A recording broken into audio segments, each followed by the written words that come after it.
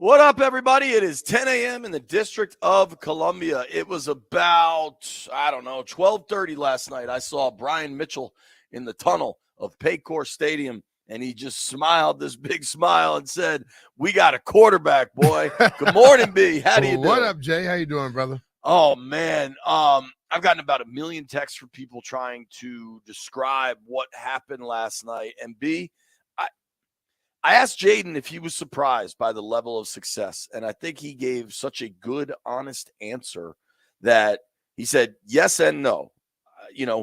I've never done this before, so on some level, it's surprising when we have this level of success. Mm-hmm. But I put the work in and prepare myself to do this at such a level that I know that I can.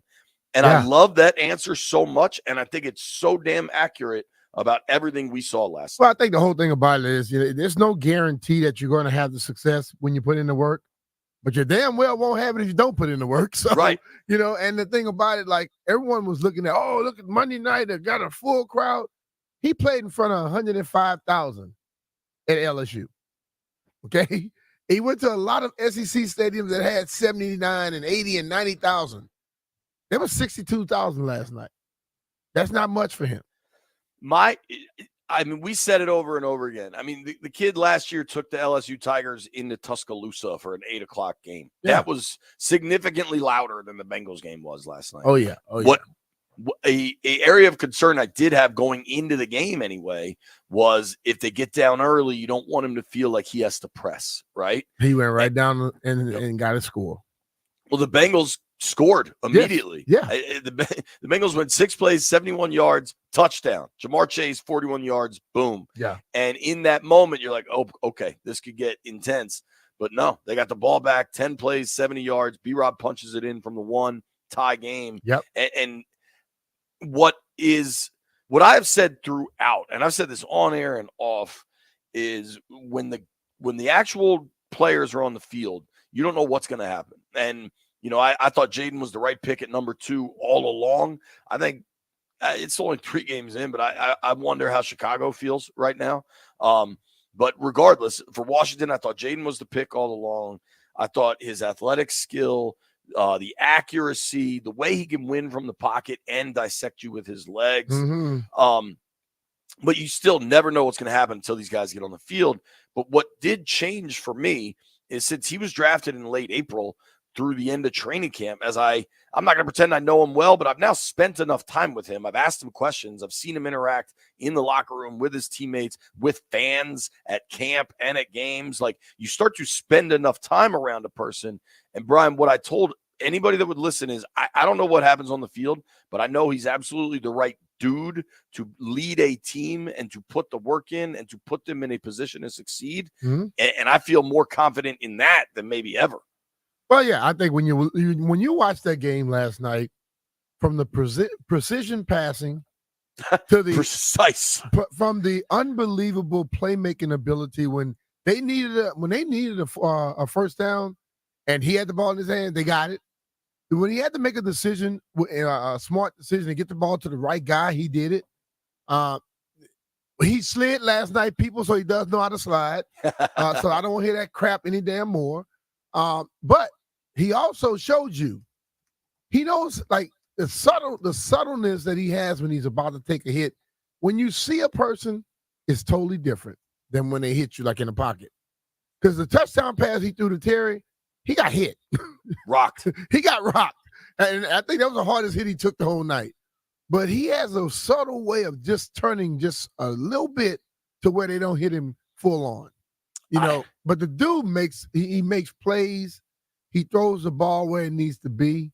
But we watched him, and I think it was it Tanner? I don't know if it was Tanner or Brian last night. They asked Luke, he said, man, he doesn't mind getting on people, does he? If you're a veteran or not, if you make a mistake, he's going to let you know about it. But he does it in like a respectful way, but a way where I need you to do better. You know what I mean? Yeah. So, and young people, some young people like to wait till someone let them know that they're a leader. No, if you're a leader, you're a leader. And that dude has been a leader since he stepped in the building. B, I think we don't know how good the Bengals defense is, and maybe they stink, but to go to their place on Monday night when everybody prior to that game was like, man, the Bengals are still a Super Bowl contender. Once they win this game, they'll get hot and get going. So, yeah, they are who they are at this point. They were playing that late in the game when they were down by 5 and we're getting the ball back. They got on my nerves a little bit. Who they think gonna beat them Bengals? Yeah, the Saints came up with who that first. Yeah, that's a copy.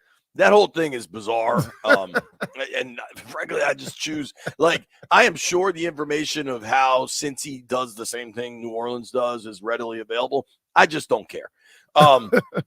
Here's what really stood out to me, B.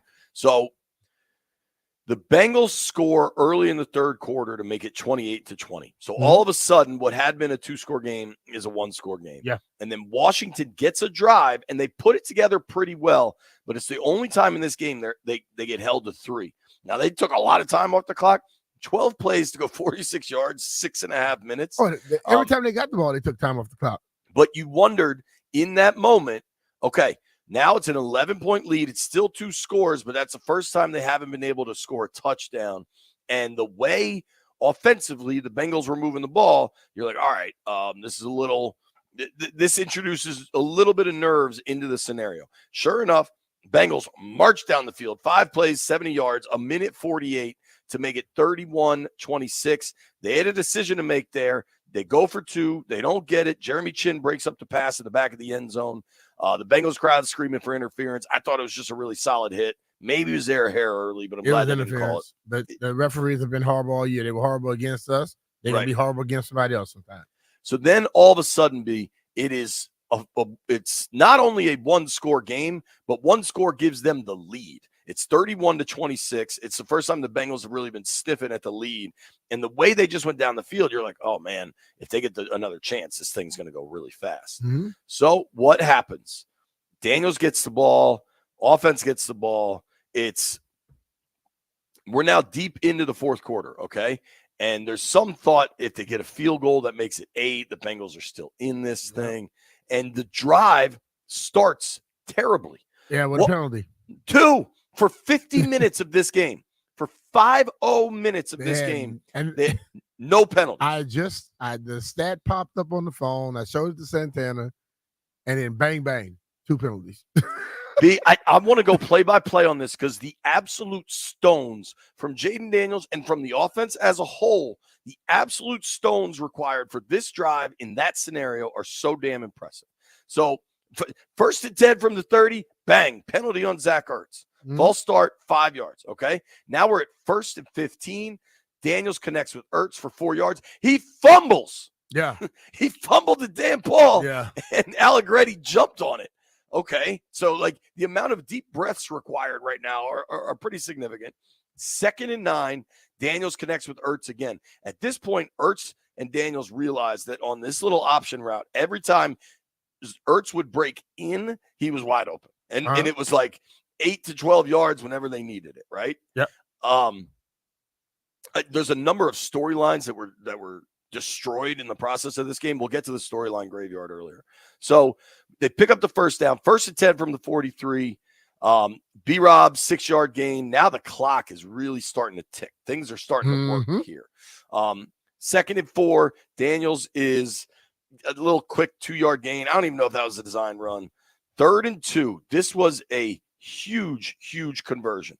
3rd and 2 at about midfield. Jaden finds Terry for 4 yards. Obviously, there are bigger plays to Terry, but those two connecting on a huge 3rd down, that is growth, man. That is, things are really starting to happen. All right, so now it looks like they're going downhill. It looks like things are improving.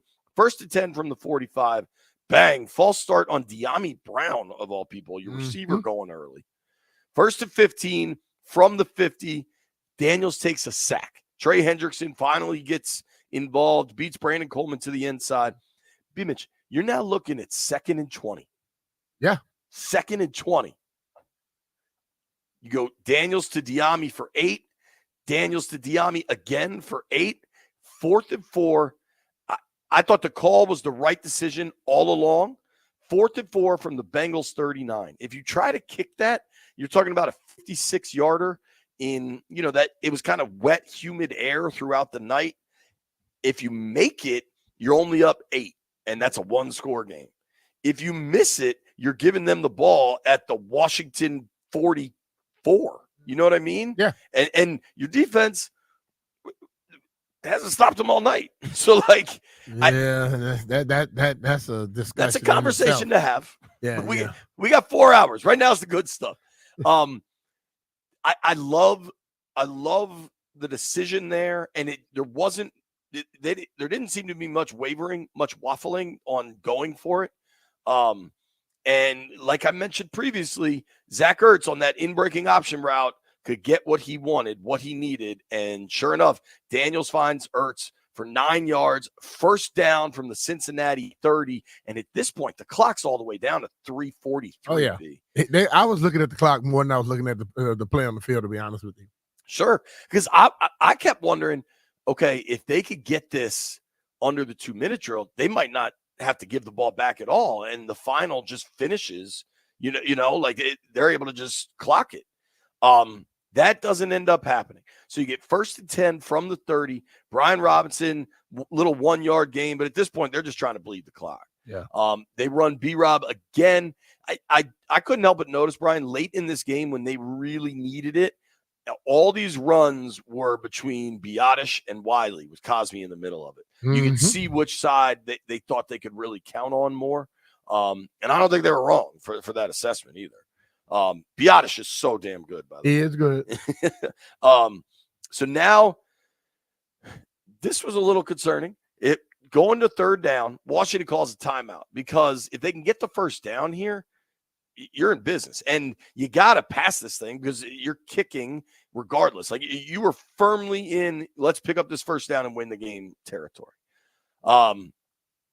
Jaden, they come to the line of scrimmage, and it's a mess. Do you remember that, Brian? Yeah. Like, coming out of a timeout in this they kind had of about moment, 7 seconds left on the clock.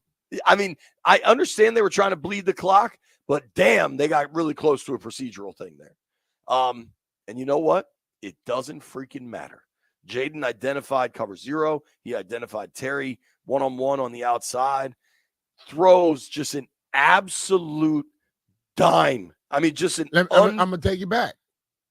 Miami. They were throwing the ball in the trash can. Yeah. Who made it? Twice. Jaden. Nobody else hit it. That's the pass he threw right there. Dude, I mean, that throw from where were you? Maybe you were down on the field at that point. I was still up in the press box, and it was kind of to the opposite corner from where we were sitting.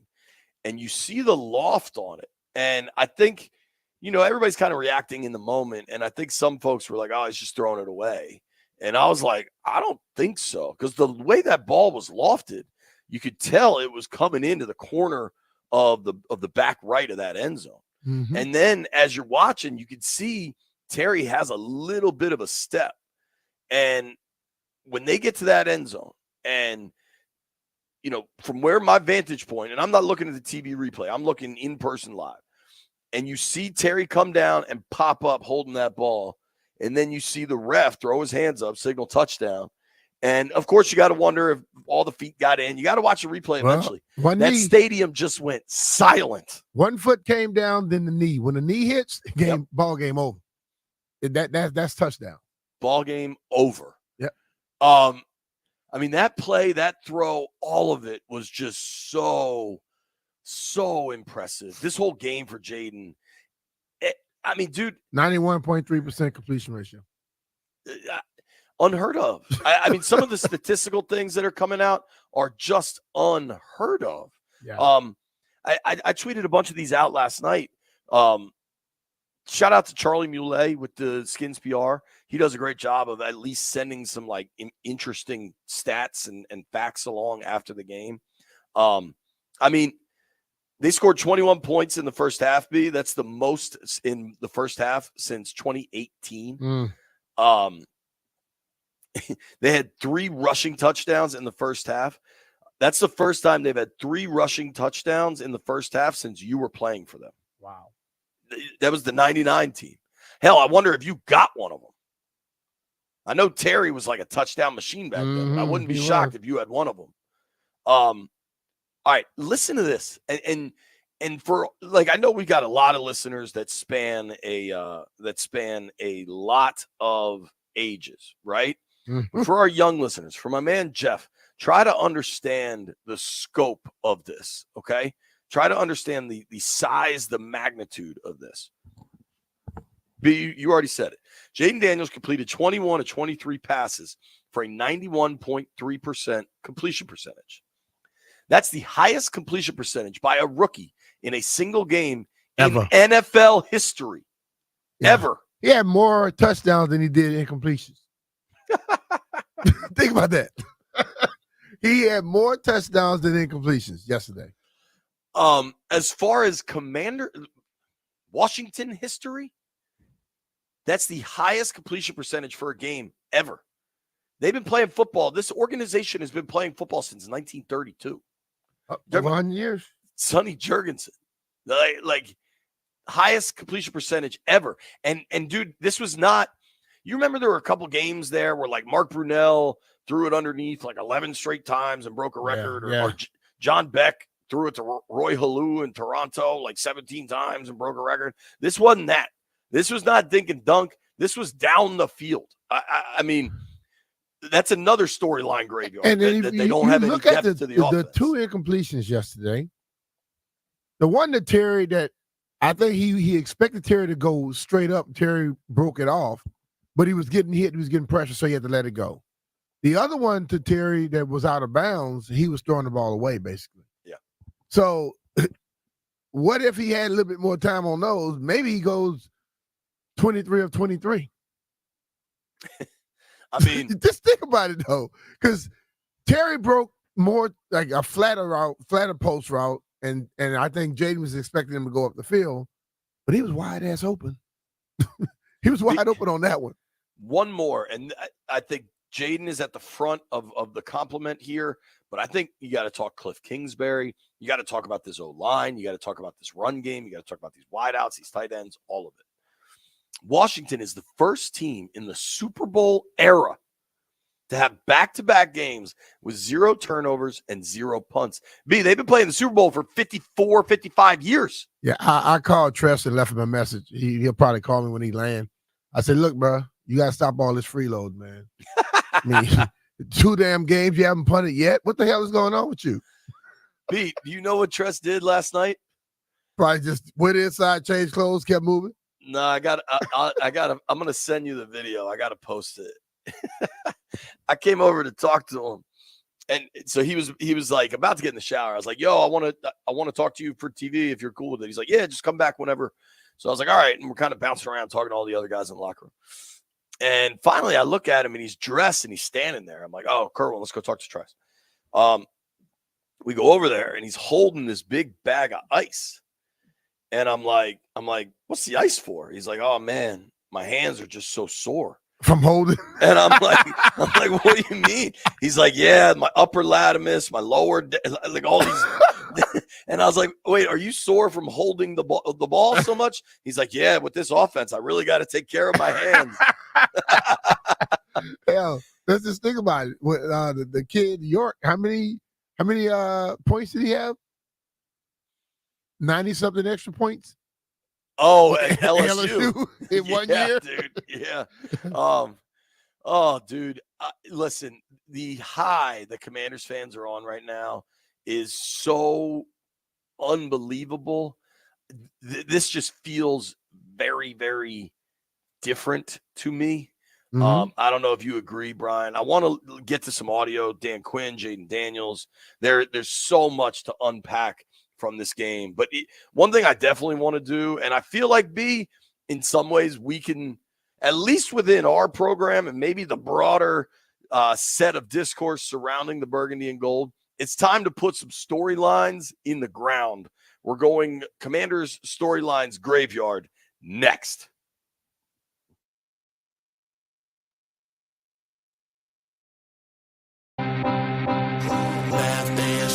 After 2 years of college, went to LSU with a little more knowledge.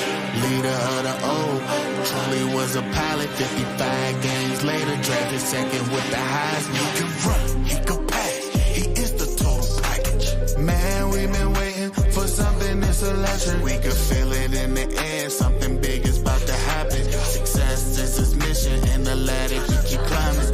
Jaden, the city we've been waiting for a QB that can lead us back to greatness. I swear we all been patient, and it's you that we got faith in. Let me tell you something about the city, about to play it. It's a loyal fan base, they reppin' hard all the time. Some of them are crazy, but it's fueled by the pride. Left hand up, welcome to the DMV. It's time to raise hell and take the NFC. It's a loyal fan base, they reppin' hard all the time. Some of them are crazy, but it's fueled by the pride. Left hand up, welcome to the DMV. It's time to raise hell and take the NFC. We about to get paid, for sure.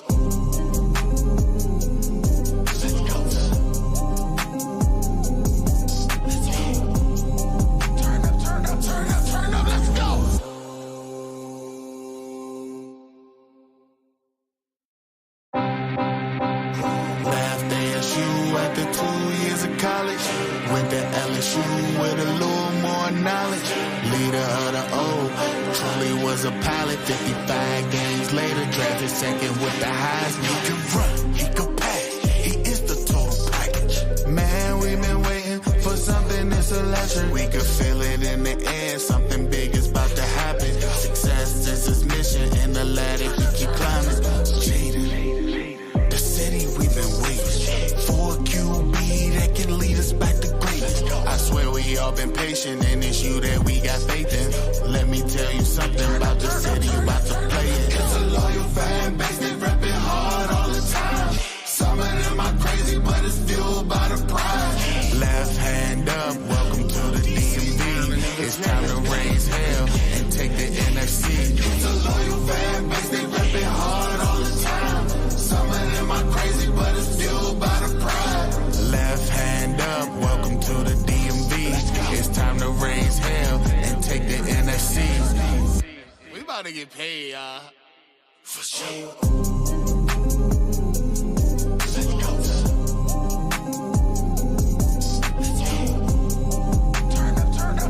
Turn up, let's go.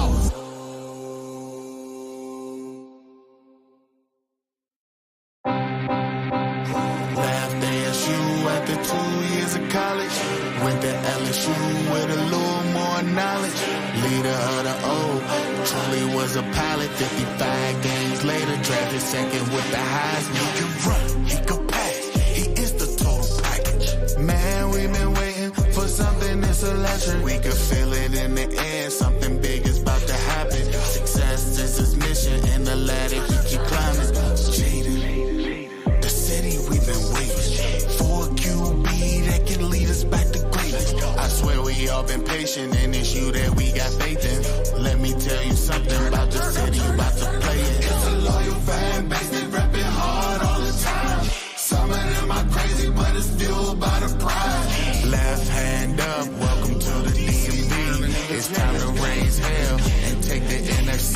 It's a loyal fan base, they reppin' hard all the time. Some of them are crazy, but it's fueled by the pride. Left hand up, welcome to the DMV. It's time to raise hell and take the NFC. We about to get paid, for sure.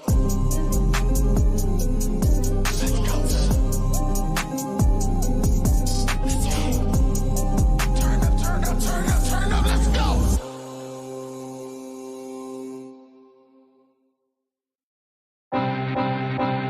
Left ASU after 2 years of college. Went to LSU with a little more knowledge. Leader of the O, truly was a pilot. 55 games later, drafted second with the Heisman. He can run, he can pass, he is the total package. Man, we've been waiting for something that's electric. We could feel it in the air, something big is about to happen. Success is his mission, and the ladder he keep climbing. Jaden, the city we've been waiting for a QB that can lead us back to greatness. I swear we all been patient, and it's you that we got faith in. Let me tell you something about the city, about to play it. It's a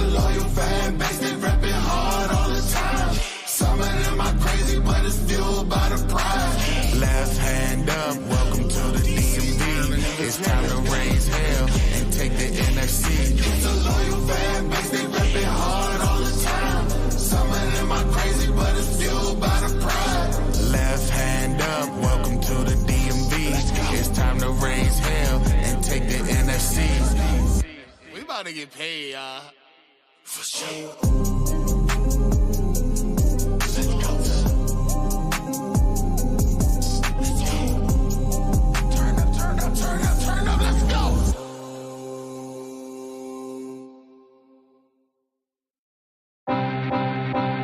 Left ASU after 2 years of college. Went to LSU with a little more knowledge. Leader of the O. Truly was a pilot. 55 games later, drafted second with the Heisman. He can run, he can pass. He is the total package.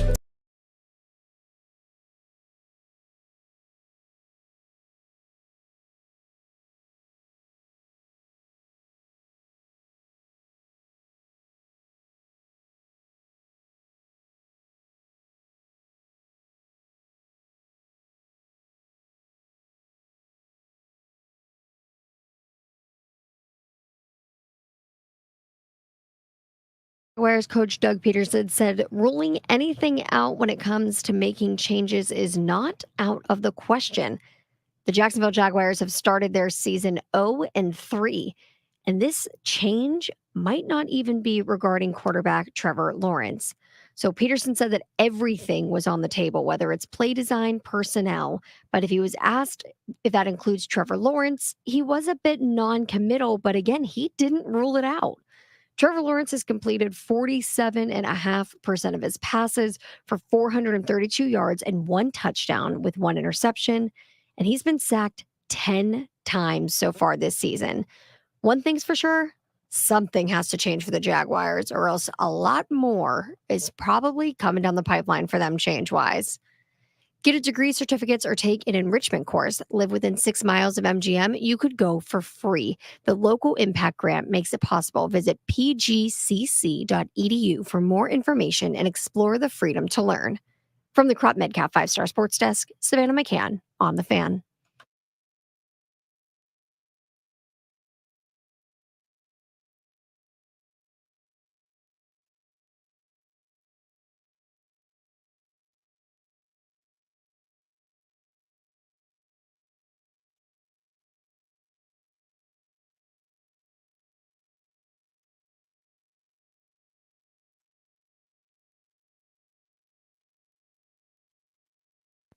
Got a win last week, it wasn't pretty.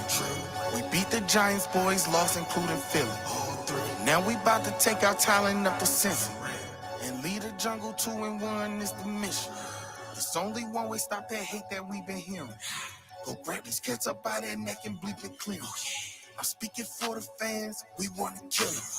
Then go and get that win, we like that feeling. Commanders, yes sir, come turn me up. Come turn me up, Jeffrey. Yo, Jeff, they're 2-0 in games in the last 2 games you've made a song. Just saying. Keep it banging, boy. Keep it banging. Got some feedback here. Our guy Juan El Poderoso.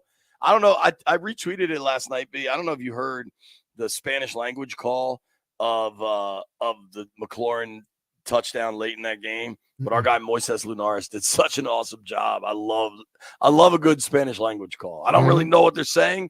It's just like a lot of Spanish and then Jaden Daniels and then a lot of Spanish. But I love it. El Poderoso just tweeted us both. He said, the way JP and Bemis just described the game-winning drive is exactly the way I want to tell my grandkids one day. The legend of Jaden Daniels was born. Last night really is approaching. I think Daniels presented himself on a national scale last night. Not that didn't already exist, because the kid had just won the Heisman Trophy. Yeah.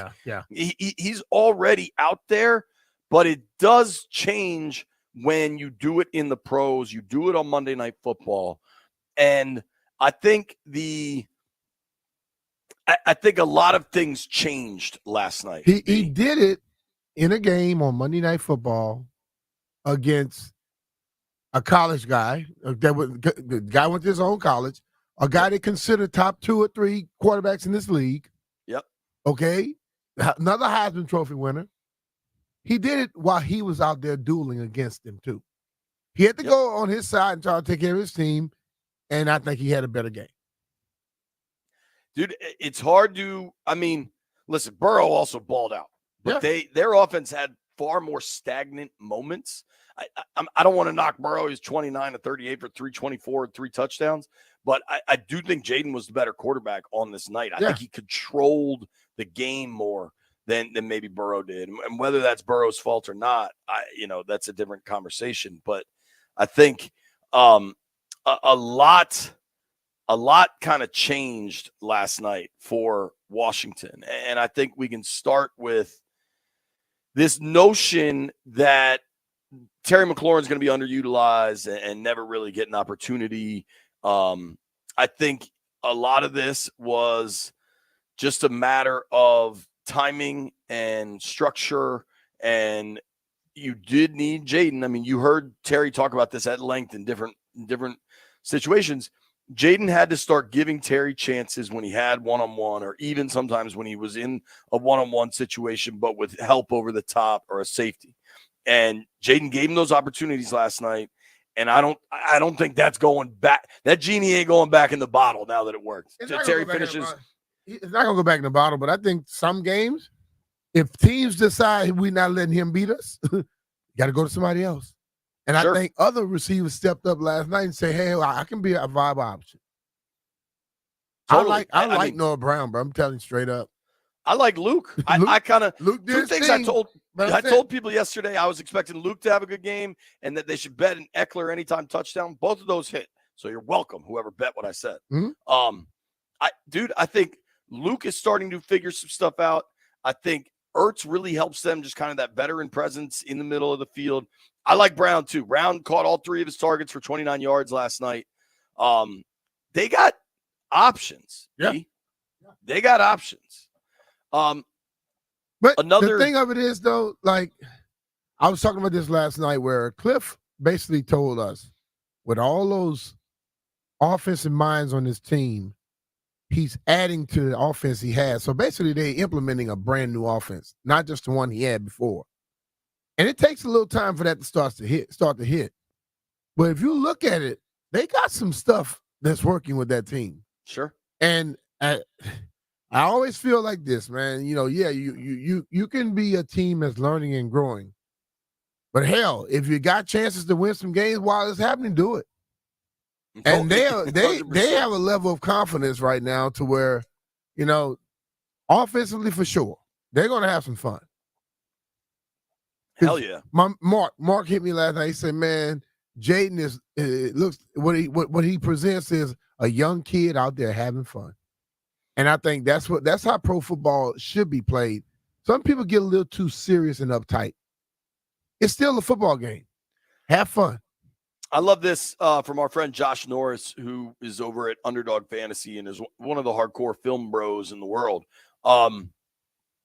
He's tweeting this out, kind of going through last night's tape, where the play was out of 12 personnel, and the design is Kingsbury's working both seams because the ball's about in the middle of the field.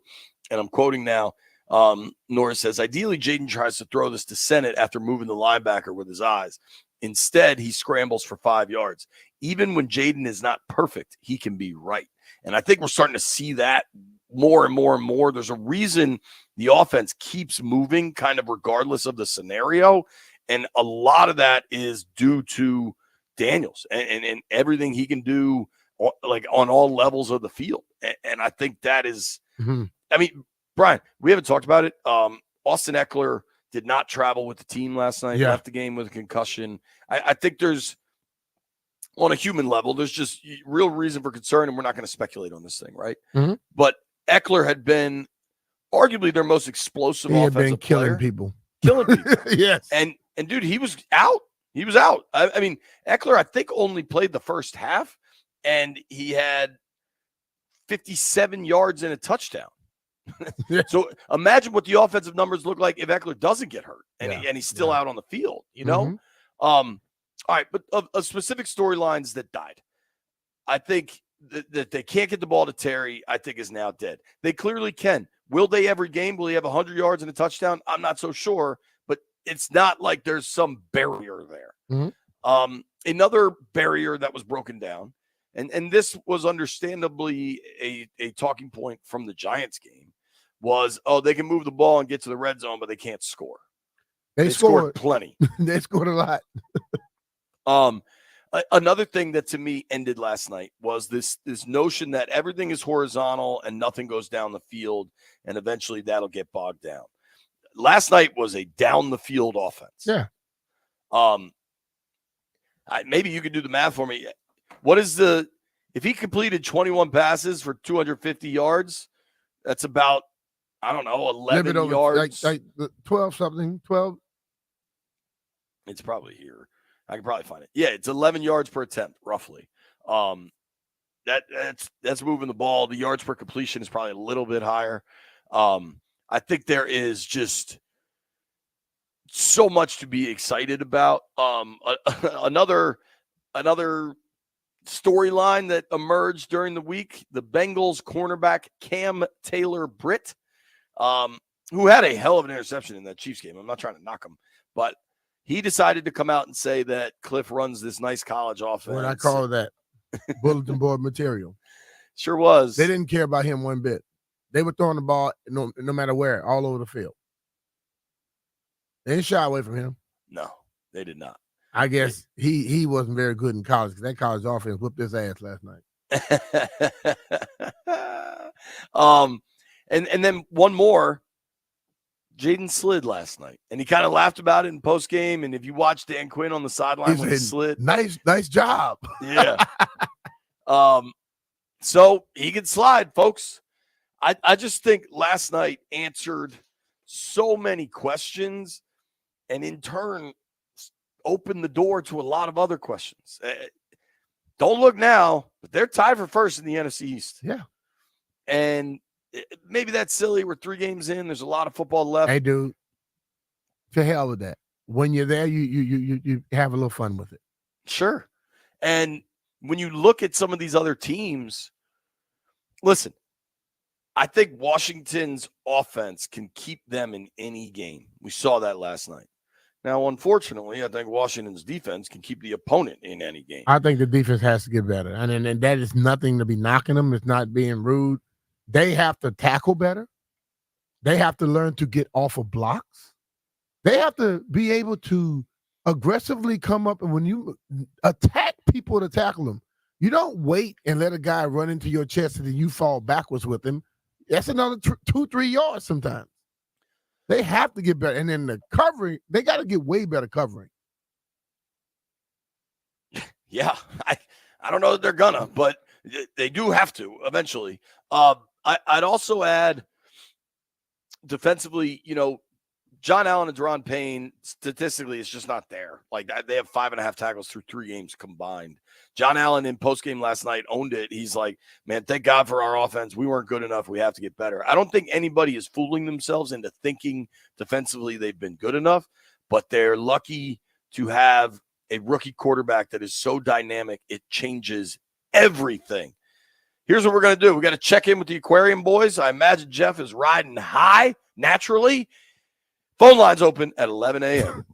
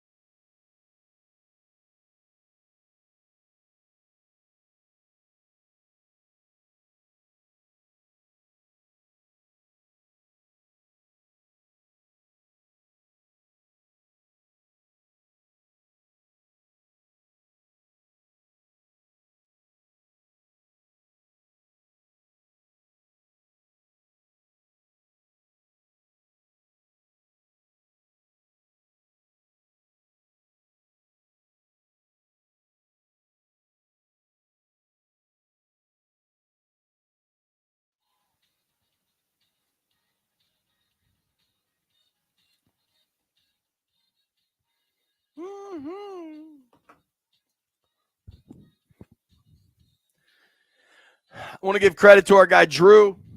Just sent me a tweet. Another storyline that died. We only need to show progress this year. Wins and losses don't matter. Drew says, I don't think the players and coaches believe that, and neither should the fans. Time to kill that line and start winning games. Last night changes a lot of things. I think progress and wins can go hand in hand, though. I don't think those are at odds with one another.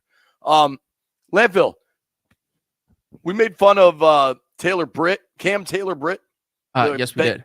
The Bengals corner for calling Cliff's offense a college offense.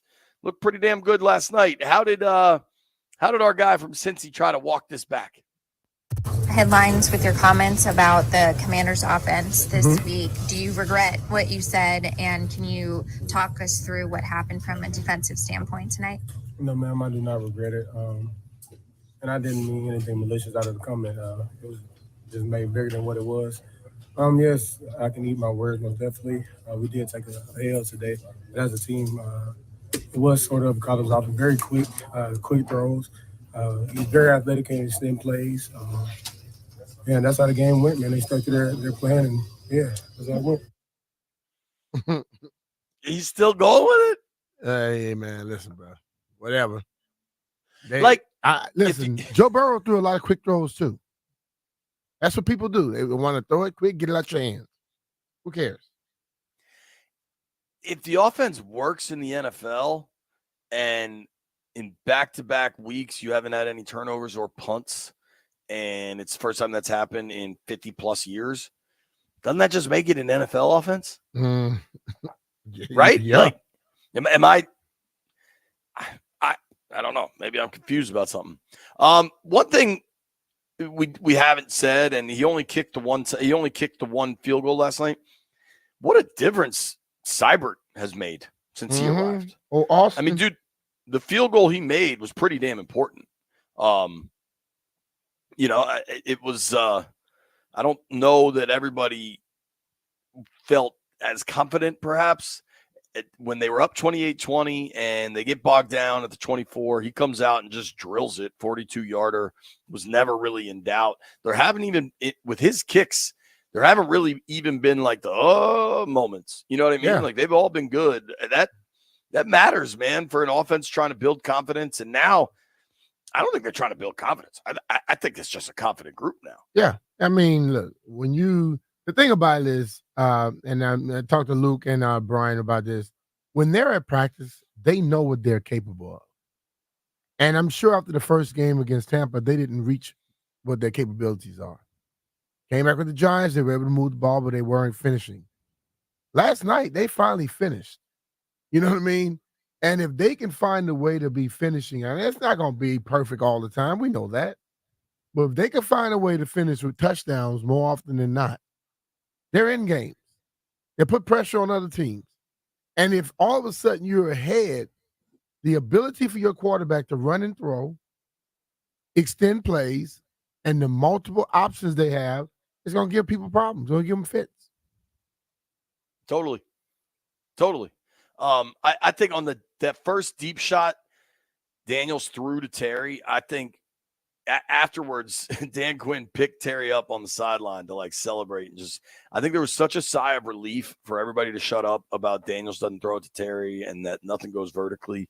And if you go back and look, and this is actually funny, I just saw this on Twitter that Jay Gruden just posted this video and said execution at its finest.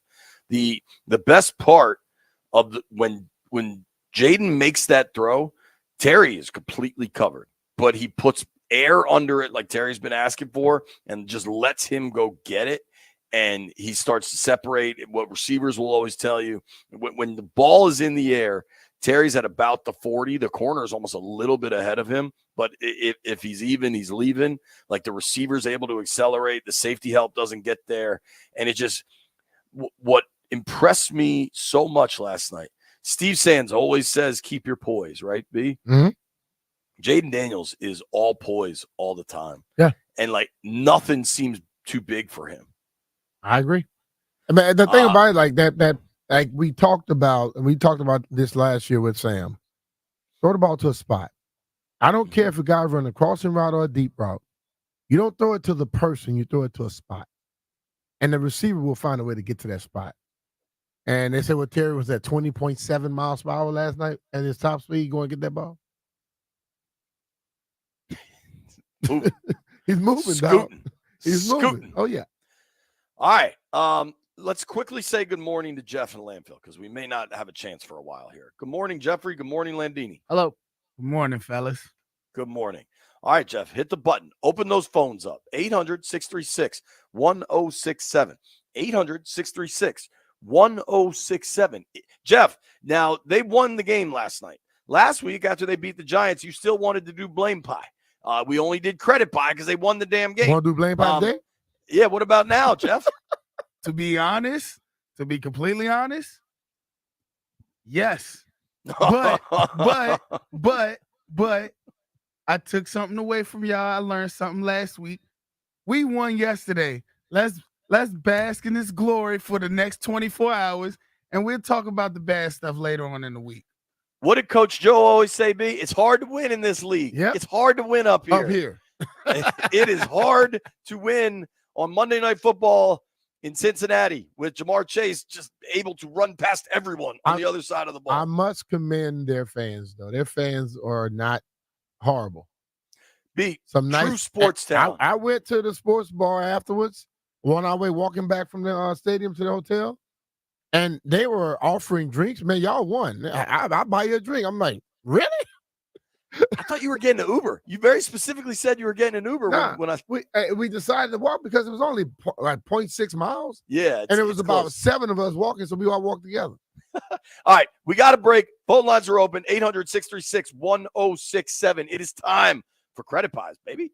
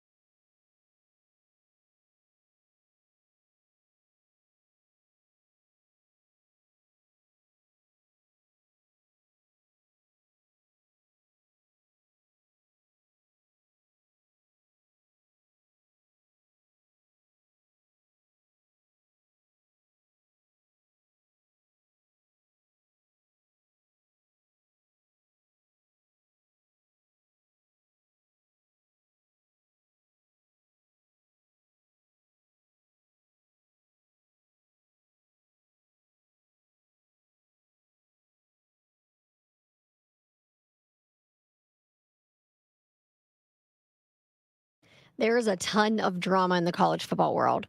UNLV is expected to re engage in conversations with the Pac 12 after its commitment to the Mountain West was not formalized. So, UNLV agreed to an understanding to return to the Mountain West, but that was contingent on all 8 remaining schools agreeing to stay. So, the big news is that Utah State decided not to return. Utah State's headed to the Pac 12. So, UNLV officials have put a pause to their agreement and they're looking to explore their options. UNLV was set to take a deal from the Mountain West that included it and Air Force receiving a significant lump payment to stay in the league. But Utah State's reported acceptance makes it the 5th school from the Mountain West to join Oregon State and Washington State in the rebuilding Pac 12. Utah State is joining Boise State, Fresno State, San Diego State, and Colorado State, who have announced they're going to the Pac 12. And some NFL news, the San Francisco 49ers have just been ravaged by injuries in the opening weeks of the season. And on Sunday, season-ending injury is now in play. Defensive tackle Javon Hargrave suffered a partially torn right tricep. So that's likely going to require surgery. So his 2024 season is likely coming to an end. But some other bad news for them. Quarterback Brock Purdy came out of the game with back soreness. His MRI did come back clean, but he's still day-to-day this week. And in addition to that, running back Christian McCaffrey flew all the way to Germany over the weekend to visit with a specialist about his persistent Achilles tendonitis. It's not looking great over there. From the Crop Medcalf 5-Star Sports Desk, Savannah McCann on The Fan.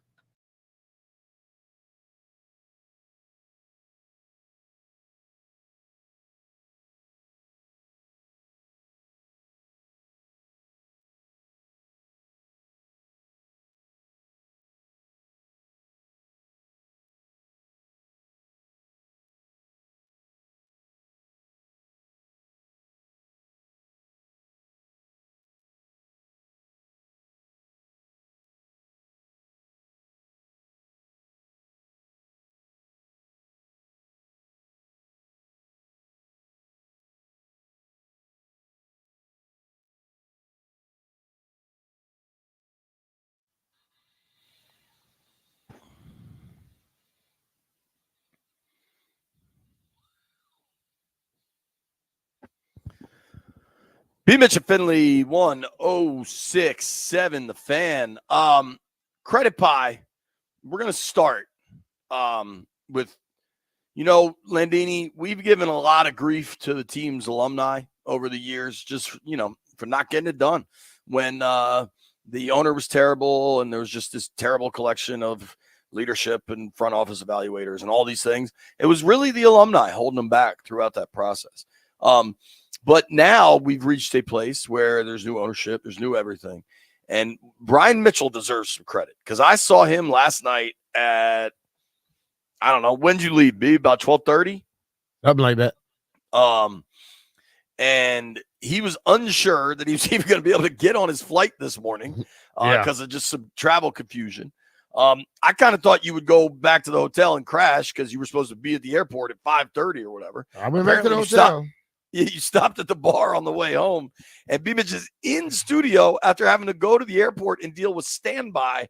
And the damn airport in Cincinnati feels like it's an hour away. Like the airport is not in Cincinnati; it's in Kentucky. Yeah. So shout out to B for grinding this morning, grinding all the way back to DC only to fly to Arizona tomorrow. Yeah. B-Mitch gets some credit. All right. I'm still here. I'm flying to Arizona from here. I have a layover in Houston. Everyone pray for me. B, do you want to start with a credit pie here, dude? You start. Whew, it's a complicated one. It's going to be all offense. I'll tell you the truth. Yeah. Well, you know what? One thing I'll get, defense held them to some field goals. And if they didn't hold them to those field goals, we have problems. Yeah. You know what I mean? So, I'll give them a little percentage. Okay. Well, you can do that when it's your turn. I'm giving at least half to Jaden, right? Like, I mean, Jaden specifically individually played such a damn near flawless game that you've got to just give that young man major credit. I'll start with half and maybe adjust it. I think Terry deserves 10%. Big time. Terry was really good, gave them that downfield threat. I think Cliff deserves a lot of credit. And it's a lot of like the analytics film bros like to knock Cliff. He doesn't care at all. Nah. Few people more confident on the planet than Cliff Kingsbury, I would say. I thought he called just a genius game last night. So if I'm at 50 for Jaden, 10 for Terry, 10 for Cliff, I think the O-line, man, I thought the O-line was really good last night. They weren't able to run the ball that well, but Jaden largely had pockets, was able to deal from the pocket. Mm-hmm. I think Young Buck played well last night too. Coleman? Yes. Yeah, I thought so. He had the one sack where he got beat to the inside, but that was late in the game against a guy that's probably playing at an all-pro level in Hendrickson. I'll give the whole O-line. I mean, listen, you put up 38 points and don't punt, you better give the offensive line some credit. Hell yeah. All right, so now I'm up all the way up to 80. I think Adam Peters deserves some credit.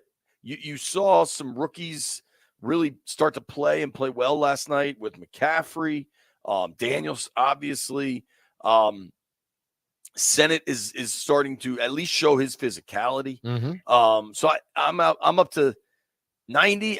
And I think, listen, I understand DQ is a defensive-minded guy, but I've said before that I think DQ more than that is a motivator, a uniter, kind of the ultimate vibes guy, right? Like he understands how to put a group of people together and push them hard for a common goal. Yes. So I want to give DQ some credit. I mean, they're 2-1, and nobody really thought that was going to happen. The whole world didn't have them winning last night. I mean, they were 7.5-point underdogs last night and won it outright. You got to give the head coach some credit. I don't know, man. 2 people on this thing show in for him. You felt it. You said three you felt people. it. Actually, didn't you go with them? I just What are took you talking about? I took the under. Commander. I took the Commanders. Yeah. Jeff did too. Yeah. JP was the hater. Yeah. I was not a hater. I took the under, which was He- a terrible bet. He wasn't sure. All right.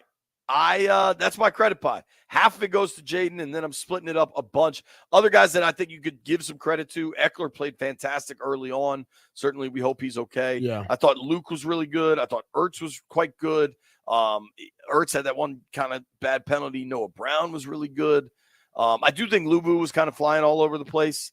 And Cyber Tress, the operation, as we came to know it last year when it was a disaster, has been quite functional this year. That is my credit pie. Are you ready for yours, Brian? Yeah. What do you got? I'm going to give the defense 5% because they did hold them to field goals to give us the jump on the in the game. But then I'm going to give Jaden. I'll give him 40%. Adam Peters and Dan and Cliff all together, they'll get another. I get them 20%. I'll go with the offensive line. That's what 40, 45, 65. Offensive line going to get 15. Austin Eckler is going to get, where am I right now? It's 80. Austin get 10. And then Terry gets the other 10. I think I'm right with that. You lost me, but I think you're right too. I think you're a very selfless person given that defensive credit, but you're right. There was a stretch there where it was after Cincy scored their first touchdown, they had a drive where they missed a field goal and then they only kicked 2 field goals to go into halftime. I think this thing was as simple as every time Burrow saw Jamar Chase in one-on-one, he just went to him.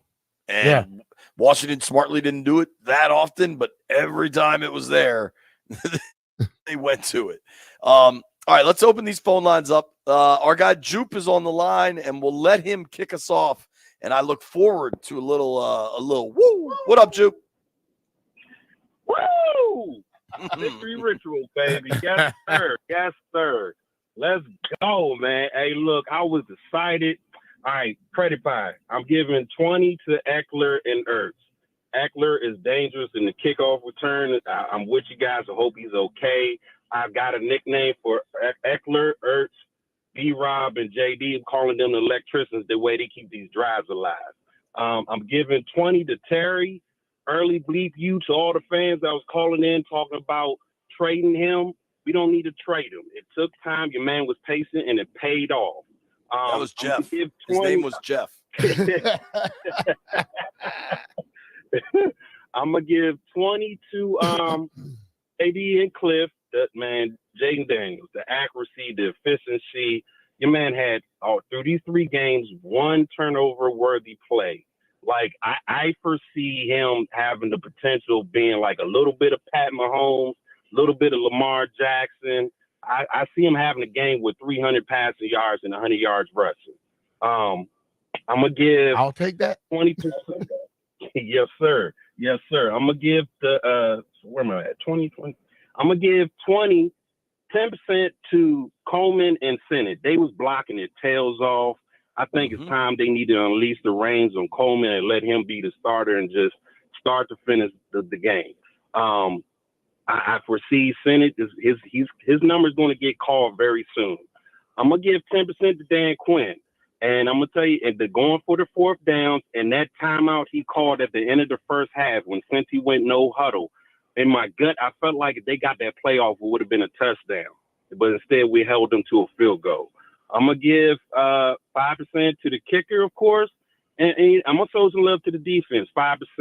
I'm going to say this about the defense. We can all agree that they can't stop nobody. But it's that one promo I was saying where the guy said we can't stop them. We can just hope to contain them. If the defense at the minimum can at least just slow down offenses and hold them to field goals, that's our ticket to winning right there. Louvu, I see he needs to be our main run stopper. And Payne and Allen, man, like they got to reopen that law office. It's been on hiatus for a long time. Whatever happened in the past, let it go, man. Like new era in Washington football era right now. Just get on that field and play some football. Play to your namesake. I have a nickname for Louvu and Sarasville. I don't think they earn it yet. B-Mitch, you're going to like this one. I was going to call them Ty and Yao. I need more of that on the field. All right. That's all I got for you, fellas. Appreciate you, bro. Thank you, buddy. Give me one more Ric Flair before you go. How's he going? There he is. Boom. I appreciate that. All right, let's go to our guy, Jeff Walker. Call a little shrapnel throughout the program here, but it's your turn, buddy. You can give us a credit pie, give us your reaction. Your Ashburn syndrome is probably surging. How you feeling, bud? Yes. First of all, bleep you, JP, because I didn't say that. I said that was the talk. Two, let's get into this credit pie. Jaden Daniels, 50%. I give him 50% because that boy went out there and made plays. We seen last night, it was one point in time when you seen him saying, let's go. They get up there, he get the first down. All I can say is, yo, we got a leader at quarterback position. Like, and everything else speaks for itself for him. The next 30%, I'm gonna give it to the offensive line. What we had, it was 2 sacks last night, but the way they talk about Hendrickson and all of them, you would have thought that Jaden was gonna be sacked more, hit more. It didn't happen last night. And as we said from week 1, the offensive line did not look as bad as we thought it was going to be. And with that 30%, I have to give a special little recognition to Coleman, because Coleman was blocking his tail off last night. I'm gonna give, that was that 80. I'm gonna give 10% to the coaches, because even to have the confidence in Jaden to allow him to be like, no, let's go for it on this 4th down. And I had a confidence for him to go out and get it, not once, but twice. Got to get it to the coaches. And then last 10% is not the least 10%. Special teams. Yeah. Special teams was rocking them boys. Yeah. Keep it, because they helped the defense, because Joe Barrow, Jamar Chase, they were torching us yesterday. They were torching us. And I'm glad that our special teams was able to keep them in their side of the field to start most of their possessions. Thank you, Jeffrey. Let's get back to these phones. It's the people's hour right now. You're fired up after that win. Matt Stafford on the line after a big win over the Niners. What up, Matt? Hey, I give 50% to the attitude of Jaden, another 50% to the attitude of Dan Quinn. When those two pieces come together, that credit pie is glowing, and it's the whole 100% of everything. All the members of the team, the Adam Peters, everyone, and it coincides with another storyline that's going to die. Is this team has an identity now, and they haven't had one since Shanahan, and maybe they had one for a second with Jay and Kirk, but now they have an identity finally, and it's Stone Cold Killers. Thanks for the call, brother. Feel me? Yeah, I think Jaden is absolutely a killer. like if anybody doesn't think so, because he smiles and is easygoing and everything. Dude is an absolute dog on the football field. Oh, yeah. 100%. And, dude, if you're not recognizing that, then I don't know. Something wrong with you. Yeah, we're looking at something different, man. Let's hit one more call here. Phone lines are open for the whole hour. 800-636-1067. Mike is in Ashburn. Mikey, what'd you think? What's up, boys? What's up, Washington Nation? Just really hyped with this game that we had. 45% goes to the offensive line. You know, after last year, the amount of sacks that Howell took, this is a huge upgrade, keeping our quarterback clean. 5% goes to defense with a bend but not break attitude. You know, driving down, we stopped him twice in the red zone to get those field goals. And the other 50% goes to Jaden Daniels, just for rocking that team, keeping the attitude up, keeping his Poise together, and bringing it to a victory. So I just wanted to shout out to all the Redskins fans out there, Washington Nation. Like Terry said last night, we're all awake now. Let's go, boys. Let's go. All right. Good call right there. Thank you, brother. Yep. We'll keep the phone lines open. Squeeze one more, B, or you want me to break on time? It's up to you. All right. Kendall is in Temple Hills. Tuesday, baby. Kendall is in Temple Hills. Hey, what's up, fellas? What's up, Kendall? You were saying you saw Brian Mitchell last night. I saw him last night, too. He was wearing number 30 in that kickoff return, man. he looks just like you, brother. Wow, that was amazing. So, man, that was just a surreal game. I'm giving 35% to Jaden. Jaden, man, he doesn't even really know what he's doing right now. It can't be understated that the dude is taking care of the ball. Rookies don't take care of the ball, ever. So the fact that he's not even near a turnover, it's just flat out amazing. So I'm giving him 35%. I'm going to give the offense 25%. And when I say the offense, I'm saying everybody. I'm saying the O-line. I'm saying all the receivers. Yeah, everybody. It was just amazing.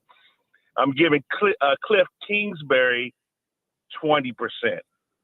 It doesn't seem to be any tendencies that he's showing. I can't figure out. I don't know what he's doing. And let me go back to Jaden real quick. Jaden you talked about the O-line. There were times last night that the O-line, it looked like the D-line wasn't even pressuring. And the reason why is that Jaden's mere presence changes everything about a defense. Everything.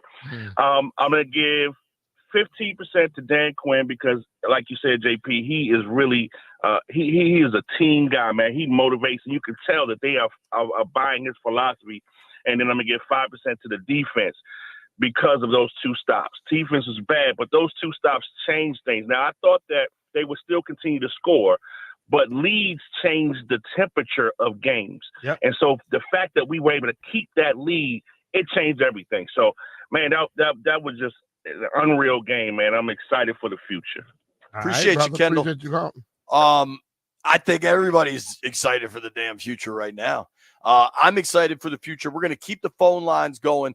Mark Rippen joins the program at 1 o'clock. You'll hear from Dan Quinn. You'll hear from Jaden Daniels. And there's a new video circulating that you might have to hear from. A Bengals postgame show isn't sure if Jaden Daniels is any good. Seriously, nobody go anywhere. It's B. Mitchell Finley. Hey, it's Brian Mitchell here. NFL Week 4 is here, and you can start with a chance for a big win on FanDuel, America's #1 sportsbook. If you're new to FanDuel, you get started with $200 in bonus bets, guaranteed when you place your first $5 bet.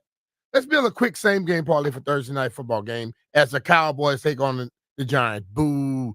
All right, we're going to go CeeDee Lamb over receiving yards, Dak Prescott over passing yards, Devin Singletary, I'm going to go with the under rushing yards, etc. Just visit FanDuel.com/Brian to make every moment more this season. FanDuel, official sportsbook partner of the NFL. FanDuel Sportsbook, the official partner of 106.7 The Fan. You have to be 21 years old and present in Virginia. First online real money wager only. $5 first deposit required. Bonus issued as a non-withdrawable bonus bet, which expires 7 days after receipt. Restrictions apply. See terms at sportsbook.fanduel.com. Gambling problem? Call 1-800-GAMBLER.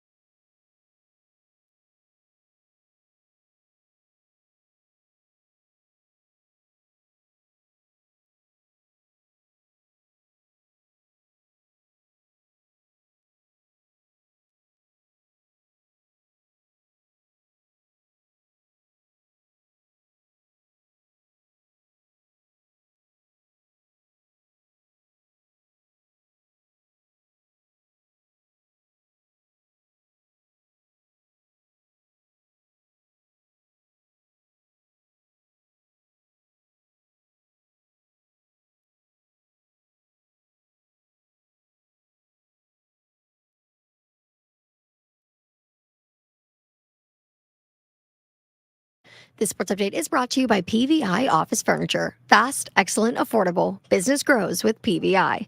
Jaden Daniels stole the spotlight with a historic performance and a win on Monday Night Football versus the Bengals. But he and the team did something together that is even more impressive. So the Commanders have scored on every drive in back-to-back games, excluding kneel downs. So they've had 8 drives on Monday, 5 touchdowns, a field goal, and 2 ending in kneel downs at the end of each half. If you remember back in week 2 versus the Giants, they had 7 field goals with a kneel down to end the half. Basically 100% scoring rates. Having one game like that is extremely rare. Having it 2 weeks in a row makes it 1 in 1.7 million feet. Are you looking for the best seat in our house or office? Look no further than PVI Office Furniture. Visit their showroom in Frederick, Maryland, or their Saturday special. Mention this ad and receive 15% off your in-store purchase. Browse their selection at pvi.com. Fast, excellent, affordable. Business grows with PVI. From the Crop Midcap 5-Star Sports Desk, Savannah McCann on The Fan.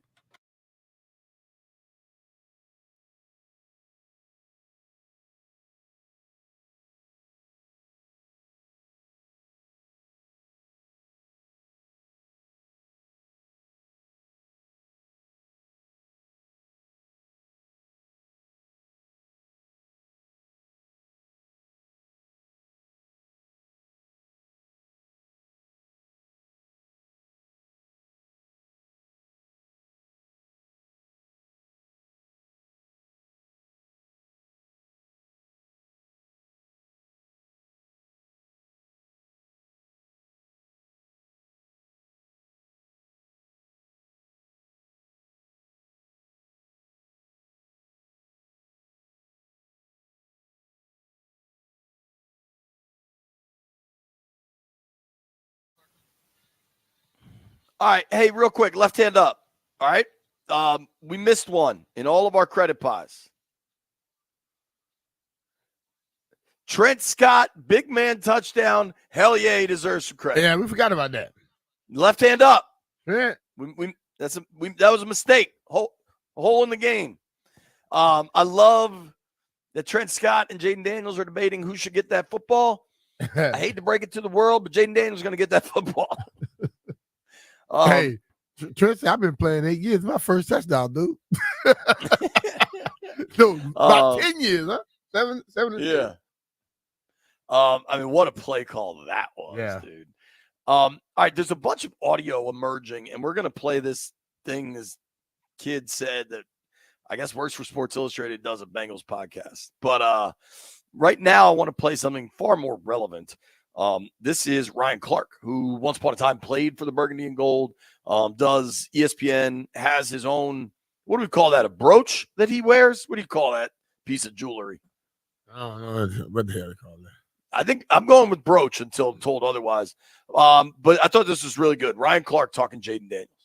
Let me show you what happens to mere mortals, right? A mere mortal, when staring down this rusher, they say, I can't throw it. I got to run the football. I don't want to get hit. They throw and they duck. But not this man, not Jaden Daniels, not the Heisman Trophy winner, not the man from LSU, not the new Washington Commanders commander. What does he do? He stands there. He delivers on a big time bomb. I want you to watch this. When you see a man in this position, let's run it back right here. You see this position? This is tough. Terry McLaurin, he's looking up. He's going to track the football, understanding that it's got to come down, not straight. Boom, right here, catch, get the knee down, touchdown. And they all said, amen. Impassioned, very passionate. Ryan was passionate in that orange suit. And a brooch. I wonder what he was. I was like, okay, is he pulling for the Bengals or what? Let's hit these phones. Ben is in College Park. Benny, what'd you like last night? Talk to us. Man, guys, I'm 21 years old. And as you know, College Park, I was at Cornerstone last night. And I will tell you one thing right now. That was the most fun I've ever had watching this team play a game in my entire life. And I've watched every game since I was about 5 years old. The atmosphere in there was just unbelievable. I've never seen so many Commanders fans on this campus, which is 5 miles out of our nation's capital. That was honestly just a surreal feeling. And for them to get that win last night, after the secondary touchdown, I mean, that was just one of the craziest things I've ever seen in my entire life. And I don't know if you guys feel the same because you've been around longer than me, but for someone my age, last night meant a lot. I'm glad you got to enjoy that, man. Definitely. And yeah, you know, we've seen more, but that thing felt pretty damn special, dude, especially knowing, I mean, Brian, the most important question in football is, do you have a quarterback? And the answer to that question for years and years and years and years in Washington has been no. And there have been flashes, right? Like the Robert year was a flash. There were times where you thought you had that answer with Kirk, and Kirk would make mistakes in big moments, and the front office made mistakes in their relationship with Kirk. Maybe you go back to, I don't know, Rippen, who's going to join us in 90 minutes or so. Like, it's just, you never felt like, oh my gosh, this kid might be the answer. He might be one of, it's been so long in Washington. I would say Trent, and before Trent, maybe Taylor. Like, it's been so long in Washington where you have a true superstar, one of the top 3, top 5 best in the league at their position type player, right? It's been so long for that. And I don't think he's there yet, but there's a reason you can honestly think Jaden might be that kind of player. And when you get that kind of player at the quarterback position, it changes everything. Yep. You're right about that. Oh, man. This clip is going a little bit viral right now, B. Do we know who this is? Should I credit this dude? Apparently, this is Cincinnati. I want to let you hear it. Cincinnati Bengals Sports Illustrated podcast from last night. Let it rip, Landfill. The defense was awful. Didn't stop Jaden Daniels all night, and I like Jaden Daniels. I think he's a heck of a player. He's not that good. And the Bengals made him that good. They didn't force a punt. They didn't force a turnover. This Washington Commanders offense went up and down the field. He's not that good, B. I mean, the reason that they didn't stop him, fool, is because he's that good. he was that good that last night to where they couldn't do anything with him. So, yes, he's that good. B, the best part of this video, and I'm going to drop it in the text thread, is so this is a younger looking fella. I don't know. Maybe he's an older looking fella. I don't know the age on this guy, but he's not the tallest dude. And there's a woman on the podcast with him. And I'm not trying to take shots at anybody here. I don't know their names. This looks like a Bengals YouTube thing, but they're on the field. Like, this is credentialed media. And he's saying he's not that good. And the woman that's on screen with him just rolls her eyes and kind of laughs at him, like in his face, which is pretty damn awesome. Let me hear it one more time, Landfill. The defense was awful. Didn't stop Jaden Daniels all night, and I like Jaden Daniels. I think he's a heck of a player. He's not that good. And the Bengals made him that good. They didn't force a punt. They didn't force a turnover. This Washington Commanders offense went up and down the field. All right, that is checking in with how the good folks of Cincinnati are handling 0-3. That's the best answer I can give you right there. We're going to keep these phone lines hitting. Jonesy on line 8. Jonesy, what's your credit pie look like? Hey, look here, man. I told you, my father always says best to be startable food and to open up your mouth and remove all doubt. See, the man said he's not that good. He was all that good. Yes, you got to give that boy most half of the pie. You got to give the offense 10% of the pie for keeping them clean. You got to give the defense, 2% of the pie, because they never saw, from time to time, the 30-yard line, which you could really do damage from, even though they did score. But they did held them to a couple of field goals. So, yeah, give them some love. You got to give the special teams some serious love. I mean, Terry, oh, my God, he's that guy. Just keep giving them the ball. You got to give him some power, too, man. Look, can't give all them percentages around because I wound up giving out 200% of the pie. And good God Almighty, you talking about a whole nother pie. Great But call. yes, indeed, fellas, I enjoyed that. Hey, look, we're trending up. So these knuckleheads need to chill out. You know, we're got to get the defense together. That's another time. I will be calling to talk about that, but not today. Because this is a definite Victory Tuesday that we got to celebrate, and we got to work on this a little bit here. But it was a beautiful thing last night, man. That boy Jaden Daniels, he's the real deal. Enough said, man. And I'm gone. Thanks. Thanks, buddy. Great call. Phone lines remain open. Mark Rippen's joining us at 1 o'clock. Nobody go anywhere. It's a Victory Tuesday.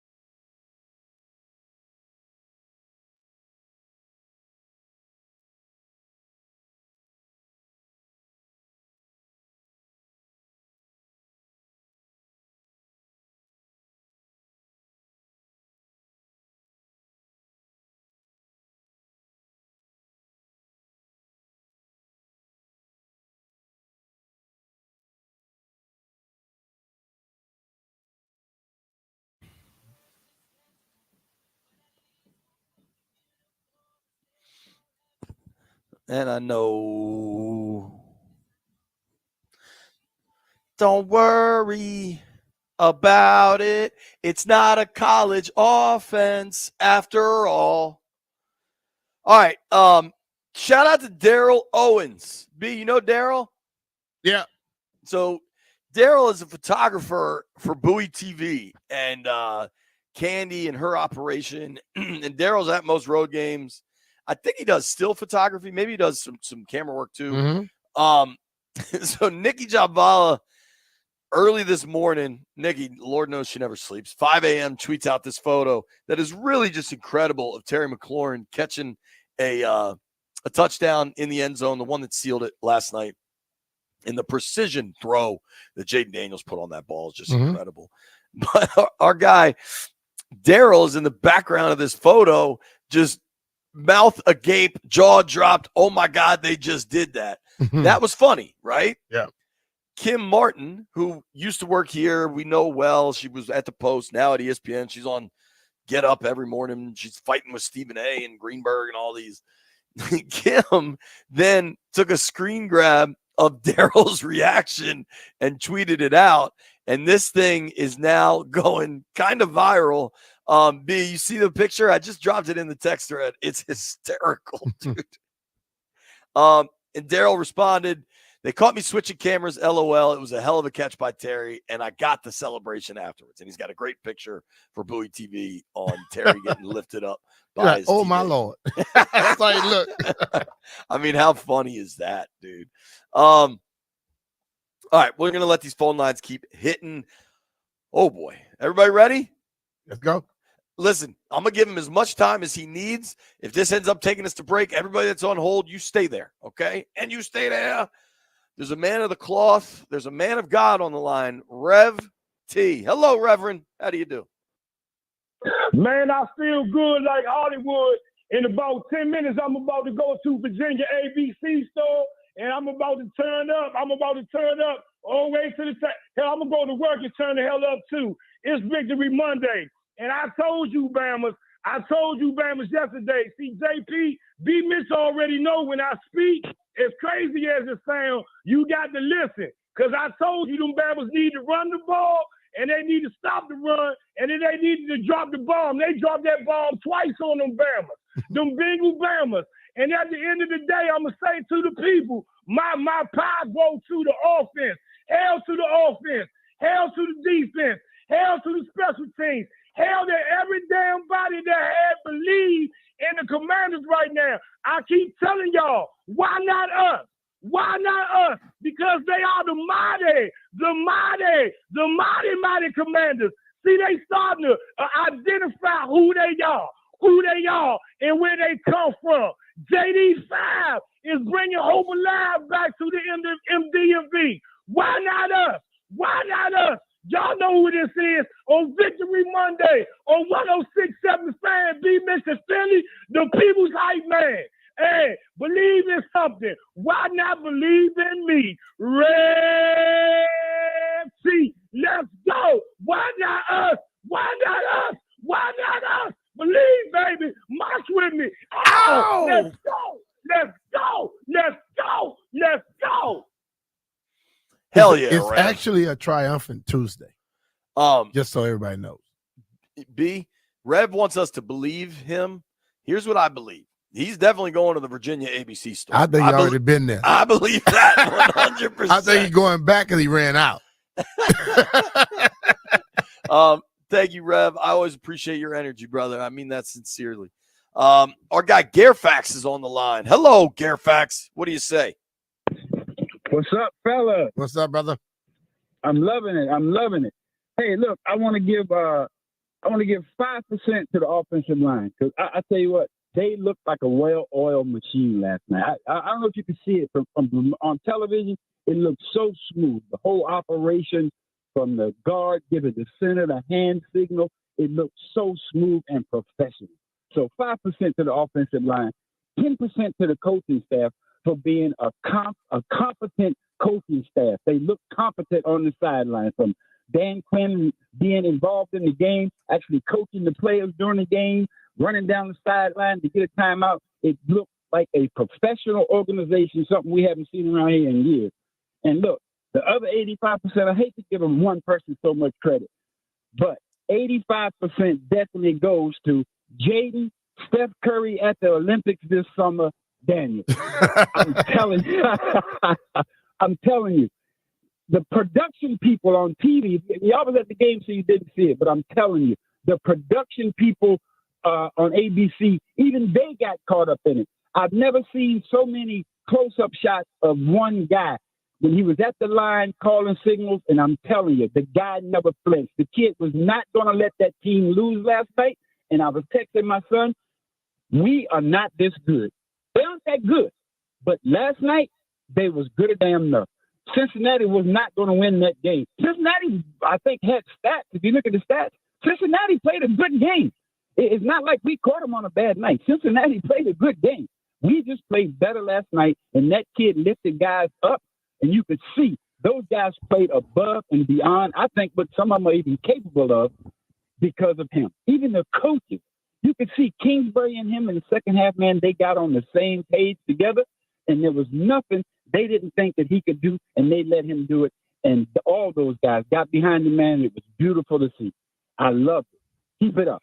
You guys, love you guys, man. All right, Ron. Thanks, Fax. Appreciate you, buddy. I want to check in with Professor Landini. I don't think we've given you an opportunity to share your credit pie, Professor. And last night was a hell of a game. Last night was fantastic. My credit pie, I'm giving half to Jaden Daniels. He was fantastic, and it just seemed like every time they needed him to make a play, he did it. It was just it was incredible. It's an incredible feeling having a quarterback that's capable of doing that after all of the nonsense we've lived through for the last, what is it, like 5 years? It's just it's weird. It's a weird feeling having a competent quarterback. I'm gonna give 20% to Terry McLaurin.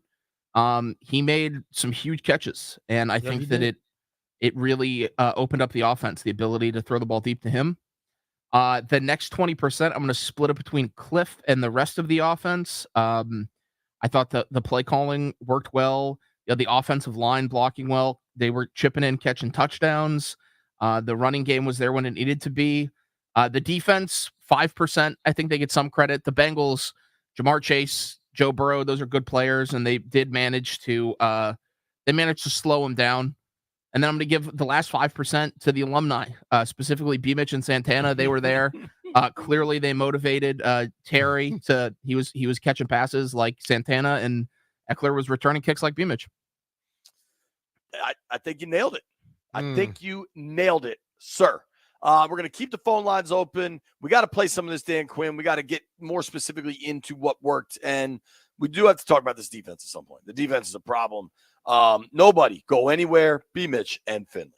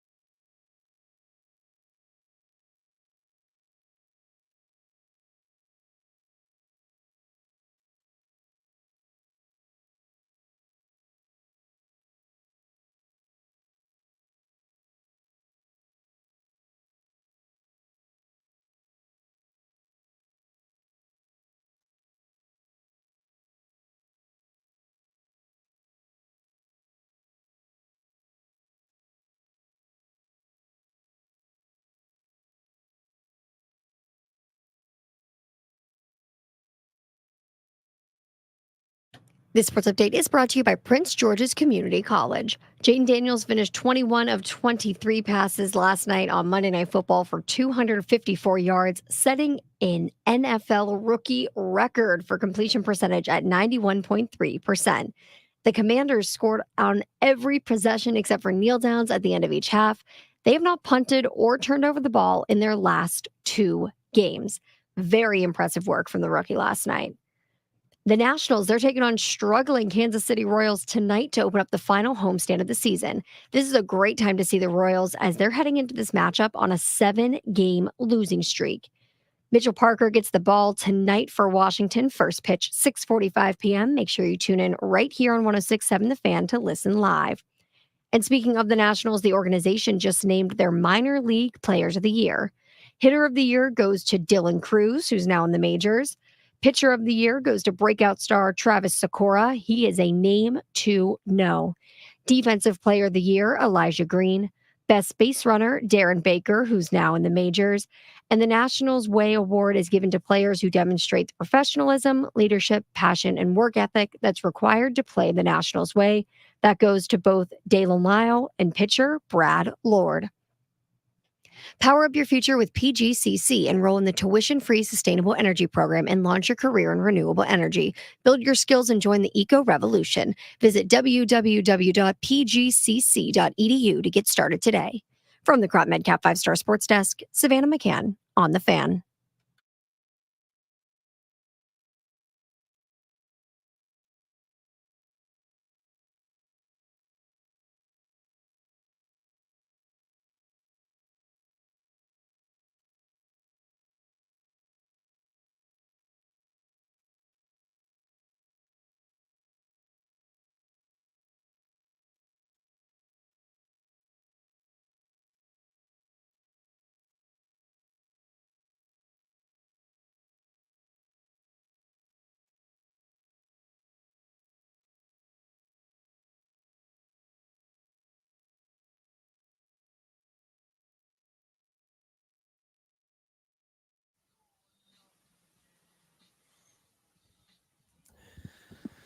High noon in the District of Columbia, points north, south, east, and west. The odds of me getting confused about time zones over the next few days, incredibly high. So everybody buckle up for that. Shout out to Hot Take Freddy. The video of this dude from Cincinnati saying Jaden Daniels is not that good is pretty funny, especially because his co-host, the woman that's with him, just rolls her eyes and smiles when he says that. Hot Take Freddy just sent me like a drilled down version of just that. Via Twitter because the internet's undefeated. And this dude, Brandon, replied, she gave that look you give your spouse when they're absolutely wrong about something, but you know if you correct them in that moment, it's going to start an argument. Then I got another one from CFC Dunks, and I can't read exactly what it says, but he said, that look when you know somebody's lying, but you're listening anyway. It is, I don't know. That clip is highly, highly entertaining. Other things that are highly entertaining are credit pies. And our guy Ryan is in Connecticut. Ryan, hit it. Hey, guys, the credit pie, it's obvious. I mean, you could almost give it all to Jaden, Cliff, and the offense. I'm more giving a reaction that I know you guys had some game stuff you had to take care of after, but it was really awesome to watch Van Pelt interview Terry after. I mean, like, Terry deserves so much credit on and off the field because he gets so much unwarranted hate every year, and he continues to handle it so professionally and with the utmost class. And I feel like I'm a Commander fan in New York, New England area. We've lived a tortured life, and I know this is a knee-jerk reaction. That was a top 5, top 7 Washington football moment for my life. Like, my uncles, my dad, who have kind of fallen out of love with the team, even they were texting the group chat last night saying, I love this team. I love this team. And they were saying, like, it felt like more than a win. I felt like it was kind of like the start of the Commanders era. Like, you can say what you want about the name, but if we're winning, I don't think anyone's going to care about the name as much. And I felt like from the owner to the GM to the coach, then to the Jaden Daniels, and then lastly, that ball going to Terry, it was almost like symbolic. Like, it was almost like an awesome experience for Washington fans that have been tortured to see that and be like, holy crap, we have hope. like it was special. And we might be a 7-10 team, we might be a 10-7 team, but I felt like it was more than a win. It was kind of like the Commanders era with the whole new regime has finally begun. Yep. Well said, buddy. I think it was well inside that said. tunnel, and you saw the owners walking around and how they were basically all so ecstatic. It seemed like a changing of the guard, right? Totally, man. It really did. It really did. All right, I want to get everybody on the phones. Rick is in D.C. I cannot confirm or deny it. This is Doc Walker. Hello, sir. Hey, what's going on, man? I love y'all show. Very informative and definitely keep me entertained. Appreciate it. With that being said, man, I got to give 50% of the credit pie to Harris and the whole ownership group for one, staying the course, staying with their plan, rescuing us from that old dude, the other guy. I don't even want to say his name. And then I don't want to say his name. Named. Treat him like Voldemort. Yeah, then I got to give 25% to Peters by actually having a plan when he got here and, blocking out the outside noise that everybody wanted to go get the Wonder Boy up in Detroit and everything. He knew he wanted to lead them in. And then I got to get a rest to, our head coach and the coaching staff he put together. Like you could see from game one all the way up into this game that just happened, the growth and that they are actually coaching and teaching these young players and they holding people accountable. Mm-hmm. And that's something that I haven't seen in, goddamn, a long time with this team that, these guys they're lead. We got actually football people and leader men that's actually holding these guys accountable to where we might not have the best talent, but, everybody's flying to the ball. Even that first series, even though the rookie got burnt, most rookies are going to get burnt by Chase. But, hell, he still was out there flying around trying to make plays. So long as I see growth, man, hey, the sky's the limit. And one last thing as far as with Terry. Terry, to me, is a throwback. He's a mixture of all three of the party, Art Monk, Gary Clark, and Ricky Sanders. That brother's going to do everything. He's like a humble killer. Like, he's going to go deep. He's going to go across the middle. He's not going to be a diva or prima donna if he's not getting the ball. He's just an all-around team player. And it was just a pleasure to see that man have a breakout game. And, man, the sky's the limit, man. I'm about to go to work, talk trace. Right, man. I love it, man. Enjoy. Great call call right there.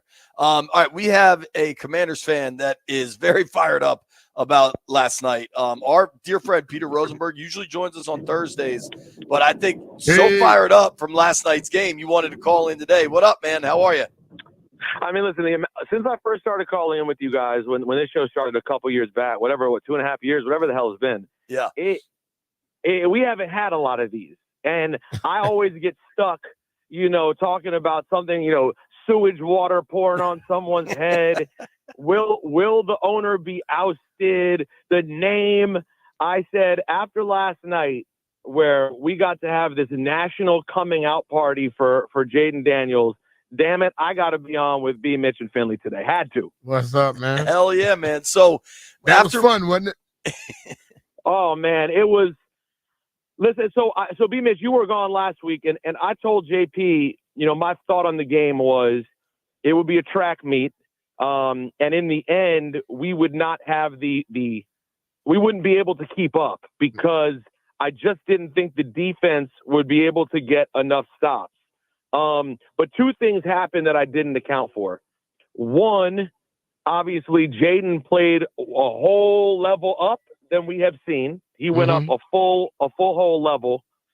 I'm excluding a couple other little things that are important, but I'd say the primary things are that, and our defense did get just a few more stops than I expected. Just a few. I mean, listen, those are still some putrid numbers that they gave up, but in the right moments, there were spots where they got to stop, and it was enough to win this game. And the only thing I'm scared of now, guys, the amount of congratulatory text I'm getting today is a little like, hey, calm down. I just met the girl last week. I know she seems perfect, but we're not together yet. You know what I'm saying? Uh-huh. Yeah. Yeah, So it's a little tough scary, because but it's exciting. you gotta kind of try to hold back going too crazy. But when you look at some of these stats and 2 straight games with no punts and no turnovers, and that's never happened in the Super Bowl era, and all this stuff is just bananas when you start to look at it in totality, man. Obviously, a lot of people deserve a lot of credit, but specifically, how are you feeling about Jaden right now? Well, listen, he was everything you wanted him to be yesterday. I don't see how you could possibly ask for anything more. I still would like to protect him a bit more. I mean, number one, I think you got to start thinking about, the future of who you're going to bring in to add protection for this guy, even though they did a pretty good job the last couple of weeks of giving him a clean pocket. Getting more bodies. Man, wouldn't it be great if we had the best left tackle of this generation on the team right now? That would be sweet. But so you start thinking about that, like, long-term protection. Well, I just want to see him take care of himself a little bit more. It seems that his style of running doesn't always lend itself to getting down. So he did take a couple hits I didn't love, but I think he's getting better each week at that. I think he is little by little avoiding it more, but I just cannot say enough about him. I mean, what you saw, and you brought this up last week when we talked, JP, you saw a guy last night who is not going to be scared of a Monday night game against the Cincinnati Bengals because he's taken his Tigers into Auburn and Georgia before. There you go. You really did see that. Like, there was I think the moment, I'm sure you guys have already talked about it, but like, I'm just remembering now, the 4th and 4, when he's screaming, "Leave me out. We're going for this." I mean, in one sense, I was holding my breath scared, but I'm going, how do you not love a kid who's like that? And just how smart he was with the football. When he got it wrong, he overthrew people. He wasn't throwing into traffic. There wasn't a real near interception, was there? Nope. No, not yesterday. The closest was against the Giants at home when Ertz kind of just bodied the DB to bring the ball home. He was 21 of 23. Yeah. What do you say about that? And then, a couple other things I just love to see. Obviously seeing Terry go off is you cannot overstate how big that is. That's just a gigantic bit of news for this team. And hopefully we'll get an update that Austin Eckler is okay, guys, because, they managed to win the game without him. But I don't know if you guys had the thought. When he went out, I thought, oh, boy, that could be the difference maker that we need. He was that good and that explosive. So, that's a huge piece, too. And I got to tell you, even on defense, like, Chin impressed me last night on a multitude of plays. There were a few moments there where I was really impressed by what the defense did. Like I said, obviously they got shredded a lot of times, but they're dealing with quite possibly as good a quarterback receiver tandem as there is in the league. So, yeah, Chase shreds I'll give a lot little of bit of people. slack. Exactly. Felt great, guys. It felt great. Obviously, listen, we have a broken heart, man. We loved before. And and the last time we loved, like, don't let history get rewritten. Everything that happened with Robert, we cannot forget that at the beginning, he was throwing that thing too. He wasn't just running. He was chucking it too. And it was like, oh my God, we found it. I remember getting these congratulations once, 12 years ago. So I'm just trying the only to thing, be patient. Peter, I had a conversation with David Aldridge last night, and we were kind of talking about it. This hasn't felt. That's a low key. It's a low key. That's the insider, baby. Okay, keep going. DA is just the absolute best. Getting to sit next to David Aldridge in press boxes and watch football games is one of the joys of my life. Anyway, that's incredible. Okay. But so talking with DA about 2012 and what this is like, and the last time a rookie quarterback was this dynamic. And here's my contention, and I'm curious if you're with me on this too. In 2012, you got to credit Kyle Shanahan for coming up with a system when they brought the read option. When they first started running that in New Orleans, the NFL was completely not ready for that. And that caught everything by surprise. Robert was incredibly accurate, but the read option changed the looks he was getting from defenses early on. And I'm not taking anything away from that rookie season for Robert, but because of the element of true surprise they had with the read option, I think a lot of I don't want to call it gimmicky, but it was so inventive and frankly avant-garde for that time that it was harder to judge offensively what they were doing. I think Jaden in the second half of the Giants game, and then especially last night, he won from the pocket. He was just a pocket passer that was dealing. Yeah. And that to me, and the running is awesome, don't get me wrong, but that to me is why this is different. This is a pocket passer that goes through his progressions and can beat you with his eyes and his arm. Oh, and by the way, with his legs too. Yeah. I think that everything you said was very fair to all parties involved. It's completely true. I mean, we are watching a real quarterback, a pocket, a semi-traditional quarterback. The way I want to see this kid play the game, because I want him to have longevity. You want him to be a pocket passer who just on a few third downs a game just breaks the defense's back, because they've been dealing with him in the pocket, and then all of a sudden it's 3rd and 13. You think a play's dead, and he breaks off 17 yards. And oh yeah, you forgot that he can do that to you. If that's who he can become, there's not a sort of running quarterback in the league right now who I think on paper has a better skill set. Like, you know, I listen, Josh Allen has a toughness that we don't know yet if Jaden has, obviously, right? But Josh Allen also has a propensity for throwing a stupid pass that gets turned over. I've already seen enough. I know this isn't popular. I know everyone will tell you, oh, please, Lamar Jackson is the most accurate passer in the league. He's not. I've already seen enough to tell you that this kid is going to be a better pocket passer than Lamar Jackson is. I'm telling you, we've seen enough in 2 weeks in terms of what is in there that he could be a true pocket passer, not one who everyone's saying it because they want him to be a multi-dimensional quarterback. Sorry, Ravens fans. He's really great. But if it ends up being a game where he has to pass all day, y'all have problems. You do. I really do. I really do think, B. Mitch, he could be all of those things. And I think the thing about Jaden, he corrects things and he learns quickly, because they told him when you start breaking, look down the field. Yesterday, when he broke out the pocket, he did look down the field and throw some passes as well. Well, and the touchdown to the late touchdown to Terry, that is like, you know, obviously feels like it's already becoming a forever kind of highlight.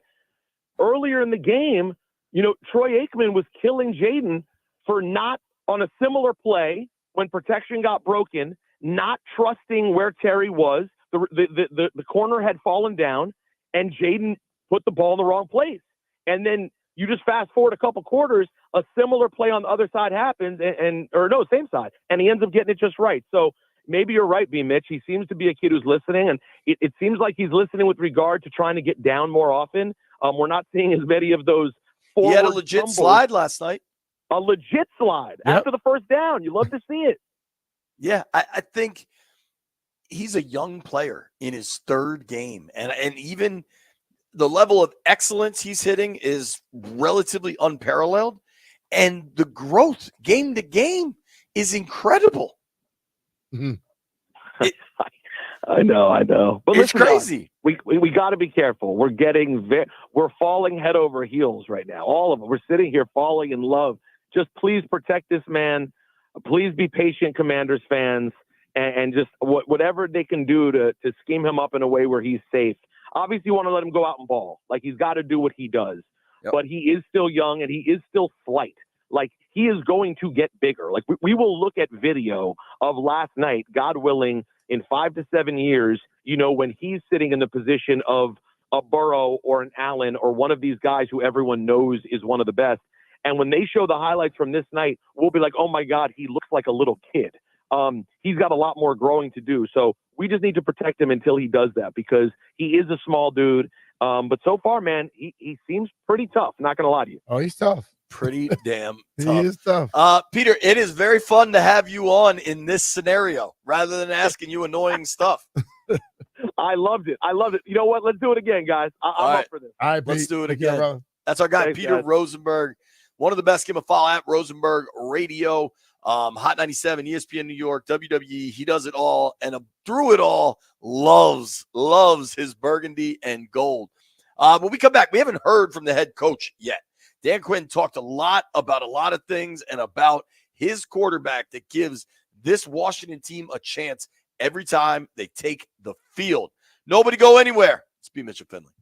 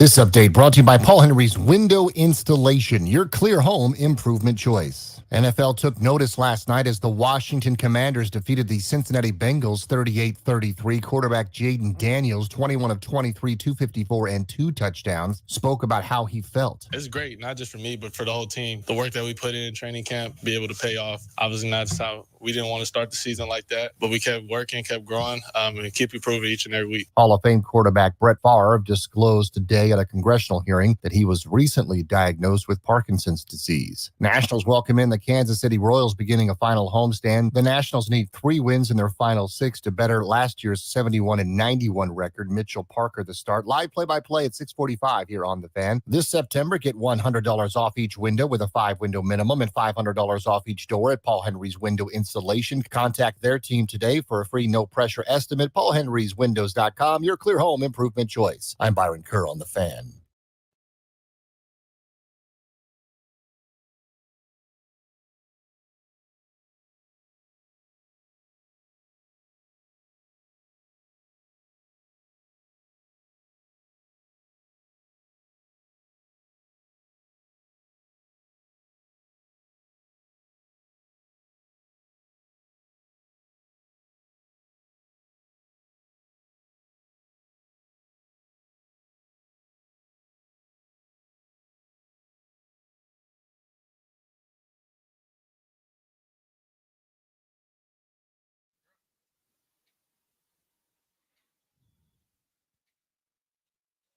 Snap your fingers. You could do it all by yourself. B. Mitch and Finley, 1067 The Fan. Spirited, what we go, 90 minutes there? Yeah. All calls. I hope everybody enjoyed their chance to chime in. I think it's fair to hear from the head coach. Now, Dan Quinn will talk again this evening, probably about 5:45. For those unaware, the Commanders players, coaches, staff, flew direct last night from Cincinnati to Arizona. Yep. So they probably got there. I mean, hell, that locker room probably cleared out about 12:30. I mean, they probably. So it was 9. Is it 2 hours behind there in Arizona now? Or 3. 3? It's 3 right now. So it's 9 something. They probably got there around 3 o'clock. They're probably sleeping right now. Maybe they're up by now. But the thought process here is that it allows them to have today to kind of acclimate in Arizona, and then they just practice out there. There's no question about, flying to the West Coast and having to deal with time zones, because if you fly Cincy back to DC and then practice a couple of days and then fly back out to Arizona on Friday, which is normally what they would do, it's just a ton of travel. Yep. You see more and more teams do this. The Chargers just did this. They played the Panthers and then stayed in Charlotte before a game against the Steelers. Basically what this is about is a willingness to spend money, because NFL coaches, front office guys will tell you it's better for the team. It just costs a lot more. I agree. And these guys are willing to spend the money. They don't mind. They do not mind. Yeah, spend a little bit. Yeah, that's how it works. Take care of your assets. Indeed. So let's hear a little bit from Dan Quinn last night. Obviously, one of the play that sealed this win. It didn't win it, but he sealed this win with the touchdown throw to Terry McLaurin when Jaden Daniels knows he's going to get rocked in the pocket. For all the concern about him running outside of the pocket, he took a monster shot right in the middle of the pocket. The big ones were in the pocket. Let's try to keep that in mind, folks. Dan Quinn talking about the play that sealed it.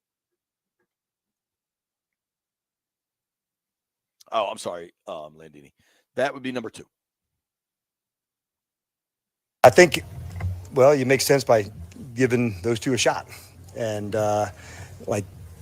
they put the time in. And if they hadn't put the time in, you wouldn't have the confidence to go into that space. But of all the work they've done, obviously we hadn't connected on some of the deep ones to Terry over the first 2 games, but we knew that wasn't going to be, the case, moving forward. So when we had our chances and our moments to go, we took it, but it was just a really good ball and great catch by Terry too. I mean, just a really good ball and a great catch. Perfect placed ball. Just and perfect. For Terry to lock it in place, go down. The ball did not move at all. No. You know, that's vitally important as well. Totally. Now, a lot has been talked about with that touchdown, but let's not forget the first touchdown went to the big fella, Trent Scott. Yep. I love the play call. They definitely did it on purpose. I think Scott actually said this in the locker room last night, Brian. I don't know if you noticed that play call kind of came in late. And so when Trent Scott went and reported to the refs that he was eligible, the refs made the announcement, but everything was kind of hurried up because the play clock was going down, and the defense just kind of has to adjust and roll with that because it wasn't a substitution or anything. Jaden goes to Trent Scott. He hauls it in. Just a really cool moment for both Jaden Daniels' first ever NFL touchdown pass. I bet every person in America made the joke that's going to be a trivia question one day. Sure, it will be. Dan Quinn, number 5, Landini, talking about Jaden Daniels' first touchdown going to Trent Scott. Yeah, I don't know if that's a record that your first touchdown pass goes to a offensive lineman, but I saw him coming off with it, so I thought that was pretty cool. But more than anything, just executing down the red zone. Last week, obviously, we had some, we're frustrated, not that we were making kicks, but frustrating that we were kicking. And so tonight to have the ability to score down there, I thought was huge for us. And certainly, Wichita did a lot too. The Bengals, they kept bringing in offensive linemen that were eligible. Sure. And I think what happens in that situation, people think it's straight running plays all the time because you have more like an unbalanced line. You get a bigger guy in there to help you block. Every once in a while, trick them. Just seeing this from Jeremy Reeves, he just tweeted this out. I woke up today and the first thing I thought about after thanking the Lord was how damn crazy that last throw by 5 was. Cover zero and drop the dot knowing you're about to get teed off on. If standing on MF business was a play, kid is different. That's it. That's a hell of a I think I really think, and I said it last night as the game was going on, like, we got to just let this dude play football. Because we are always talking about, well, we don't want him to run. He getting hit in the pocket harder than he does when he runs the football. When he runs the football, he has the ability to adjust his body, okay, and don't take the full brunt of the hit. When he's throwing a pass, he's just there to be tattooed by somebody. Yeah, I mean, at this point, I totally agree with you. You got to let him just play his game, and there's going to be some running, and that's part of who he is, yes. And who he is great. So don't try to limit it. I think the fact that he had a clean slide last night, is his 3rd game. Like the growth, frankly, I think we've seen just from Tampa to last night, as far as staying in the pocket and making the throws, is significant. Like imagine what this looks like by week 10 or week 14. He's not going to stop trying to get better and stop trying to improve. Nope. I really liked DQ talking about Jaden. Number 11, Landfill. This is what Dan Quinn learned about Jaden Daniels in last night's victory. Yeah, this might sound stupid, but do you know more about Jaden now than you did 4 hours ago? It's not a stupid question. I thought he's continuing to grow on the job, and that is part of he and all his teammates that are the first-year guys of growing and learning. When to extend a play, when to get down, when to use his legs. Like a few days ago, I said, what'd you learn over the first 2 games? And it happened again tonight, but as far as the competitor, I've known that. As far as talented, like arm, all that I've known. It was good to see the next step of him, of just having a mindfulness, when to take the shot, when not to. And I thought that was so I did learn some more tonight, and he probably showed me also that, he's listening to and knowing the importance of that. He seems like a guy that's listening all the time, B. Yeah. And you look taking at it all in.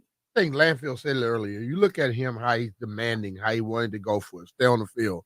And for them to go along with it, he's shown them a lot more than what they let on. We see the result here, but he must be doing exactly what they want him to do, or saying the exact things for them to be like, hey, go for it.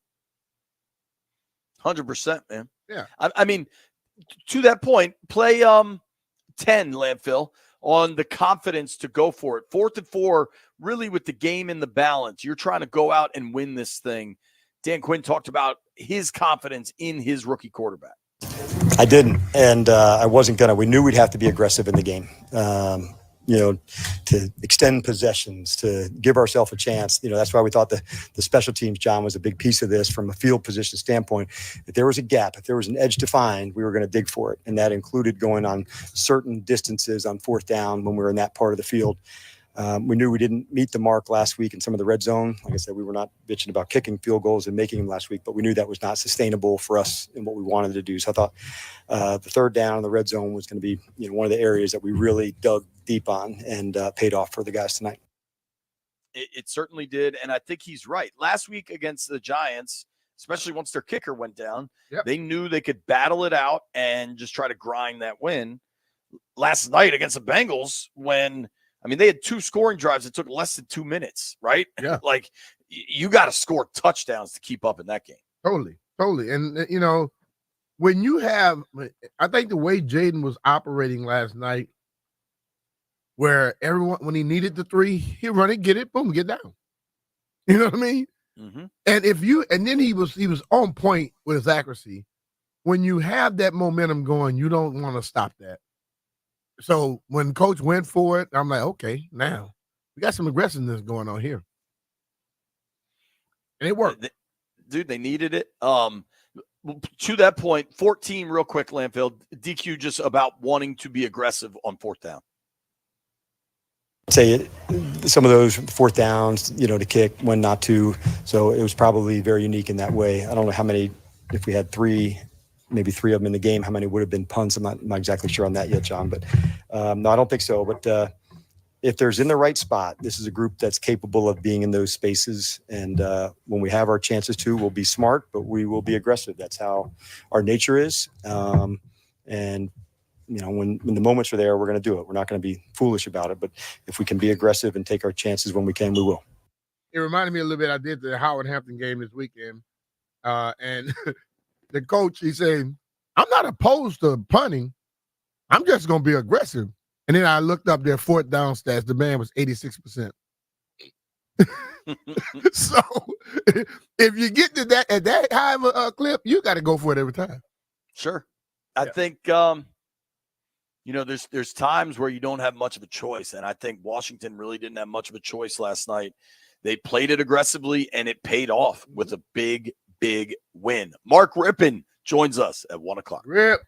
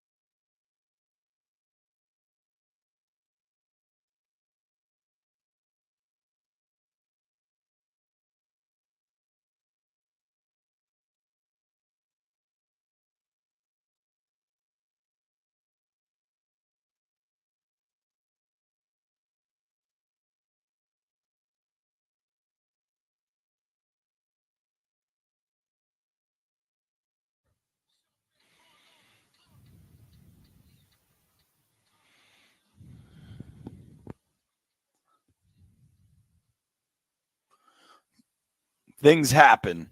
B Mitch.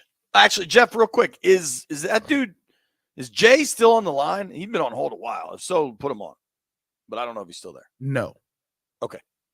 Jay, sorry about that, pal. If you want to call back, we'll try to sneak you in. We're about to be joined by Mark Rippen, a fellow that knows something about offensive efficiency. That 91 team. I mean, the last time Washington won in Cincinnati was with Brian playing and Mark Rippen at quarterback. Pretty damn long time ago. Long time ago, man. 91. Yeah. Obviously, though, there was unfortunate news last night. This Eckler thing, not good. And he is a really important player to this offense, a really explosive, dynamic player that had proven that he had lost 0 steps. It's funny. There's kind of this like running back renaissance going on right now with Kamara and the way Eckler was performing. Certainly Saquon. I mean, Eckler last night was 5 touches for 57 yards. What's that good for? 10 a pop touching the ball. About 10 a pop. And then the 62-yard kick return. Yeah. Yeah. I mean, he put him in great position. Right off the bat. Standig, I noticed this earlier. Ben Standig tweeted out what he thinks was where Eckler maybe got the concussion. It was the only snap he took after the kickoff return. He's staying in Cincinnati with a doctor and a trainer. He also had I think he cut his ear. Now, maybe that's just his helmet kind of fell down on it. When you watch the play, it's hard to know that there's something definitive that happened. But anytime you get the collisions like that. But is it the play after the kick return or the kick return? The last play he's in the game, he gets a carry inside the red zone that he takes down the right side of the line of scrimmage, kind of like a scraper drag. And I mean, he gets hit hard, but it's nothing that honestly, I like I just dropped it in the thread. You can watch it, B.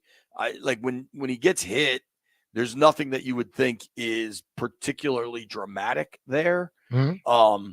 And it just shows the nature of head injuries. You don't know what happens, right? And we don't know if something happened on the play earlier, on the kickoff return, or what.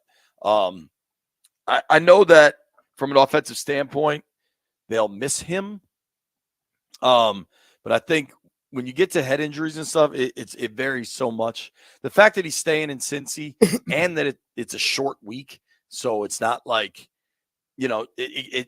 it closes one day of recovery, and when you're in the concussion protocol, it's not about like the team's not in charge of that runs through like a separate outside entity.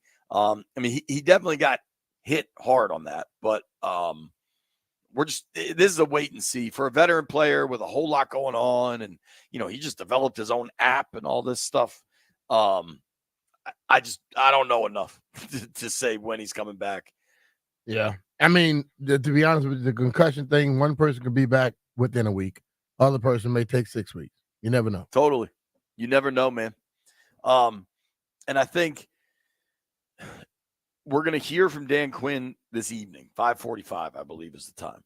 I think DQ will provide an update, but I think folks need to be ready for not much information in this update, because when you're in the protocol, you can't say anything. That is the update. My guess is DQ is he stayed in Cincinnati. He's with doctors. He's in the NFL protocol. He's with the people that can help him best. Right. Bam. That's it. And a lot of times there's no real answer to that. I'm trying to think last night, leaving the locker room, I didn't really see, maybe I'm just blanking on it. Were there any other real injuries last night, B? None, not that I know of. Yeah, I can't really think of any.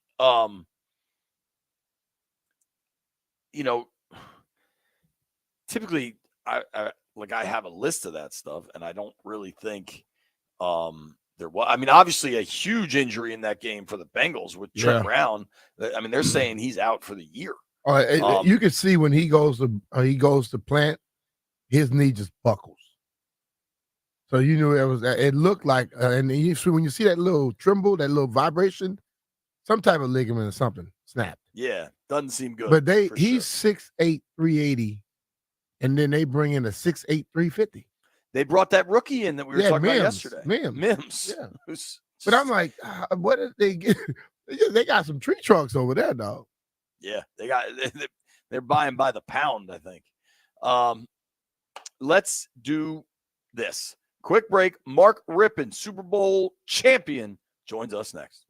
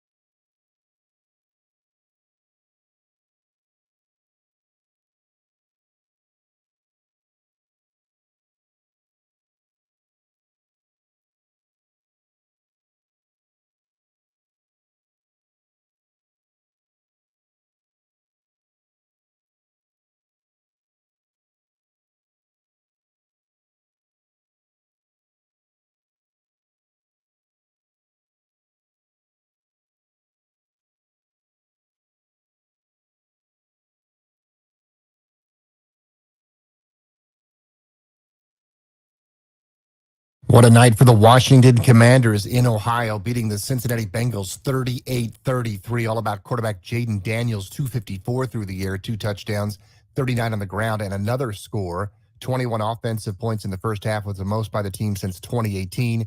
Their first win on a Monday night since 2022.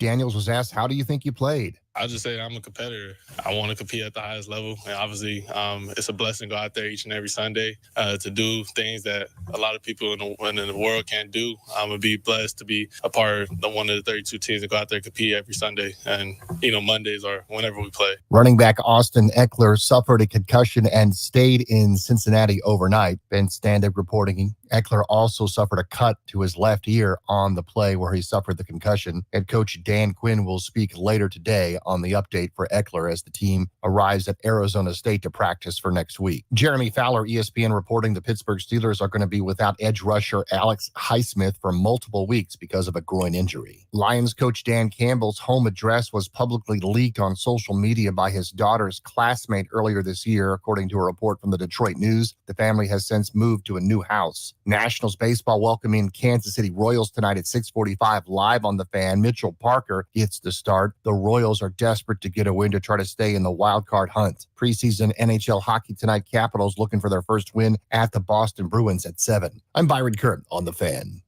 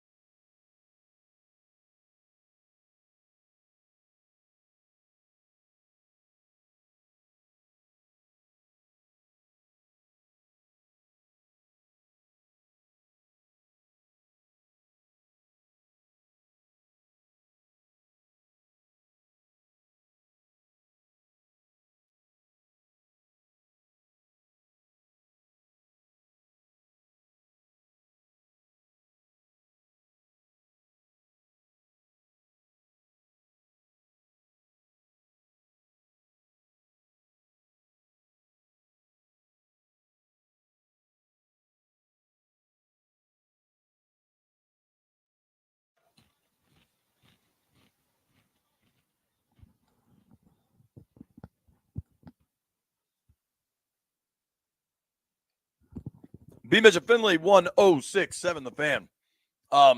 Price gouging, big thing in the news right now. For the people in the stream, they can see this. Brian, I just got a very small container of Pringles, okay? Yeah, probably about $8, $9. $5 for some Pringles. Mm-hmm. I'm hungry. I don't have time to go anywhere. I went downstairs. The hotel sold me, how many Pringles do you think this is? 40? 40 Pringles for $5. I don't even want to know the price per Pringle. That's through the roof. It is crazy. We're getting Mark Rippen to join the program here any minute. B, I don't know if you saw this. Pat McAfee put out a clip this morning of going all the way back to Herb Street coming on his show before the draft. And Herb Street said, he's like, just wait. I'm sure all your NFL draft guys and the NFL gurus are going to come on your show and tell you that you should have they're going to fall in love with Drake May and they're going to fall in love with Caleb Williams.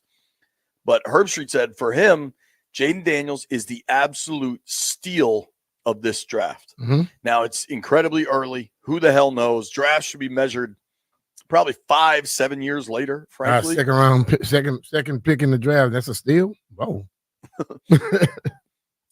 Undeniable, though, because people were caught up in who will throw the first touchdowns and all that. Jaden has been the most impressive of the rookie quarterbacks to start this season. Yeah. And you got to wonder if, if you put on Chicago sports radio today, if they're getting some calls. They may be. Jaden, right? They may be. When do you are very good at remaining patient and keeping a big picture focus. Yep. But like, when do you think we can start? I'm not saying that Jaden Daniels can perform at that level of last night every week, right? Uh-huh. And maybe the Bengals defense really does have some holes, right? But when do we start to feel pretty comfortable? Okay, you can trust who this dude is, and he's shown it to you week after week. You can start feeling comfortable, but you can still know it's a process, and that it does go up and down. But I think the ultimate thing is no one is perfect. And I think the problem with a lot of us as fans, what we do, once a guy does a good game, we expect that level every game, which is not going to happen. So you got to give yourself that understanding that, yes, this guy has shown that he has the potential to be exactly what you want. But you still got to give him time to grow.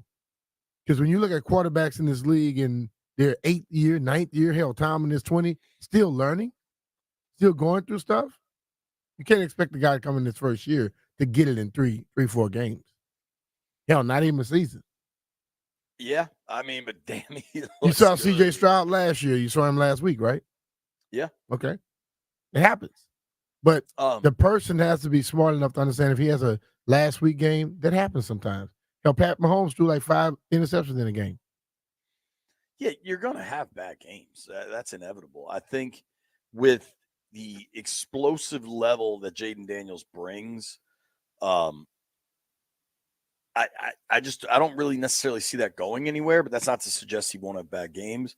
I wonder if folks feel a lot differently about like the anti-Jaden camp, that he takes too many sacks. I remember all the stuff we heard, and I think a lot of it was kind of cherry picking weird attempts at analytics. They made it where they wanted it to be. That were fairly subjective.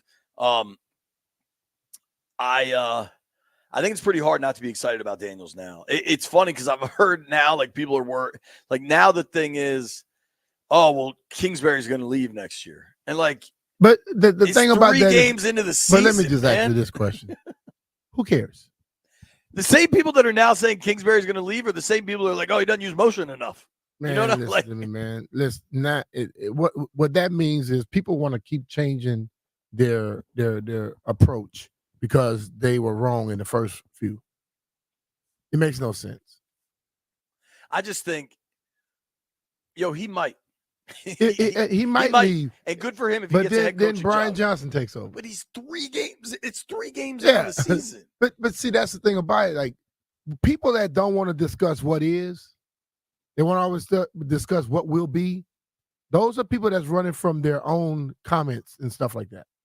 I just think today, like I'm a big believer in allowing in a microwave society where everything is sped up at all times, right?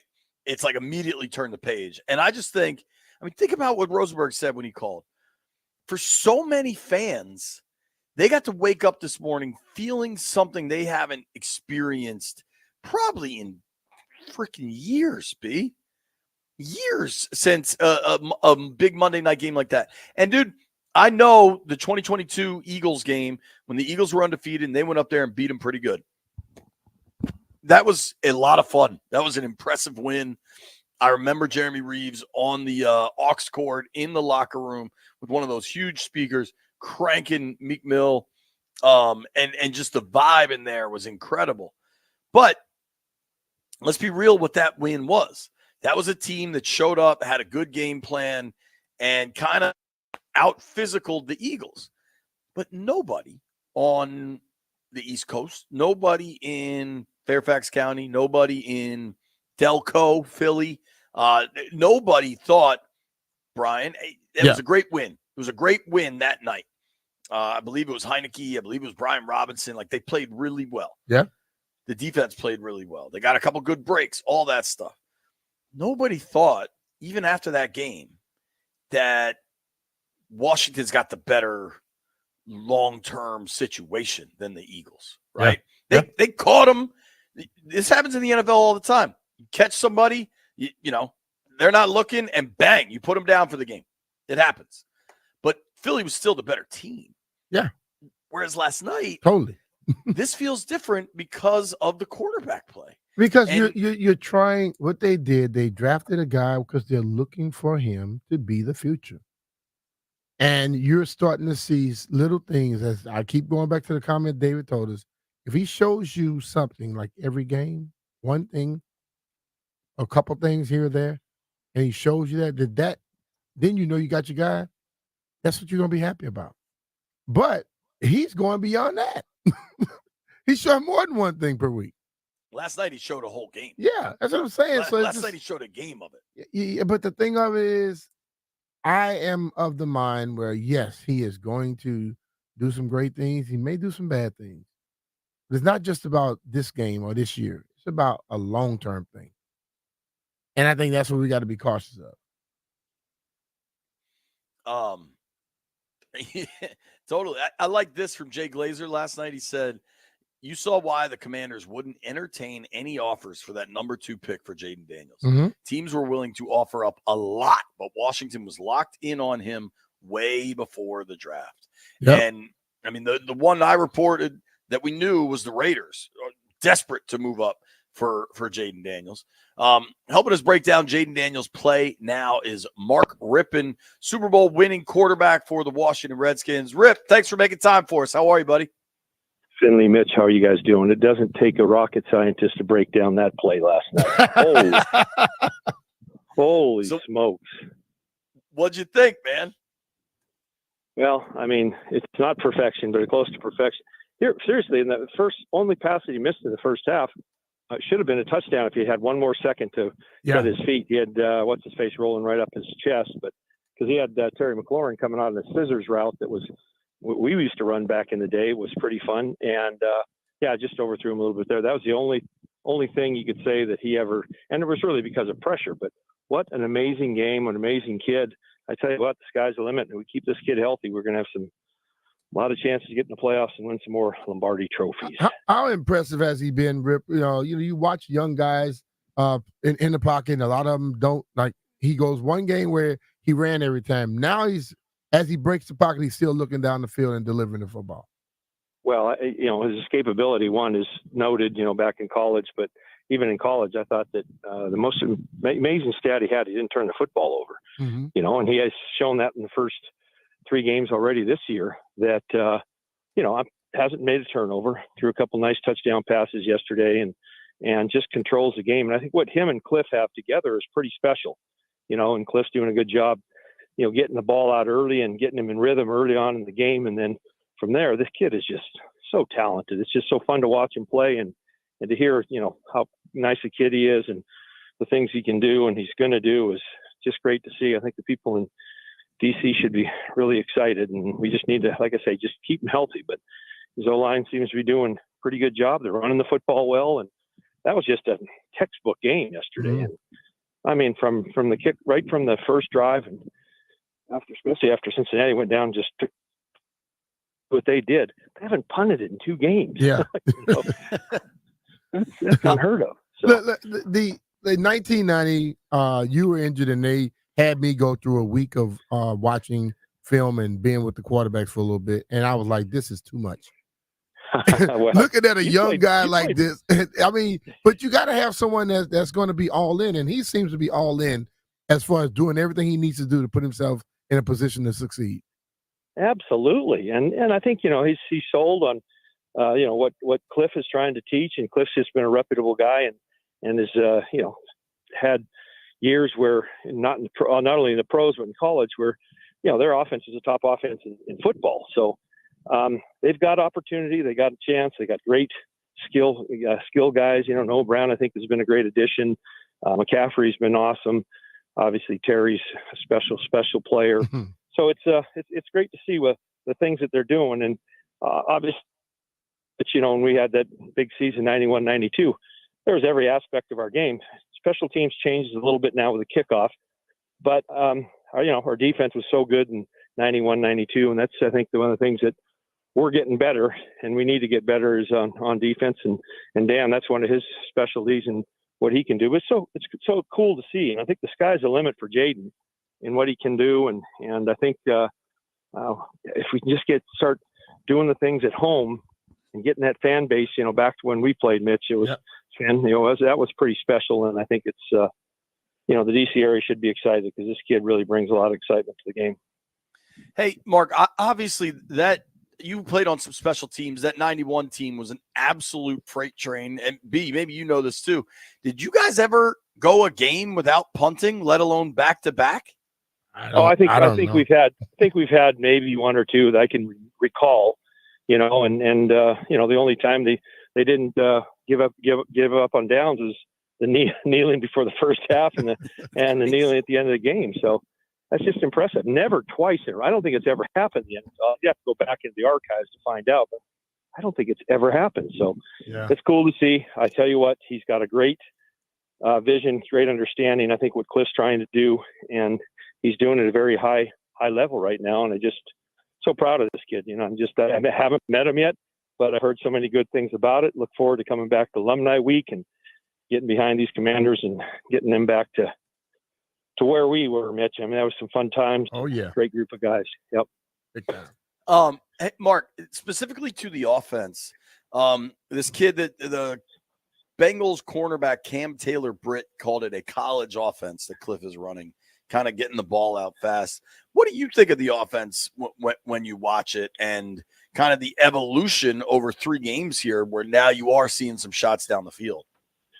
Well, I think with a young offensive line that I think is going to mature as they go, that's the thing you need, and that's what a quarterback wants. Get rid of the ball quick, get it out of his hands early, get some possession type passes early on, and then have some strikes down the field and know what happens. And that's why one of the things that we're so good at is we're able to run the football early, game plan teams, and they do different formations, different motions. And this is just another different way of doing it that Cliff's got, and different formations, different motions, different sets, 2 tight ends, 3 wide receivers, 4 wide receivers, 5 wide receivers.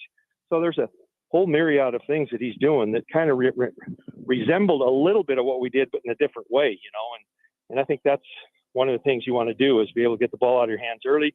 That way you're bringing corners and safeties up and then making big plays down the field late. That's what we did in the running game with EB and Mitch and Ricky Irvins and Gerald Riggs back in the day is, we ran the football. We set up play action and made big plays in the offensive side because of our running game and what we were doing there. It's similar to what they're doing, but in a different way. Their short passing game is kind of like their running game. And you got Robinson run the ball, and they got some talented running backs too. So it's good to see what they're doing. And Eckler, he's pretty special. I'll take a college offense that didn't have to punt for 2 weeks. Yeah. That guy made that comment, and I think he's eating his words now. Yeah, I know. Yeah, they're crazy. That's the day and age of college football when we played and what they're doing now. It's pretty crazy. That's it. Talking with Mark Rippen here, Super Bowl winning quarterback for the Washington Redskins. Was there any one throw? I mean, just the throw at the end to get that touchdown to seal it to Terry, where it was more than even you expected, Mark, and kind of just left you like, holy moly. Yeah, well, the second half I had especially the last quarter, I had a pairings party I had to go to for golf, so I just caught the end of it and the tape, and all that. So it was obviously, in the Super Bowl, it was that throw to Gary that kind of solidified the deal that you kind of knew it was over with then. I think that throw to McLaurin, the great catch that he made, was pretty special, and that's what you have to have. Big time players making big time plays when it matters the most. I remember a deep shot on play action from Mark Rippen to Gary Clark in the Meadowlands when everybody said the Redskins can't beat the Giants in that 91 season. Sprint bomb. Mitch knows what that is. Sprint bomb. Yeah. Yep. Oh yeah. In fact, interesting thing about that, we did it in the first quarter, and I rolled to the right and threw it back, and one of the maybe the rarest times of ever, Gary had it on his hands and went through his hands. And then we came back in the fourth quarter and made the same play, but roll into the left, which we hadn't practiced. But Joe dialed it up again, and amen to him for doing so, and worked out great. So it was special. It certainly did. I don't think I was supposed to be up that late, but I was up watching it. That was the way things were back then. You were just a young pup. You're just a young pup then. Hey, Mark, thank you for joining us. Appreciate you, brother. Whatever the golf Absolutely, tournament is, Mitch. good luck. Oh, it's great. Fellowship Christian Athletes out here at Pronghorn, which is absolutely amazing, in Bend, Oregon. Great people, great cause, and having some fun. So, all right, Rip, man. Appreciate you, brother. Cheers. Thanks. That's Mark Rippen, Super Bowl winning quarterback. That 91 team was an absolute wagon, and Mark Rippen sounds pretty damn impressed with Jaden Daniels. And for good reason. We're going to run through some numbers around the NFL. Nobody go anywhere. It's B. Mitchell.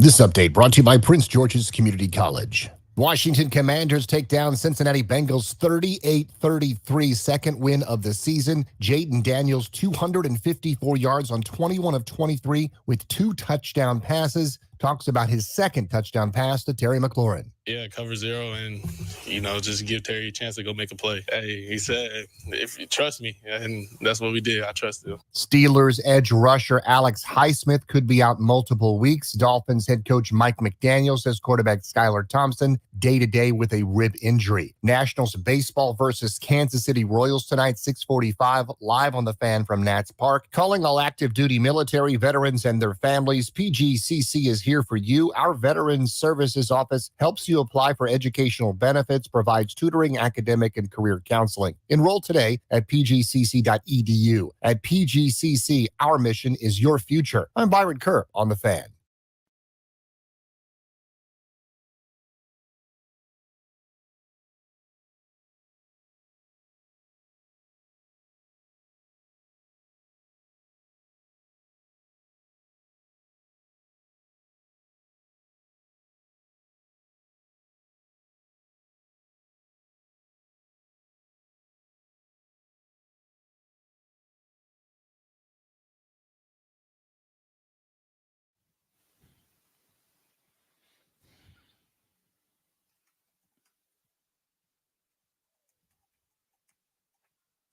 Up in here. Up in here.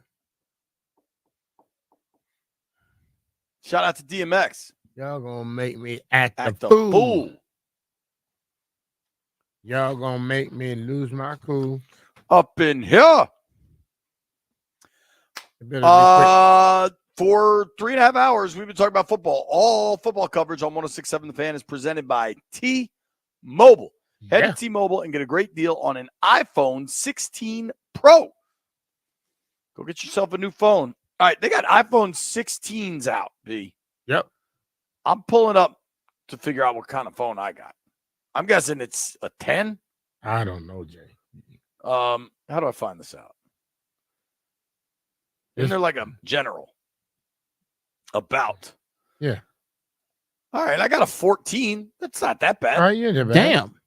What do you got, Landfill? What do you think? 12. 12, my favorite number. I do, in fact, have a 12. What does Jeff have? Just figuring that out. I have a 12. The What 12. about you, B? 15. 15, strong. Shocker, B. Mitch. Can I call dibs on something, B? What's dibs? Can I have your 15 when you go get the 16 Pro? I'm not messing with the 16 till I figure out this AI stuff on it. Yeah, you keep saying that. What does that mean? They have all this AI capabilities. So I'm telling you, people about to start messing up phones and everything else. I don't trust it. Don't you think the AI is already everywhere? No, it's not everywhere. It's going to be implemented in your phone and stuff. What's Siri? Huh? What is Siri? Siri, somebody I'm talking to. Like, what's That's up AI, in your B. house? That's AI Alexa. already. Nah, that's just somebody you talking to. AI, the capabilities of AI right now, I can make up anything I want with you. When you say, Alexa, play this song, that artificial intelligence then go get that song and play it. Siri, call this person. That's AI, bro. Okay. We already there. All right. Well, the capabilities that I'm discussing is not already there. So you keep trying it. And you're going to be wanting to be trying it, and you're going to be caught up like hell. I don't know the answer. I think I think Siri and Alexa probably are based on some AI capacities, but I do think there's far more advanced stuff. Like Landville's always sending us the book reports he gets off AI. Landville, what's your AI of choice? You're always asking for information? I believe it's Chat GPT. Chat GPT. Yeah. Yo, Landville, let's have an exercise. All right. Ask Chat GPT what they think of Jaden Daniels. I will do that. All right. I look forward to this. Last week we did a fun little exercise on what teams were cooked. I think we are a step closer to knowing a few that are definitively cooked, B. Mm-hmm. Are Jacksonville? all of the 0-3 teams cooked to you?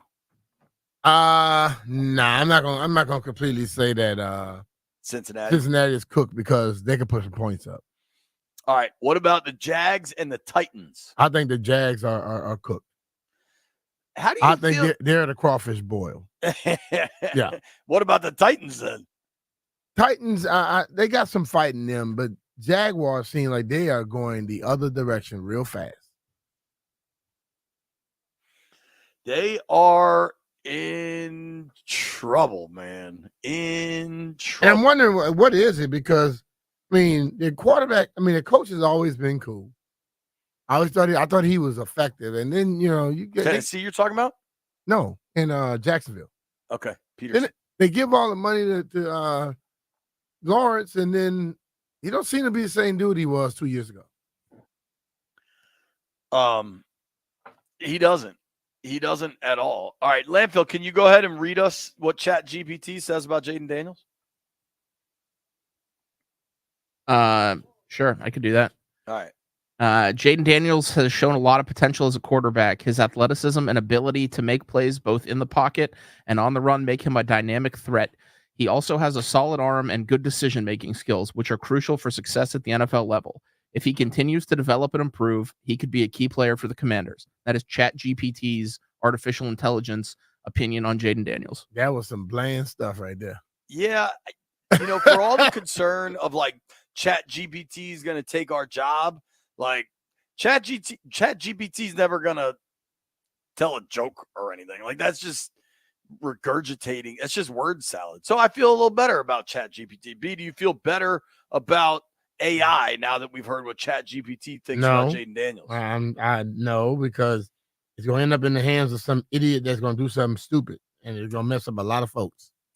Have you seen possibly Terminator that dude 2? that worked for us a little bit?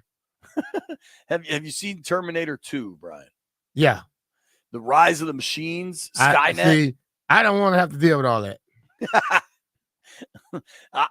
Listen, I also am anti cyborg machines taking over the planet. Yeah. Just so we're clear. Mm-hmm.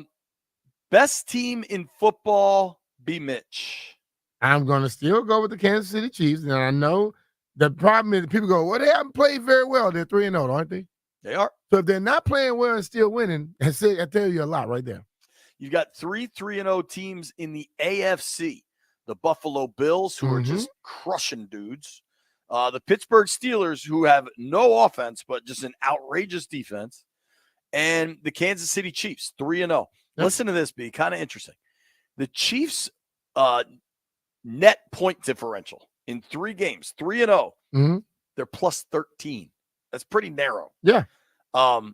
The Steelers, 3-0, plus 25 in 3 games. Okay. The Bills, plus 64 in 3 games. That is beating dudes' asses right there. But, when the weather's warm, the results are the results. In the NFC, Brian, 2 3-0 teams. Can you name them off the top of your head? I bet you can, but not what we would have expected.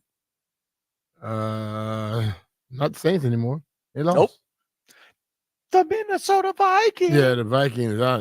That's going to end. That's going to change up soon. Dude, Houston went up there with all the momentum. Stroud. I understand, but still. Nico Collins, Will Anderson, Daniil Hunter, and they throttled them. Yep, I understand. Just like the Saints throttled Dallas, and then they were awakened the next week. They're going to wake up here soon. Minnesota just might be good. I don't know. Okay, well, put your money on if they're going to win the Super Bowl. There's a difference between good and winning the Super Bowl. The only team I would bet on to win the Super Bowl is the Chiefs. Like, at what point can you bet on anyone else? Seahawks, rookie head coach Mike McDonald up in the Pacific Northwest, 3-0. What do you make of them? I like their defense, and I think Geno has the offense in a position where they don't make a lot of mistakes. Yeah. So I don't know how many games he's going to win for him, but he's not going to lose a lot for him. The Vikings point differential plus 55, the Seahawks plus 30. There's probably some parallels. I mean, honestly, there's a lot of parallels if you start to think about it between Geno and Darnold. And now Darnold kind of got a second chance with the Panthers, but that thing was so broken. It took Geno years, but when he got his chance in Seattle, he has thrived. Darnold in a with good coaching, functioning organization, at least through 3 games, is thriving for the Vikes. Now, he hurt it. I think he twisted his knee up. They're saying he's okay. But here's what's fascinating, at least for the Seahawks. They're 3-0 in the NFC West, which was assumed to be the best division in the NFC. Everybody else is 1-2. Yeah. And, dude, like the Rams are so injured. They still just beat the Niners. The Niners are 1-2 with a ton of injuries. The Cardinals are the only – I mean, the Cardinals are at least frisky. Like, they're in every game. And, Seattle could build themselves enough of a cushion while the Rams and the Niners deal with all these injuries that it's hard. When you get to 3-0 and you have that much space between yourself and other teams in your division, like, I'm not going to run the numbers, but the playoff probability starts to get pretty darn high. True. Like, compare that to the Vikings, who are 3-0, but the Lions and the Packers are right there at 2-1. You know what I mean? It's just a very different scenario. Yeah. Saints and Bucks tied at both 2-1. I think that Bucks home loss to the Broncos, pretty shocking. Like, if you bought into what they were doing, they didn't seem like they showed up for that game. They didn't. I think some of those games like that, like what did Antonio Pierce say the other day? People made business. They made business decisions, and they're gonna be making business decisions as they go forward. Sure. I would love to watch film with him on that. You think AP wants to send Devontae Adams out of town? I think he wants to send a few people out of town. It's going to be hard. Landfill, ask ChatGPT if Devontae Adams is going to get traded. Yeah, I think we could do just a Ask ChatGPT segment. It's kind of fun. B, the NFC East. Okay. You got 2-1 teams, Commanders and the Eagles. Yep. Right now, the Commanders are in first because they have the division win over the Giants. Giants got a good win over the Browns in Cleveland. Yep. Cowboys, bad loss, 1-2. Got pretty much rolled, tried to come back late. Cowboys, Giants, Thursday night. I believe that game's in the Meadowlands. Pretty damn significant, especially for Dallas. Yeah, they dropped this one. This could be a problem. All right, ChatGPT. I'll read this one, Landini. Landfill asked ChatGPT if Devontae Adams will be traded. It's hard to predict with certainty whether Devontae Adams will be traded. His value is high, and teams may be interested, especially if the Raiders are looking to rebuild or shift directions. However, it often depends on team performance, contract situations, and market dynamics. Keeping an eye on trade rumors and the Raiders' overall strategy will provide more clarity as the season progresses. So here's what ChatGPT does. They're like a consultant or like a PR official where they speak but just say nothing. Like that. It basically sits there and tell you all of the little bland ideas that you want to hear. It's pretty remarkable that ChatGPT has that much information and is able to, express it that fast. But they didn't tell us anything. I need a prediction, ChatGPT, you wimp. And now I'm calling a robot a wimp. Here we are. Are the Browns cooked to you, B? 1-2. It looks very, very much so like they are. I think they probably are. What about the Ravens? Because if Myles Garrett is hurt too, yeah, they may cause him sometimes. Your offense seemed cooked already. Now you go to your defense, and if your defense starts being cooked, you might be done. Yeah, man. I don't know what Cleveland does to figure some stuff out, but they got big trouble. I think the Dolphins got real trouble, especially depending how much time Tua was going to miss. I mean, the Dolphins now all of a sudden, they got beat down in Seattle. The Dolphins now, one of these really explosive offenses, one of the most explosive offenses the league has seen in a while, now have a minus 39 point differential. Yeah, and then your quarterback's not there. So right. We talked a lot about football in the beginning of the season, and I said, you said too, it all comes down to injuries. Sure. And these injuries are hurting some major teams. Big time. Can't have injuries to key players. It kills you. What kills us is Jeff Walker never keeps track of the bets. Let's find out if he knows what we bet on last night. Heard it here first. Heard it here first is next. He said, hear it here. All right, hey, it's Brian Mitchell here. With the record heat this summer, I know your air conditioner took a beating and your current brand is not cutting it through this humidity. So now's the time to switch to Rude. Take advantage of Rude's $2,000 tax credits, and Maryland residents, you can even score exclusive rebates from Rude. I personally switched my house over to Rude, and the difference is night and day. So trust me and visit Rude.com to find your savings. That's RUUD.com to see why they're the MVP of cooling. And remember, if it ain't Rude, it ain't right.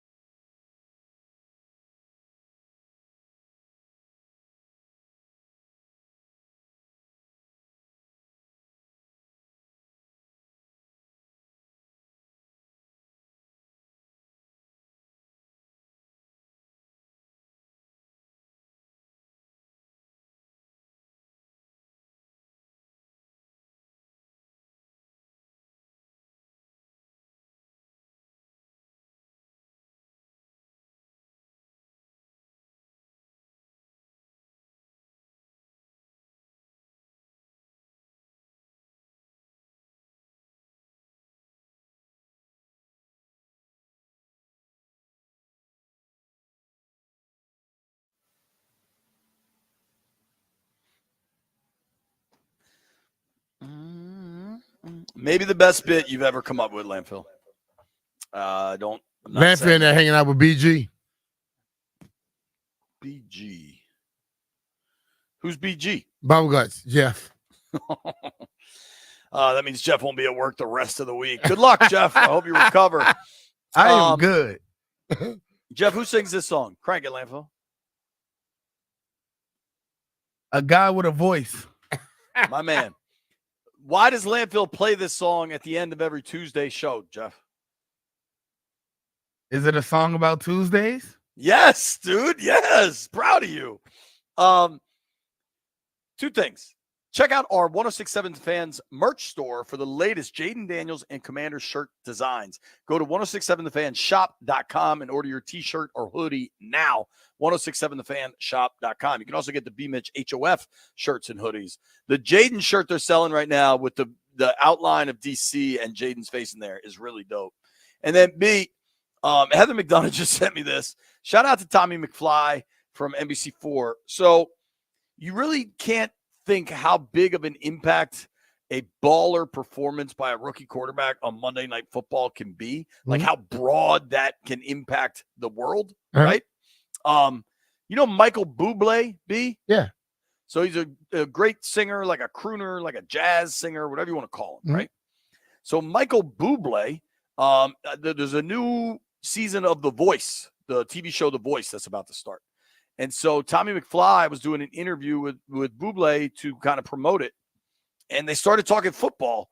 And Bublé is all in on Jaden. He said, Jaden Daniels showed us exactly who we think he is. He's highly intelligent. I loved watching him run. It was his coming out party last night. I'm excited for the Commanders. I think this could be a really fun year.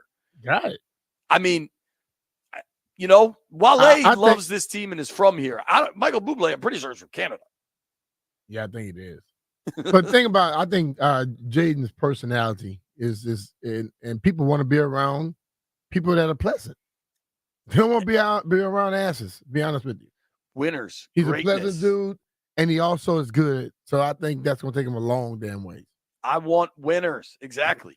I listen, I don't know what to tell you if Michael Bublé is a Commanders fan. He very well may be, but my man's from Vancouver, which is about as far away from here as you can get. He's also a September baby, just like me. So we got that in common. Perhaps some ears in common there. Landfill, let's make some bets.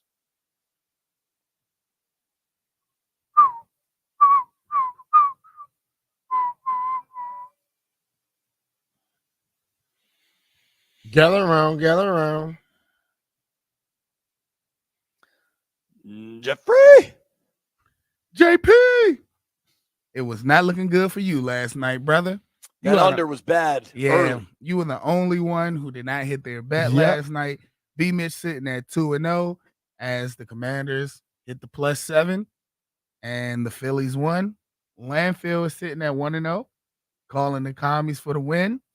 And Jeff Walker for president, sitting at 2-0, calling Commanders +7 and an Austin Eckler touchdown tonight. I did give you that Eckler bet for the record. No, you didn't. I definitely took that before you. The audio shows. The audio shows, JP. All right. What do we like tonight? I'm going to take the New York Liberty -12.5 against the Atlanta Dream. It's playoff basketball in the WNBA. Yo, perhaps I should know this, and I think I know the answer. The Mystics didn't get in, right? No, they didn't. Okay. And I know it only because I was just looking at TV one day and it popped up. Okay. Well, hell, you know it. I'm gonna do something perhaps stupid. I like Won't be your character first time. for you. Yeah. I like the Nats in this spot where they could be the spoiler for the Royals. And you know that we are the foremost Mitchell Parker radio program on the DC airwaves. I'm taking the Nats +1.5 at home tonight to beat the Royals. But I'm taking the +1.5. I might as well get the run line. All right. I'm taking the Houston Astros. Okay. Simple enough. And the Texas Rangers. There it is. Landini? Give me the Caps. The Caps are playing? What? Yeah. Dog, it's September. It's preseason, bro. Wow. What's who they got? They're playing the Bruins. The Caps are the visiting team. I don't know that it's in Boston if they play the preseason games actually at their home arenas, but the Caps are the visitors. Okay. I'm trying to pull it up. It looks like it's in Boston. I don't know. Shout out to hockey. Hockey back. Maybe next week we need some hockey people on to get us ready for this Cap season. Right now, though, we're focused on these Commanders, man. What a win last night. Thank you to everybody that listened to the program today. Thank you to everybody that called in. Really awesome calls today. Thank you to our friends. Have a Peter safe Rosen- flight, brother, man. All right. I'll see you tomorrow night. Gotcha. Thank you to our friends Peter Rosenberg and Mark Rippen. Grant and Danny coming your way next.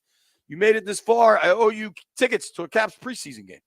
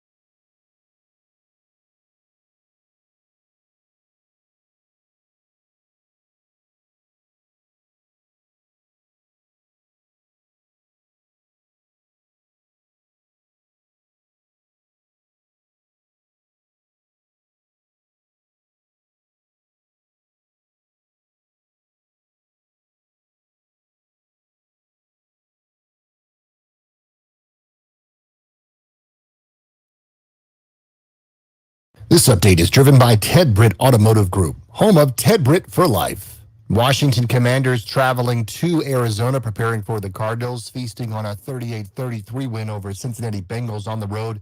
Monday Night Football showcase event for Jaden Daniels, 21 of 23, 254 through the air and 2 touchdowns. He also rushed for 39 yards and another score on the coaches going for it on 4th down. It's just a blessing that, the coaching staff has faith in me to go out there and make a play on a critical moment. But that's just a testament to not just me, but the whole offense. And it's how much faith they have in us and then the poise that we showed throughout the game. Dolphins head coach Mike McDaniel said quarterback Skylar Thompson is day-to-day with a rib injury. Nationals baseball taking on Kansas City Royals tonight at 6:45. The team has recalled outfielder Stone Garrett. Mitchell Parker will get the start. Live play-by-play 6:45 here on The Fan. The Nationals announced their minor league players of the year: Dylan Cruz, Travis Sikora, Elijah Green, Darren Baker, Dalen Lyle, and Brad Lord. Preseason NHL tonight for the Capitals on the road against the Bruins at 7. For 65 years, Ted Britt has set the bar for the best car buying experience in the D.C. area, hands down. Ted Britt Ford Fairfax, Ted Britt Ford Lincoln Chantilly, Ted Britt Chevrolet Sterling. All home of Ted Britt for life, lifetime vehicle coverage, just a click away at tedbritt.com. I'm Byron Kerr on The Fan.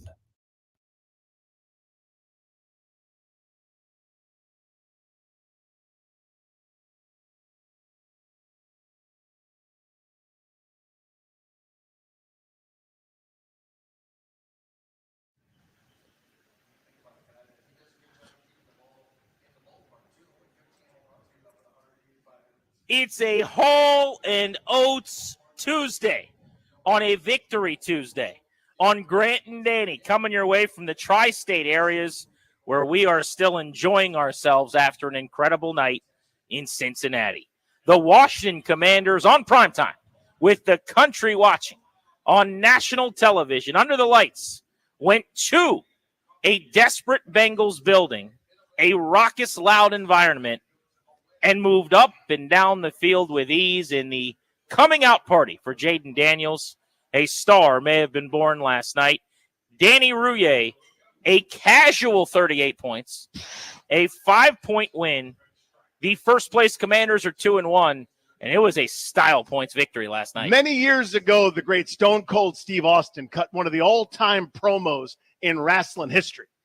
He looked at the ring and said, "Get that piece of crap out my ring." Talking about Jake the Snake Roberts, but I might as well be talking about the Cincinnati Bengals, bro.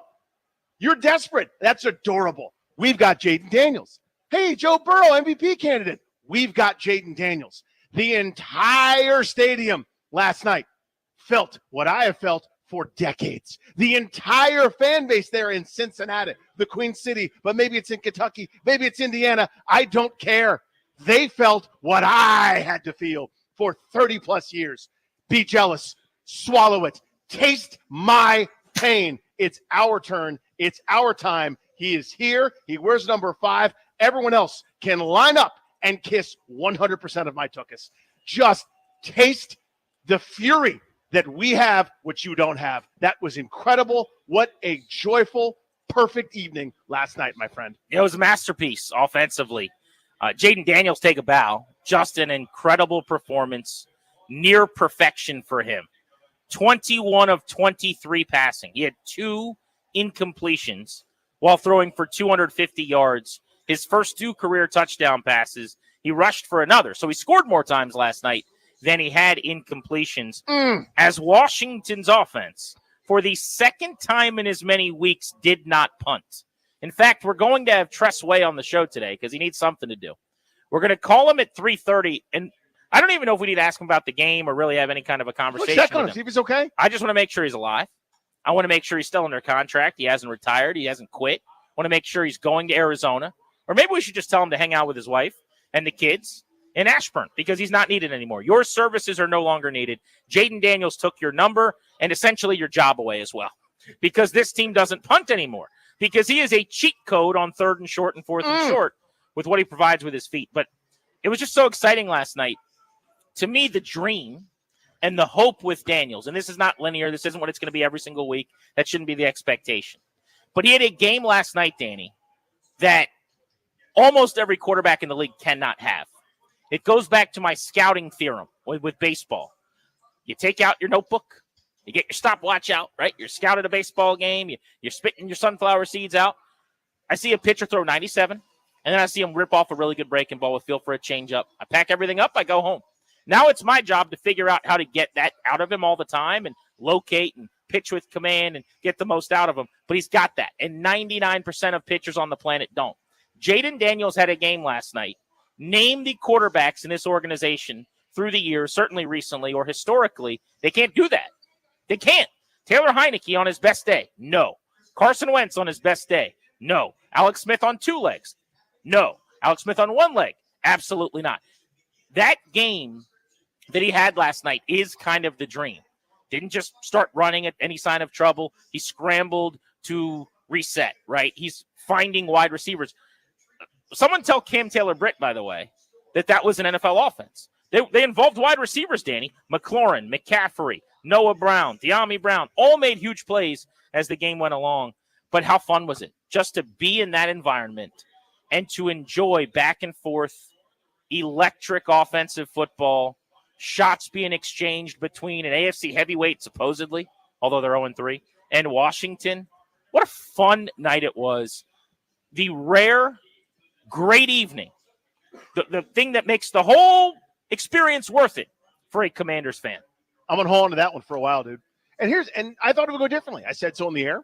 It wasn't just me doing bits or being negative Ned. Setbacks are going to happen. You touched on it already. And this is pro sports. It humbles you.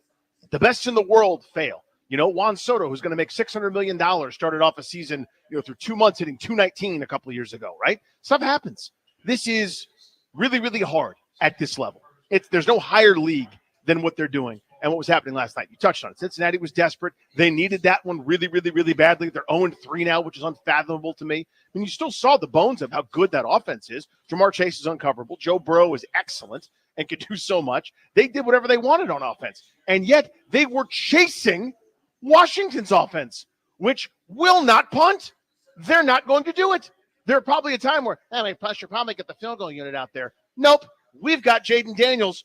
The other defense, the other team is terrified, is sitting there cowering in the shadows as we have done for so many years, knowing that third and long was about to be converted, knowing that the 4th and 2, the other OC was smirking because he had something cooked up that was going to involve a scramble or a misdirection or an over the top or whatever.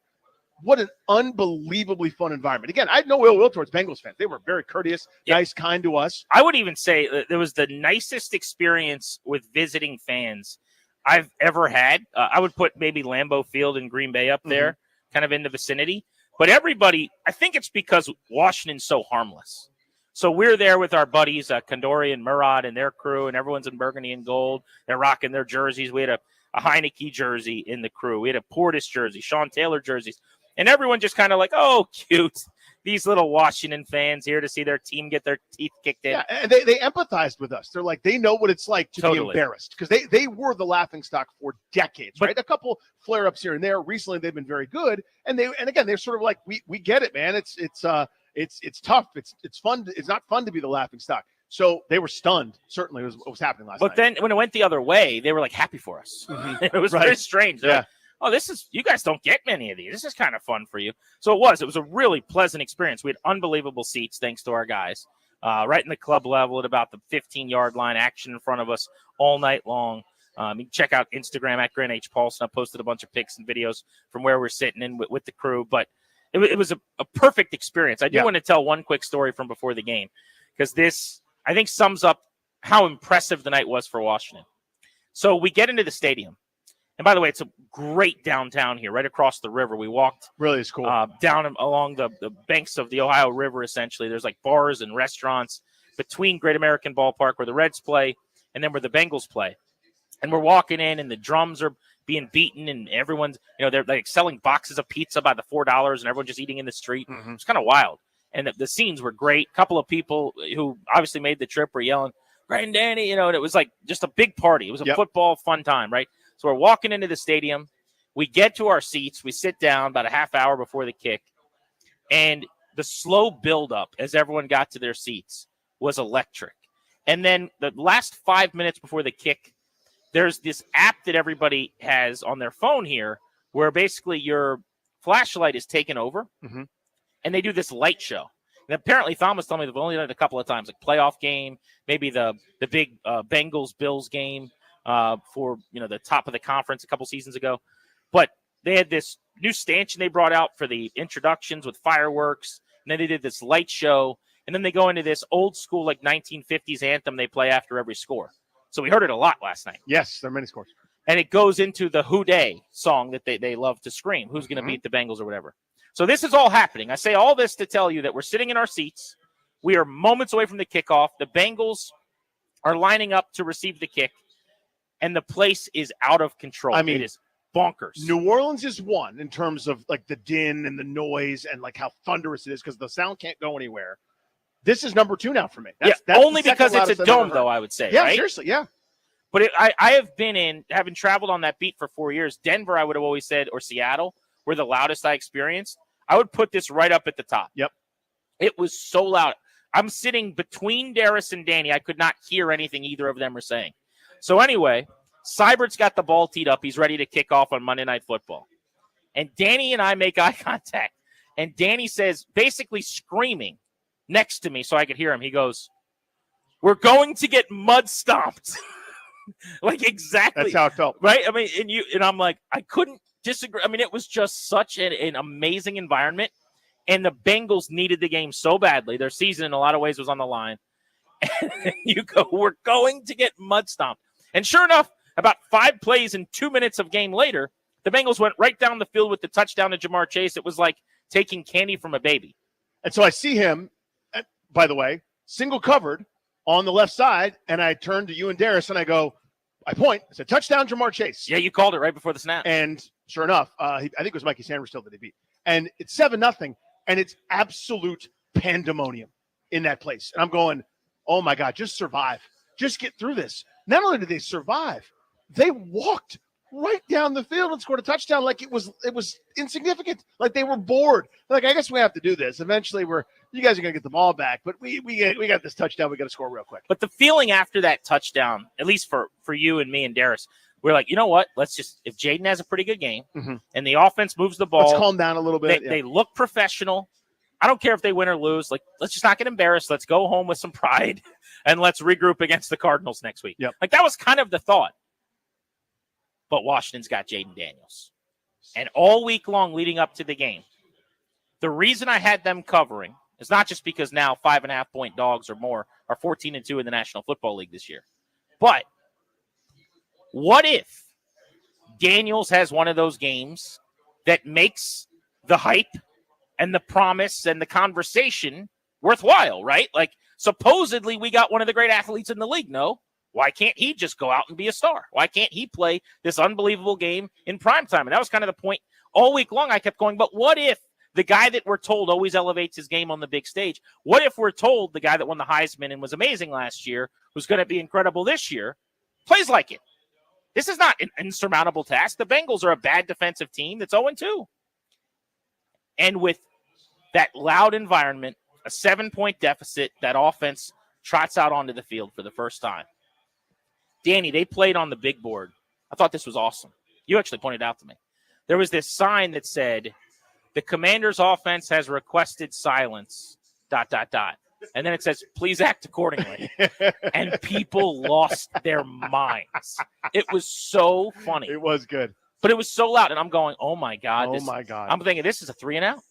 I don't know how you could possibly complete a pass Like right now. they're trying to communicate with each other, and you're in. You can clearly see one guy's in another dude's ear hole, being like, "Go over there, come back here," and I'm like, they're not going to get plays off. I mean, this is going to be just an all-time shellacking, and it could have been different. 10 plays later, yeah, 70-yard touchdown drive, 7-7. Crowd was quiet. They did not punt. They did not, in that environment that I just described, commit one penalty until the fourth quarter. Not a false start, not a flinch. Everybody should take a damn bow. From Dan Quinn to Cliff Kingsbury, this was a freaking Mona Lisa of a painting, to Jaden Daniels, who was nearly flawless. Offensively, Individually, I'm sure guys screwed things up or weren't perfect. I missed this block. I had this assignment. I didn't catch this pass, whatever it was. I threw this incompletion. There's a line to remember the Titans, Danny, where Julius Campbell, the defensive end, goes, we are not perfect, coach. But collectively, as a team, we are 11-0, so we are perfect. And if it's okay with you, I'd like to continue to try to be perfect. Collectively, last night, Washington's offense was perfect in that environment that I just described. So there's just thinking about Daniels specifically, one of my favorite nerdy analysts, guy named Josh Norris. I think he's with Underdog Fantasy. Apologies if I've got that wrong. But had a great breakdown of a couple different dropbacks and different plays. And this is my favorite thing. So we know we're going to go through all the cool throws, all the amazing moments, the deep shot to McLaurin, what ultimately was the game-winning touchdown, also to McLaurin, and a couple of the amazing moments. There is a nondescript moment that I want to highlight that kind of proves sort of the point here. And it's this.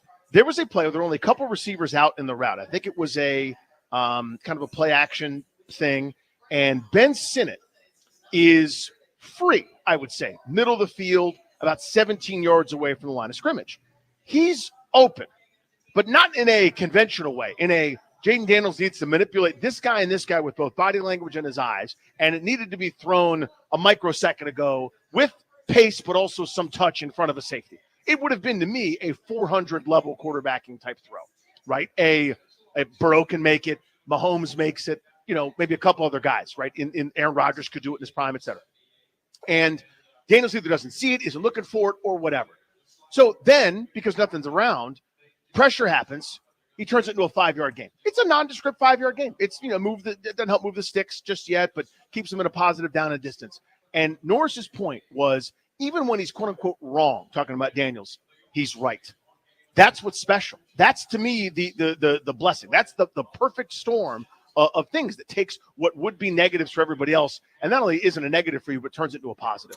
Just those little hidden moments in there, whether it's Brian Robinson thumping into traffic for only 2 yards a carry, a lot of those get lost in terms of productivity or lack thereof. But there was so few negative plays for them. And you mentioned only a couple of false starts that occurred late in there in the fourth quarter, but everything was churning forward. Everything was designed well, schemed well, executed at a high level that we haven't seen in a long time around these parts, man. No, it was perfect. They were able to stay on schedule and via game script dictate terms. And what I mean by that is, like, what they did in any situation is amazing. I don't care if you're at home against the Panthers.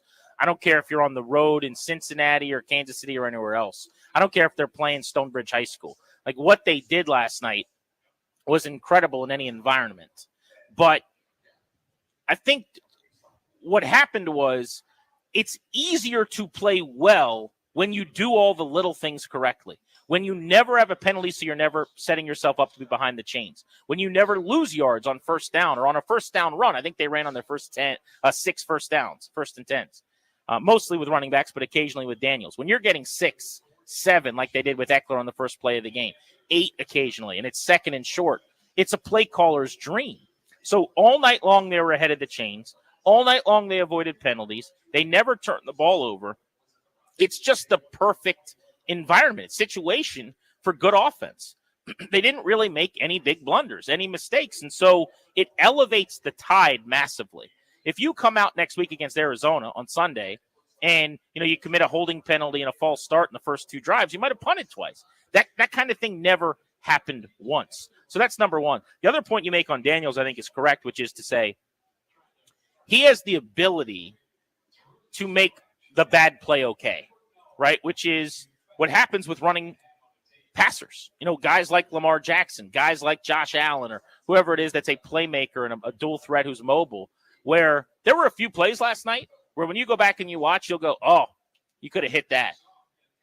He ended up scrambling for 6 and it's 2nd and 4. Who cares? Right. You see what I'm saying? Yes. Or, oh, that guy was open for a first down. Now you threw it to this guy and you got a first down anyway, which also speaks to Cliff Kingsbury, who we need to give some flowers to. Absolutely. Who we beat up pretty good after week 1, I think deservedly, but it was been in his bag just dominating defensive coordinators for 2 weeks.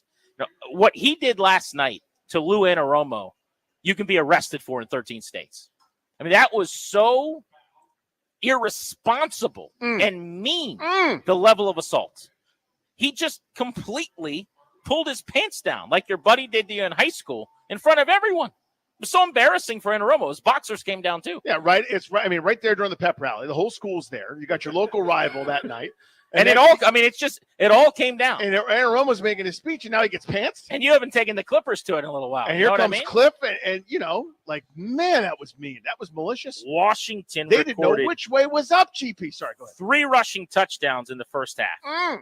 First time Commanders have rushed for 3 touchdowns and a half since 99. Scored the most offensive points in the first half that they have since week 3 of 2018. They scored on every drive in the last 2 games now, excluding kneel downs. The only team since at least 2000 to score on every drive in multiple games, excluding kneel downs, in a row. And we saw the first game between both teams last night since 1940, you and I were at, with Darris and company. Carlton was there. That neither team punted or turned the football over. First time since 1940 that we saw that. It was just an amazing game. We don't get enough of these, and it's why today is a celebratory Victory Tuesday, a Hall & Oates Tuesday on Grant and Danny. But let's do this next. Let's open up the phones for the first time at 800-636-1067. We'll push game balls and gassers, and today it's just going to be game balls and game balls. Game balls and also game balls. Yeah. We can beat up on the defense a little bit tomorrow if we need to, but game balls and game balls today. We'll do that at 3 o'clock. Next, when is the last time you were this jacked up about a win? It was this hard to go to bed because you just wanted to keep reading the content. It was this easy to wake up and throw your gear on. When is the last time you felt this type of joy and excitement about a Commanders victory? 800-636-1067 is the number on Grant and Danny here on The Fan.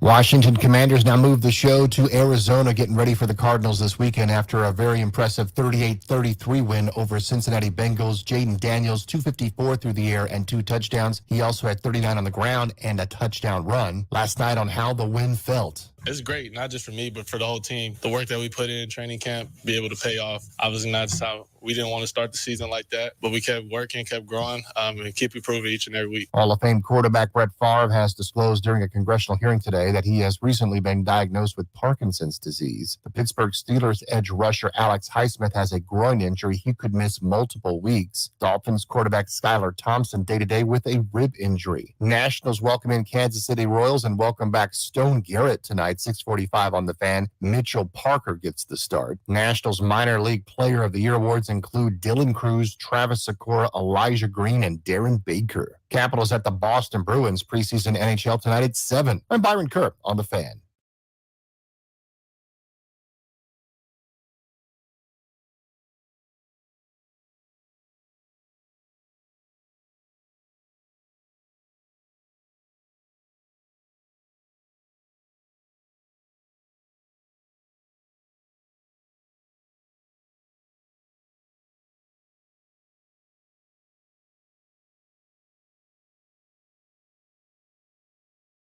Reset the play clock. They don't. With 3 seconds left, Daniels flips. He's got another, and this time it's Trent Scott. The big tackler was the extra offensive lineman. And what a night for the Commanders. Yeah, I don't know if that's a record that your first touchdown pass goes to a offensive lineman, but I saw him coming off with it, so I thought that was pretty cool. But more than anything, just executing down the red zone. Last week, obviously, we had some, we're frustrated, not that we were making kicks, but frustrating that we were kicking. And so tonight to have the ability to score down there, I thought was huge for us. Hall and Oates Tuesday on Grant and Danny on the Fan. The Commanders went to Cincinnati and beat the Bengals' ass. Hung 38 on a team trying to get right. Washington's offense, terrific all night long. We are at Thom's Watch Bar, the Hollywood Casino, downtown here in the Sportsbook in Lawrenceburg in Indiana. The tri-state areas have been kind to the boys. We've been traveling all over Kentucky, Cincinnati, and Indiana the last few nights. It has been a lot of fun. We are flying back to the DMV today. So that fat guy touchdown there for Trent Scott, the thick six, as it were. Later in the show, I want to play Kevin Harlan's call again and break it down. It's just so good. But there's a little discussion after the game, it sounds like, between Trent Scott, the lineman who will never again catch a touchdown, and Jaden Daniels, who threw his first touchdown pass, as we all betted he would, to an offensive lineman. Who gets the football? It would be intuitive generally for the Heisman Trophy winner, the face of the franchise, the guy hopefully who's going to be the answer here for many, many years to come, to just keep the football. But Trent Scott, man, he's an offensive lineman. He doesn't get to do that. So, Danny, I ask you, Trent Scott or Jaden Daniels, who should get the ball? It's Jaden Daniels, and I don't think there's any question about that. Trent Scott, that's adorable. That's a cool story. You're the answer to a trivia question, hopefully, that's people are going to care about in a long time. Respectfully, I'm not that interested in Trent Scott. I need Jaden Daniels to get everything at all times. So it's his football as far as I'm concerned. I'd give it to Trent Scott if I'm Jaden. And I would say, listen, man, there's going to be a few hundred more of these coming for me. This is the one you're going to get. So you enjoy this one. I'll keep my dime to Terry McLaurin, which was one of the most amazing throws I've seen in person. He got destroyed on that play. And he knew it too. Absolutely walloped. Basically, crown of the helmet to the chin, laid out on his back, annihilated. He threw the ball into the corner of the end zone when Terry was still not even at the defensive back, who was playing off coverage. You normally wouldn't even run that play there, but McLaurin called the play, went over to the sideline, told Cliff Kingsbury, put me on the right by myself, let me run a go ball, and let's go home. Let's win this football game. And Terry, after the game, was essentially saying how this was the first time I was empowered and they trusted me to let me call my number. And they said, okay, let's do it. And they ran it anyway. That play, by the way, had a 10% chance of being completed via next-gen stats. at the moment of the throw. The lowest percentage chance of a completion for a completed pass all season in the NFL. By far the throw of the early year for Jaden Daniels. It was just amazing. But this was Daniels after the game talking about the football in question. We'll get to that in just a couple of moments. The number is 800-636-1067, 800-636-1067 on Grant and Danny here on The Fan. I want to hit the phones in a moment. Danny, why don't you answer the question that we're going to go to the phones on here? When is the last time you felt this excited about a Commanders win? November 22nd, 2012, against the Dallas Cowboys on Thanksgiving. There would have been some nice moments for sure of that season, but they were 3-6 going into the bye week. They'd beaten Philadelphia, who was kind of falling apart and a little bit of a mess, and they were 4-6. It didn't really feel like anything special was happening. It felt like this is a nice novelty act, but the offense had really scuffled since putting up 38 points in Minnesota more than a month before, and they'd been shut down by Pittsburgh, by Carolina. The Giants had beaten them when they couldn't execute very well, and it wasn't going in the right direction. And they came out and also, ironically, I suppose, put up 38 points on Thanksgiving against Dallas and could not be stopped. Little did we know at the time that was going to be win 2 of that 7-win stretch that catapulted them to the playoffs. But that was this isn't just a gimmick that the league has adjusted to. This is real, and we have something really special. So I was thinking about my favorite games that I've either attended or watched over the years. And I was at most of these. But I came up with 5 before last night since 2012. So 12 years of football that I would consider to be the games that made me really proud to be a DMV guy who grew up rooting for this team and to be the dad of a kid who this morning is wearing a Jaden Daniels jersey as he's hanging out on the playground. 2017 was the last time there was a game that I thought leaving the game, it was like, oh my God, that was amazing. What a feeling. And it was the Sunday Night Football win over the Raiders. It was early in the year. Kirk went 365 and 3 through the air, and they dominated a 2-0 Raiders team in week 3. Do you remember that? Of course, yeah. Because that Raiders team had come off a 12-win season the year before. Yeah, they were really good. They were 2-0, and Washington whooped them. I thought maybe the Commanders, I guess it wouldn't have been the Commanders at the time, but maybe the Redskins are pretty good. The year before that, 2016, a lot of these are based on primetime. I think that's actually a big part of it because it just feels different if it's not a 1 o'clock Sunday game. But how about that windy game for the Redskins and the Packers in 2016 on Sunday Night Football? Another really good opponent in Green Bay under the lights. And in that game, remember, 42-24, Washington, they had the huge Rob Kelly game. I think he ran for 130. Ooh, I love Rob Kelly, man. Kelly, man. Kirk went 375 and 3 through the air. 2015, when they won the division championship in Philadelphia in week 16. Division title on the line between the Eagles and the Redskins.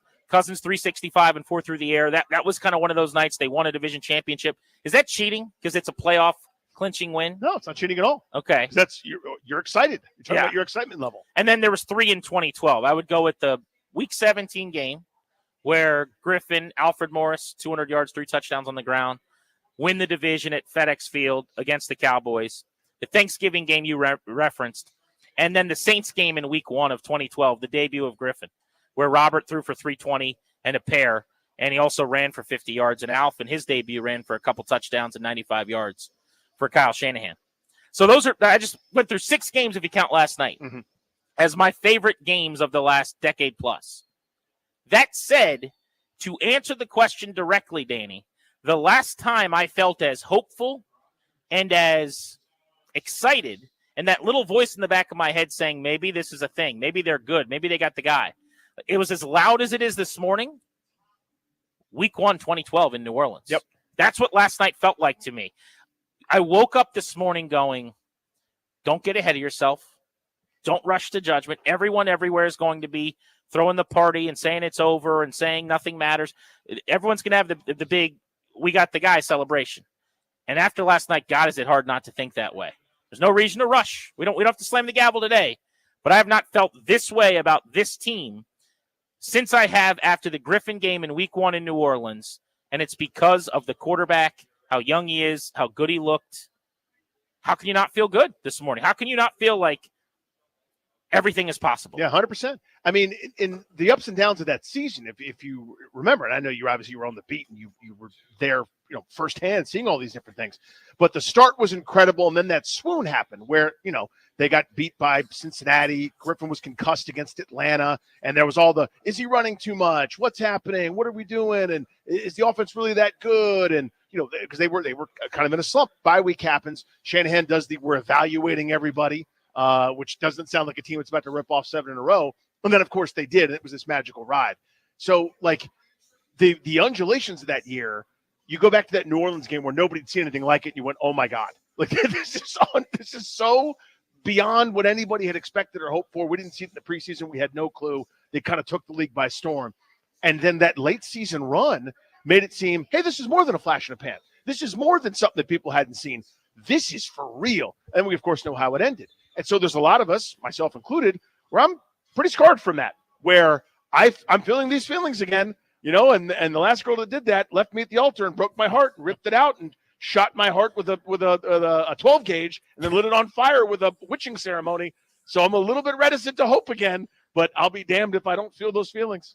You're the guy on The Bachelor who's like, I just put my walls up. I can't take my walls down. I've been burned too many times. My walls. That's a great bit. Your walls are up, man. I do. I have my Johns up. You know what happened last night? Washington took the field against a Bengals team that is better than them. Mm-hmm.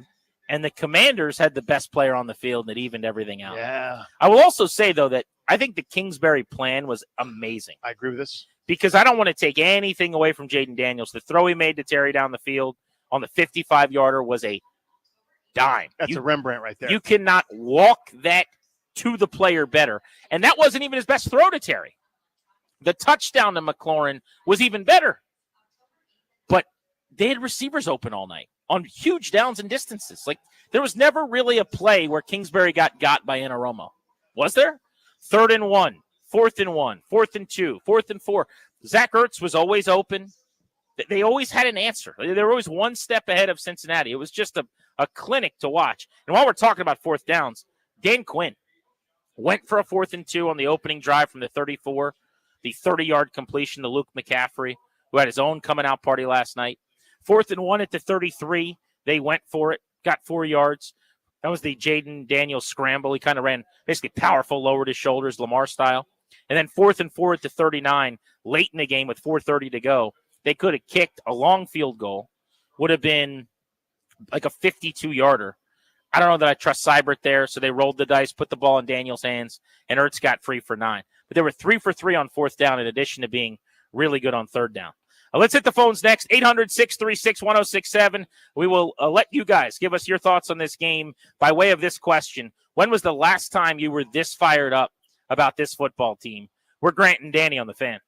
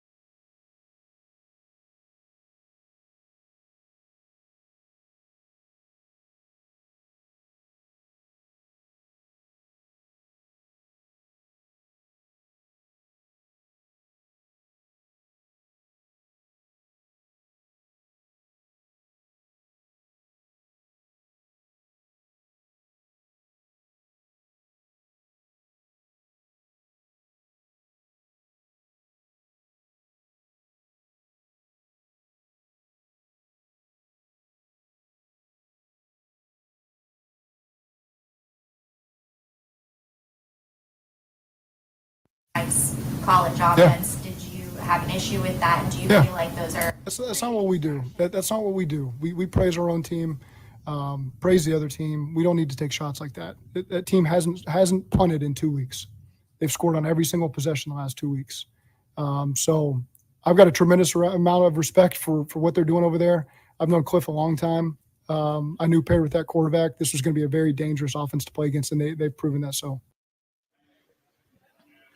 Hall & Oates triumphant Tuesday. Grant and Danny on the Fan, the voice of Zach Taylor, the 0-3 head coach of the Bengals, who took issue post-game there with his cornerback, Cam Taylor-Britt, who called Washington's offense a college offense. Pretty good college. Leading up to the game. As I said last week, I really didn't think he meant it as a pejorative. It kind of is, and by the way, a lot of the league is college and NFL blended together. Guess what? It's super effective. That's what it is. It's an effective offense. But it looked a lot different last night, I will say. Through 2 games, at about 4 times the rate of most offenses in the league, their throws to wide receivers were behind the line of scrimmage. Last night, their throws to wide receivers were often really far from the line of scrimmage. So that's the downfield you're looking for there. Way down the field. Yeah, I would love to find out in his heart of hearts what he thinks. Commanders holder, Tress Way, will be on the show today at 3:30 here on Grant and Danny. We just need to check in with him, that's all. He's in Arizona with the rest of the team getting ready for the Cardinals. They flew out last night to stay the entire week out in Phoenix. But we haven't seen him, and we miss him a little bit, and we're not sure if he's still on the team or not. So we'll check in with Tress at 3:30. Let's get to the phones. 800-636-1067 is the number. Last time you were this excited. Tony, Long Island gets us started on Grant and Danny. What's up, Tone? Boys, how we feeling today? Pretty damn good, sir. Not bad. Oh, my God. Listen, I mean, Danny, you stole my thunder. I haven't felt this good since that Friday morning after Thanksgiving with RG3. But this is very different. This was staggering. If I can give you just some things that I'm feeling. With RG3, you always felt he was playing beyond his capabilities in the NFL. There was a wild, reckless style to him that he didn't have at Baylor. What you see with Jaden Daniels is exactly who he is. The LSU tapes had no lies. There's a calmness. There's an easy, smooth part to his game. And, I'm going to give you guys an analogy, and I know you may not like it. I don't know if you're going to like it. But what I was watching yesterday, and you see all the confidence Dan Quinn had. What I was watching yesterday, to me, watching the game as a fan, he brought a calmness to me watching the game of confidence. Go for it on 4th. Go for it. Do it. He had that Derek Jeter quality where he was slowing down the game for us, and the defense, it was a much faster game. And so go ahead. Well, appreciate the phone call, buddy. Tony, Thank always. you. I wanted to get right to that. Go ahead.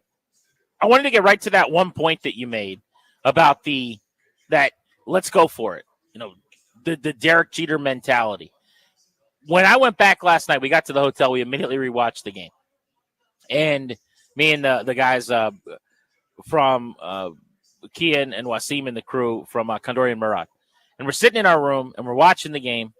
And the first thing that stands out, in addition to all the amazing plays and the big throws, was Daniels on 4th imploring to stay on the field. That's a Lamar-like, I'm the cheat code. Mm-hmm. It's 4th and short. They cannot stop me. They cannot stop us.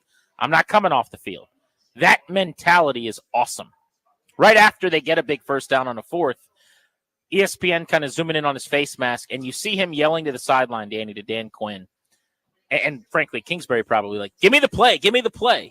And they're trying to slow him down. Quinn is literally on the sideline, and he's doing like the push down motion, like, settle down, we're going to be okay. And Jaden's going like, no, gas. Like, I got this. Let's go make plays. He's got that instinct and that motor, and sometimes you want to control that if you're Dan Quinn and slow everything down. But I thought it was a really good night for Quinn with the 4th down decisions. There was a sequence late where on 2nd down, they show Kingsbury calling a play. He's got his IHOP menu in front of him, and Dan Quinn's in his ear, Danny. Mm-hmm. And he's already saying, you can see, he's like, we're going for this. So on 2nd down, as he's calling the play, well ahead of 3rd down, he's letting him know, if we get to a 4th, we're going for this. You got 2 plays. But it seemed like he was operating a step ahead, and he was on it all night long. Excuse me. That's absolutely right. And it's the kind of that wherewithal and the calmness, I think, that Tony was talking about that you're looking for. Now, there's still some of those mechanical moments where a timeout happens when it probably shouldn't, or after a big gain, it looked like they were a little frantic getting the play in, et cetera. When you've silenced the crowd, I understand when it's hard to get everybody lined up when everybody's going badass and everyone's yelling at you when you can't really get everybody where you need them to be. Then you got to burn a timeout to save a 5-yard penalty, whatever. But some of those logistical things, aren't perfect, and maybe we never will be, to satisfy some of the dorks among us that care about that sort of thing. But it did feel like this wasn't too big for Dan Quinn. Whereas, not to beat up on his predecessor, but a lot of times it did. It felt like Rivera's just going to sit there and look stoic because he has no other answer. He's going to sit there with his arms folded because it was too big for him. Like the game had passed him, and it didn't feel that way last night, certainly.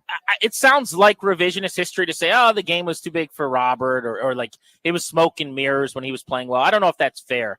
I will say, and this is not hindsight becoming wisdom, this is something you and I argued a little bit about at the time, if you remember, but like I always felt this way.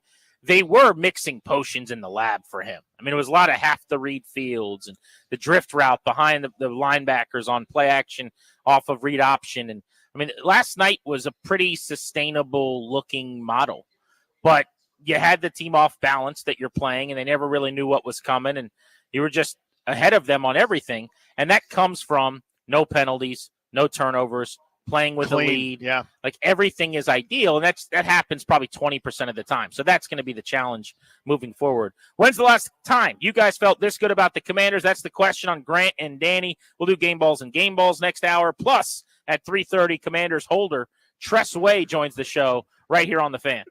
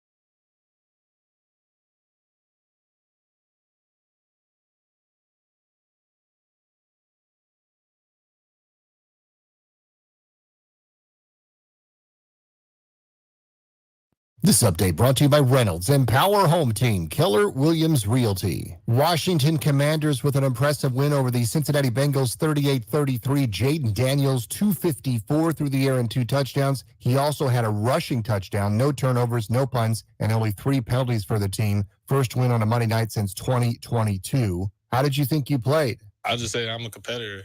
I want to compete at the highest level. And obviously, it's a blessing to go out there each and every Sunday to do things that a lot of people in the world can't do. I'm going to be blessed to be a part of one of the 32 teams that go out there and compete every Sunday. And, Mondays or whenever we play. Steelers edge rusher Alex Highsmith with a groin injury out multiple weeks. Skylar Thompson of the Dolphins day-to-day with a rib injury. In baseball, the Orioles have reinstated infielder Ryan Mountcastle. The Nationals welcome back power hitter Stone Garrett. They take on the Kansas City Royals tonight at 6:45 on the Fan. The Nats need 3 wins in their last 6 games to better last year's 71-91 record. Nationals Minor League Player of the Year awards go to Dylan Cruz, Travis Sikora, Elijah Green, Darren Baker, Dalen Lyle, and Brad Lord. Preseason NHL tonight for the Capitals at the Boston Bruins at 7. Want to hear the fastest way to know what your home would sell for? Reach out to Empower Home Team. Simply text your address to 800-763-3000. No phone call. Just text your address to 800-763-3000.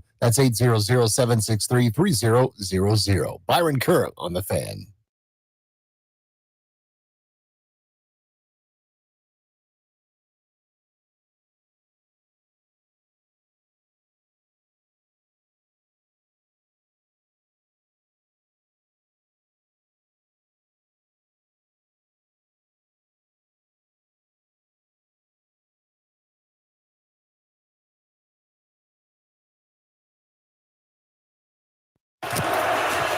Robinson walks in, touchdown Washington.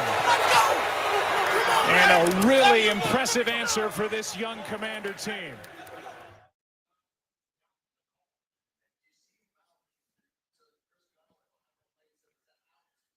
Down by 7, the Commanders marched 70 yards on 10 plays. Tied the game, never looked back. Crossroads as that offense took the field last night after a disastrous opening drive for the defense in one of the most hostile regular season road environments I've seen in a while. And you and I were sitting there, Danny. Yep. It was loud, and it was not where you wanted Jaden Daniels and that offense to be, needing to go get points to try to stave off what could have been an early landslide. But he and the offense very calmly matriculated down the field.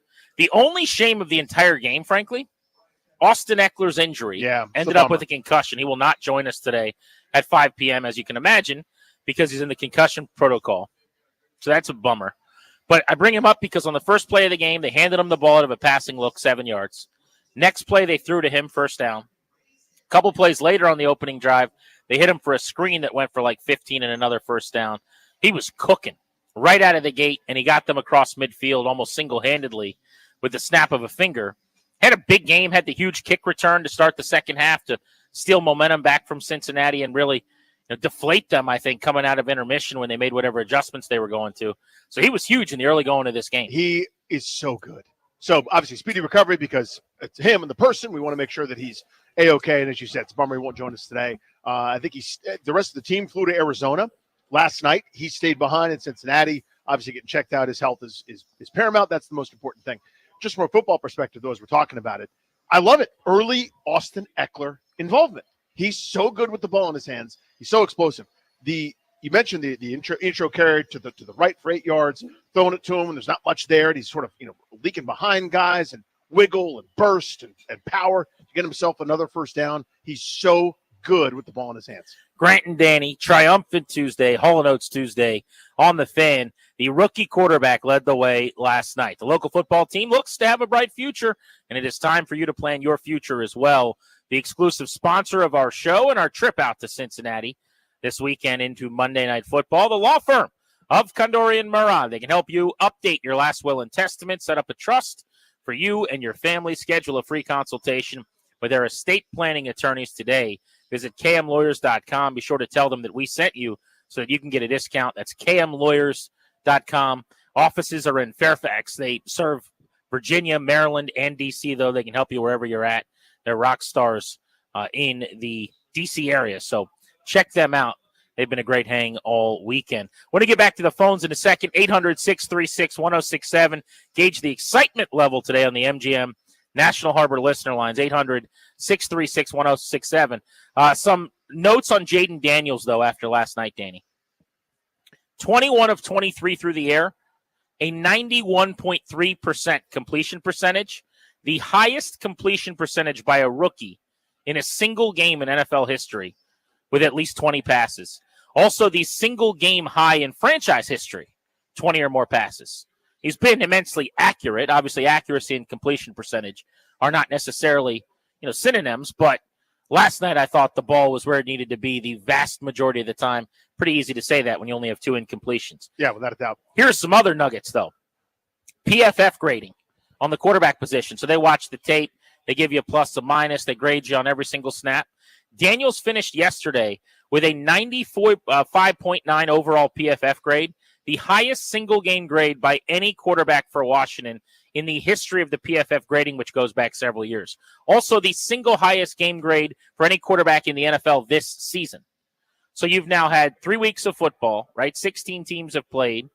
There's weird math because they play each other or whatever. I think there have been total, though, 48 games.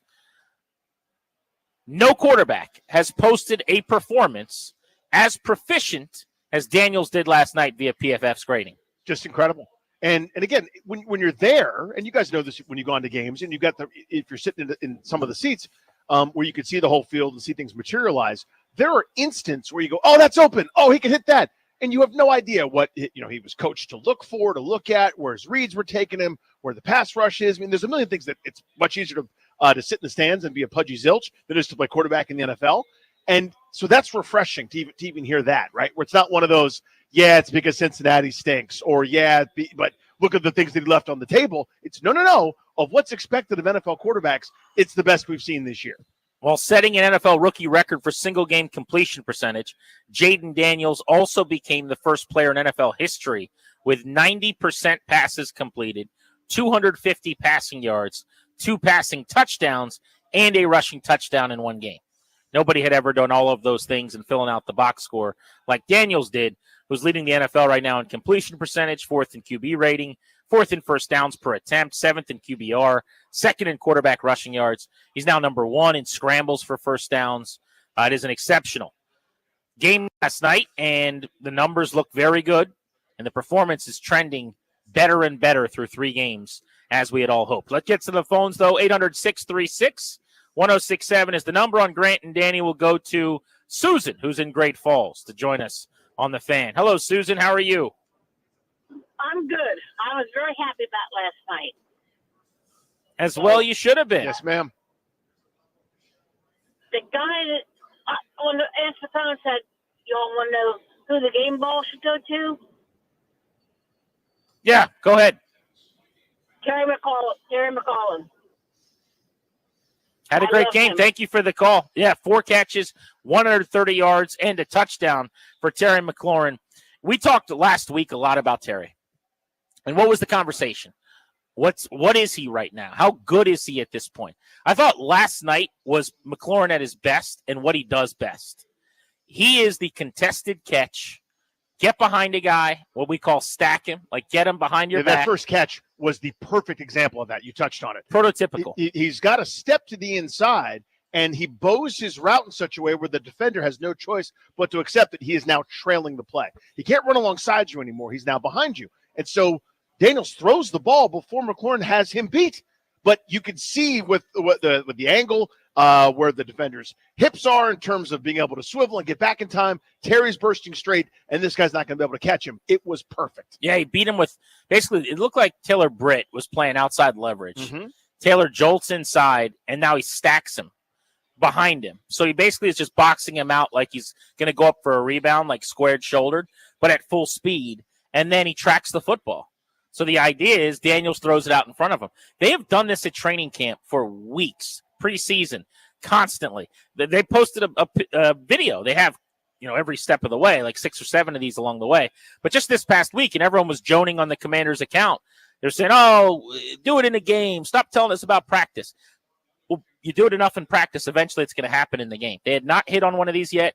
Daniels had missed on a few throws the last few weeks, either didn't see them or just didn't throw it accurately. And even the first throw is only incompletion in the first half, I think, to McLaurin yesterday. Yep. McLaurin was wide open for a touchdown. It really was. And Daniels, to his credit, was under pressure, but he kind of let it go away early or earlier than he probably had to. And so it looked like someone, like whether it was Daniels thought that he was going to go deeper, but McLaurin was breaking across the field. Correct. And Daniels threw it like it was going to be a corner route or something like that. But it's just like one of these things, we talked about this earlier. Yeah.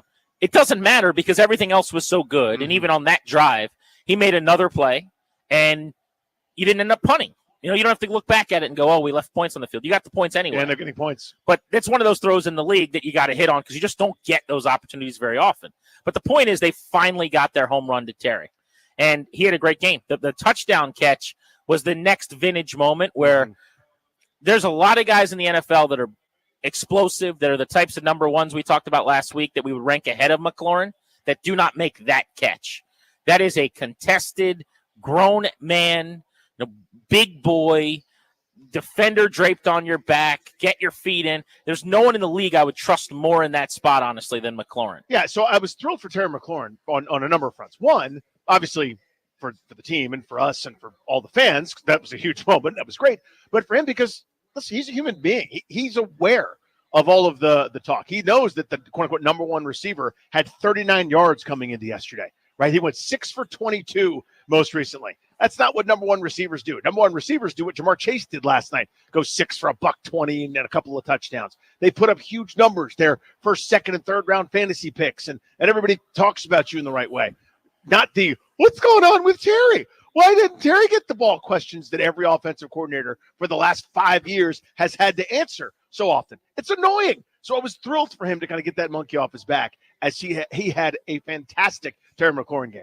The two things that he does great, sorry to cut you off, the things that you just mentioned, correct, 100% rubber stamp that. The other is that sort of not that far from the line of scrimmage, but in traffic, slant route, or, that, as you said, that contested catch where he's so sure-handed and he's so good in some of the thickets, some of those tight places that he has to go to that not every receiver is good at. And he had a couple of those last night as well. 800-636-1067. You want to hop in on Grant and Danny. Let's go to Derek, who is in D.C., who's fired up on a big Tuesday. What's up, Derek? What's up, fellas? Love the show. What's up, fellas? I love the show. Hey, man, I want to, before I answer your question, I want to get at you guys a little bit about yesterday's segment when you were doing your predictions. And both of you guys said that you thought Jaden was going to get his first interception and his completion percentage was going to dip. I got a little irritated by that. So I just want to say his completion percentage actually went up and he didn't even throw a ball even close to being intercepted. Totally right. And so I just want to say that, but to answer your question, man, that 2012 NFC East clinching game down there at FedEx was the most exciting I've ever been after a game, because that was my first time going to a Redskins Cowboys game. So yeah, that was it for me, man. Love the show, man. You guys have a good day. Appreciate you, buddy. Yeah, you too. Enjoy it. These are few and far between. And it's not like they don't occasionally win on Monday night. They did in 2022 with Taylor Heineke at quarterback, but this one's different. I think you guys get that, right? Yep. Like, this is the number 2 overall pick who we're hoping has a chance to be the answer and the franchise quarterback. And it's early enough in the season that we don't yet know what is this football team. They didn't have the offseason, as we've talked about, to basically be rebuilding. We joked about how far away from finding North they looked after week 1 and calibration versus rebuild. We're recalibrating. Well, they went out and signed a lot of veterans. They got a lot of stopgaps on 1- and 2-year deals of guys that were coming in here to basically elevate the floor, and then they got waxed by the Bucs. But you beat the Giants in a close game. Very easily could have been 0-2 if the Giants had a kicker, didn't get hurt. You get that win. You take that big breath, that sigh of relief. You hit the road for a game no one thinks you'll win against the Bengals. You go beat them, and now you're 2-1. You got a toss-up type game in Arizona against the Cardinals, and then the schedule gets a little bit later on the other side maybe. And all of a sudden the conversation changes. It's just funny, Danny, after a game like last night in this week-to-week league, how different everything is. Yeah, when you I think we were joking about this on the way over here to Tom's Watch Bar at the Sportsbook at Hollywood Casino in Lawrenceburg, Indiana. We're going, well, now you look at every game on the schedule, like they're probably winning that, right? Like no one can stop them. this is probably the best offense in the NFL. And I think, maybe they drop one that we don't expect, so it's probably 13 wins. I mean, that's what happens. That's okay to have a little fun. Like, stick the aside night up, right? With Kia and Wasima, with the law firm we're here with at breakfast this morning, Kondori and Murad, we're going through game by game. We're like, yeah, that's probably a win. That's probably a win. And we got to like 10 wins. We're like, all right, we need to just go take a shower. Yeah. Let's sleep on it. Yeah, last night was fun. It was a lot of fun. But like right now, Danny, there's no way they don't go to Arizona and hang 40 again. Like, because they're not going to punt. Their holder Tressway only holds now. He's coming on at 3:30, by the way, so make sure you're listening in 15 minutes. So then they got the Browns. Deshaun Watson's terrible. So that's definitely a win. So now they're, 4-1, I think? Yeah, just a casual 4-1. Then they play the Ravens. Lamar's a poor man's Jaden. He has no chance to keep up with Jaden Daniels. Daniels is Lamar if he could throw better and drop dimes. So then they're 5-1. Then they got the Panthers. That's a cakewalk. I mean, that's one of the worst teams in the league. So now they're 6-1, right? Then they play the Bears. Caleb Williams is a joke. Should have gone in the 7th round. Can't believe he was taken over Jaden Daniels. Now they're 8-1. Then they play the Giants again. They've already beaten them. They've shown you they can do that. Super easy. So they're 9-1. Then they play the Steelers. Justin Fields and the Steelers score 1 touchdown a game. Washington doesn't punt. They haven't punted. Steelers' defense is pretty good, though. Anything on that or no? I think they'll punt in that game. That'll be their first punt since week 1. All right. But they definitely win. So that's 10-1. So is it 10 or 9? I guess 10. Then they play the Eagles. I would have thought that would have been a tough game, but actually not anymore. That's not even tough anymore. Oh. So now it's 11-1. Then they play the Cowboys. I can't wait to play Dallas. They stink. So that's 12-1. The Titans and Will Levis. He's going to turn the ball over at least twice. He just turned it over when you said his name. 13-1. You see what I'm saying? Yeah.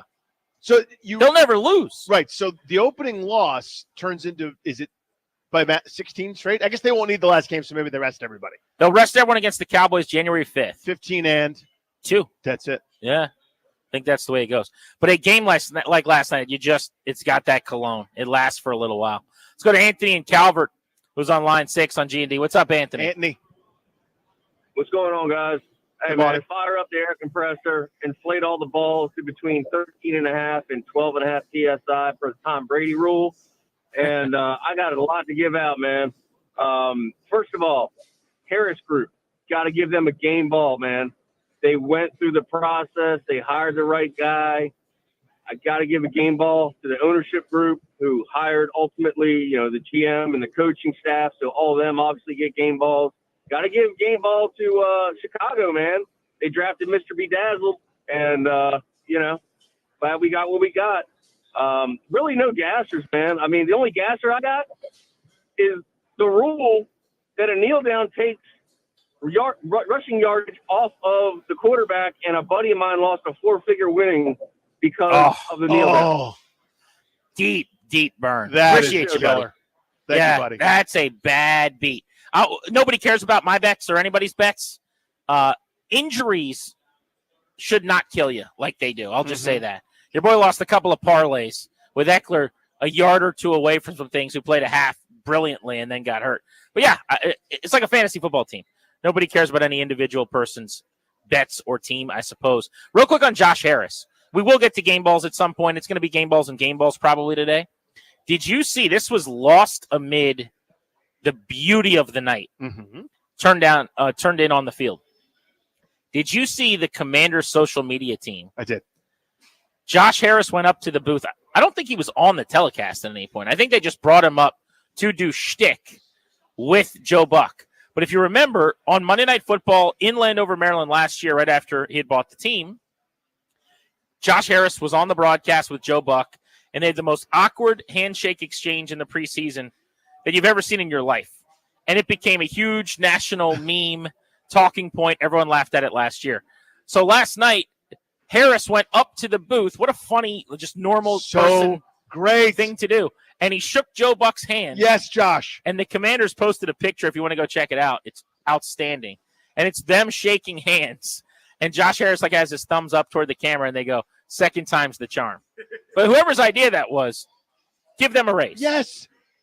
Instead of a little twerp tyrant, a regular human being who has the same foibles and awkwardness that we all have, right? Like the other night, I was hanging out with a group of guys. It was a lot of fun. One dude I didn't know that well. We were 12 feet apart. I'd shaken everyone else's hand, and I was like, all right, good to see you, man. Take it easy. I kind of did this half wave, and he sort of half stepped forward to either wave or shake my hand, and we didn't shake hands, and now I feel bad about it. Normal stuff happens to people. It's weird. That's fine. It was humanizing. I love this. I love that kind of stuff. Josh wants to know who we think Washington's going to play in the opening round of the playoffs. I think they get the bye, right? Yeah. One team gets the first round bye. They'll play bye. That's who they'll play. The better question is, so we know the route they take on the parade. We were in the Nationals World Series parade. Yeah, we were in it. If we're not in this parade, because there's a good chance we won't be in the parade. We're not partners. Inexplicably, the team puts their games on like a music station that doesn't have a post-game show, which is really, really weird. But hey, I just work here. Little rocks. Make the big rocks into little rocks. Right. Assuming we're not in the Super Bowl parade, which we shouldn't be, where do you want to stand? Have you thought about, like, do you stand? Do you do a folding chair? Like, where do you want to be? Yeah. I mean, we'll be broadcasting from it, obviously. Like, so we need to, like, figure out, do we want to be outside with the people? Like, one of the sports bars? I mean, there's a lot of logistics. Actually, Darius, will you make note of this? I want to meet with CK on this when we get back. For the hockey Stanley Cup parade, we were in a sports bar, and we never got to see anything. And it was fun, and it was neat to be there. It was very cool. But I'd like to not do it that way. I'd like to somehow be able to see the floats as they come by this time. Grant and Danny on the Fan, the holder for your Washington Commanders Tress Way, former Commanders punter, joins us next on the Fan.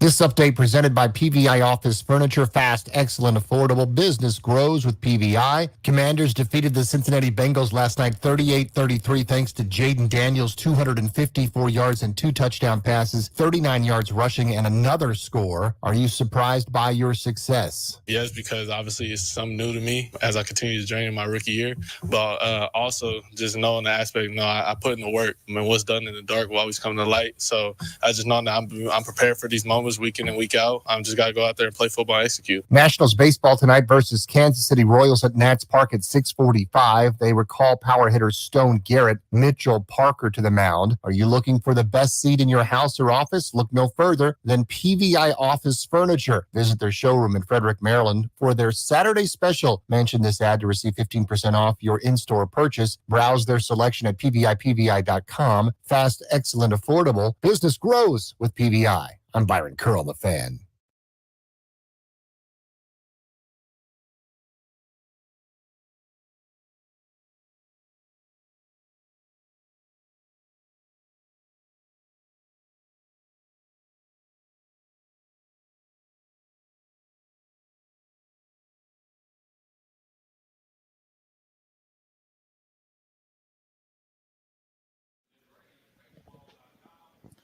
The Commanders are a wagon, an offense that cannot be stopped.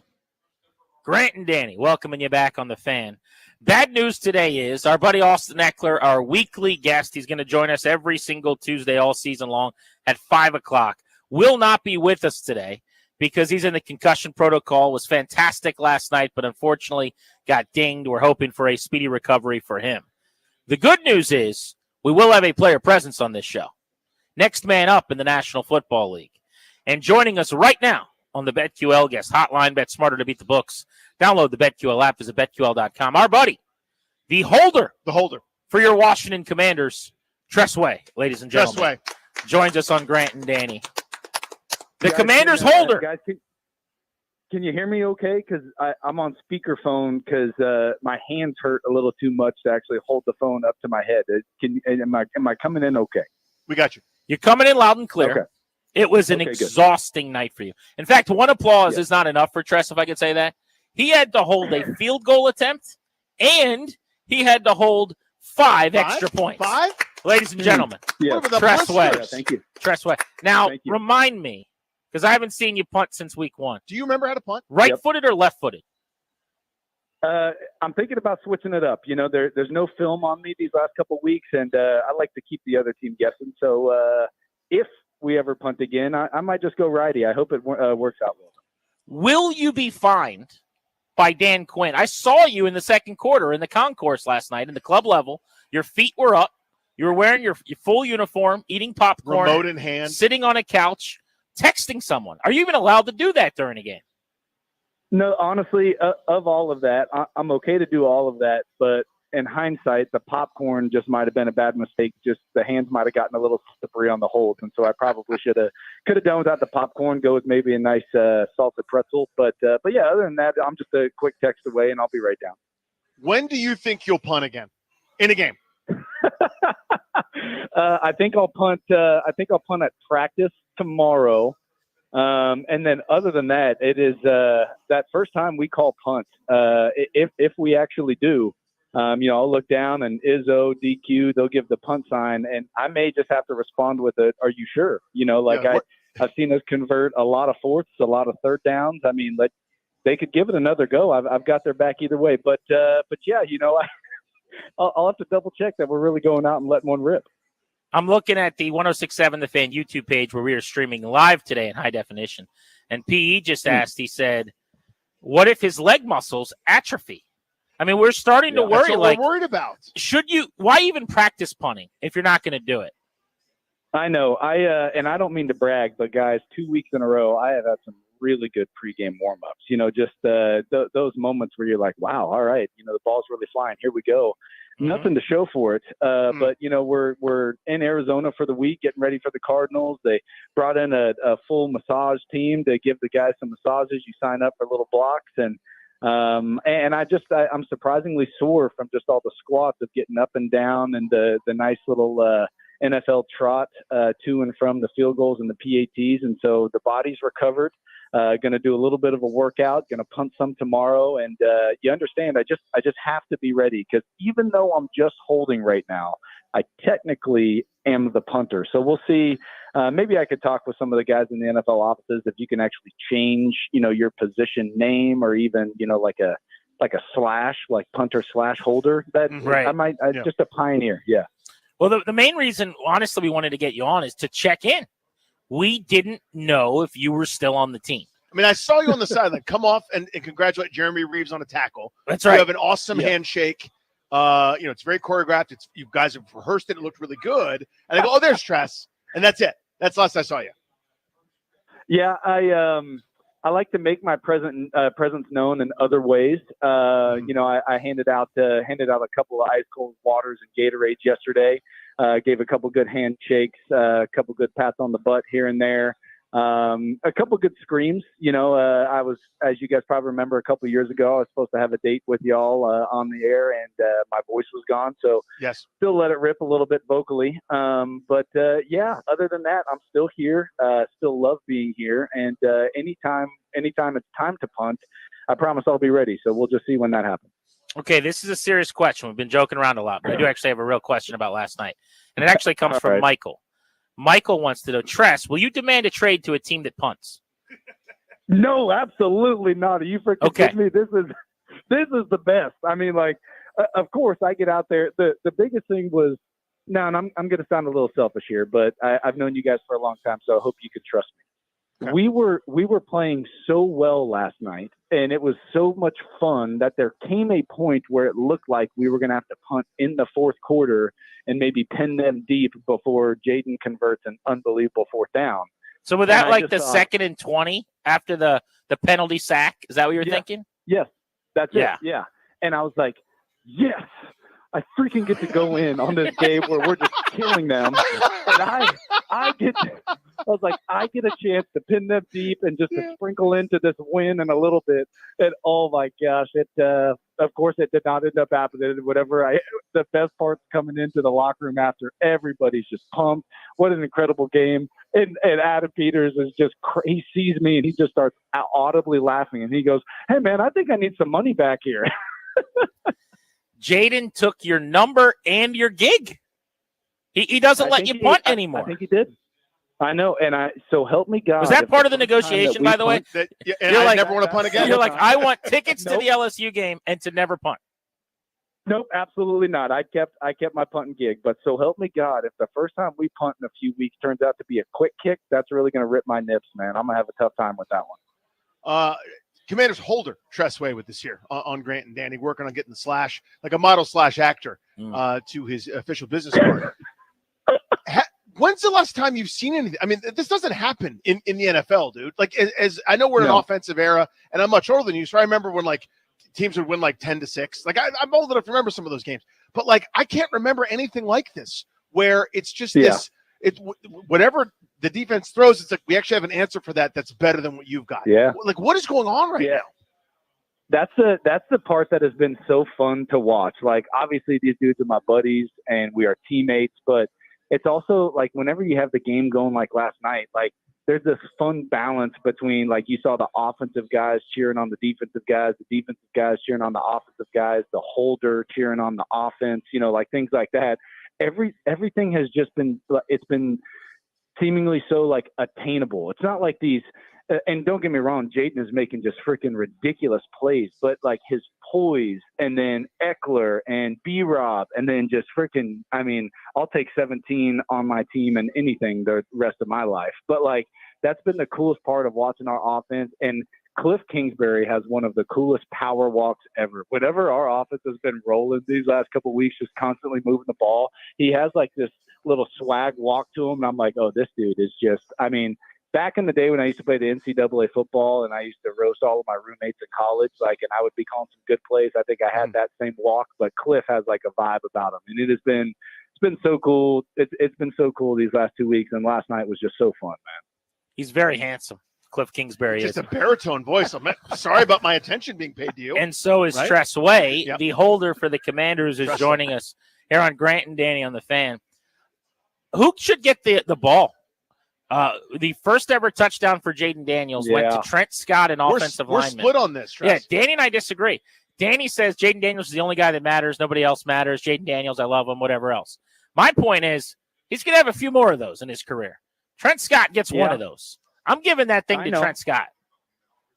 I'm a big Seinfeld guy, and I think that they should take the Newman approach of Elaine and Kramer and sawing the bike in half. And we should tell both of them, hey, guys, we're going to cut the ball in half.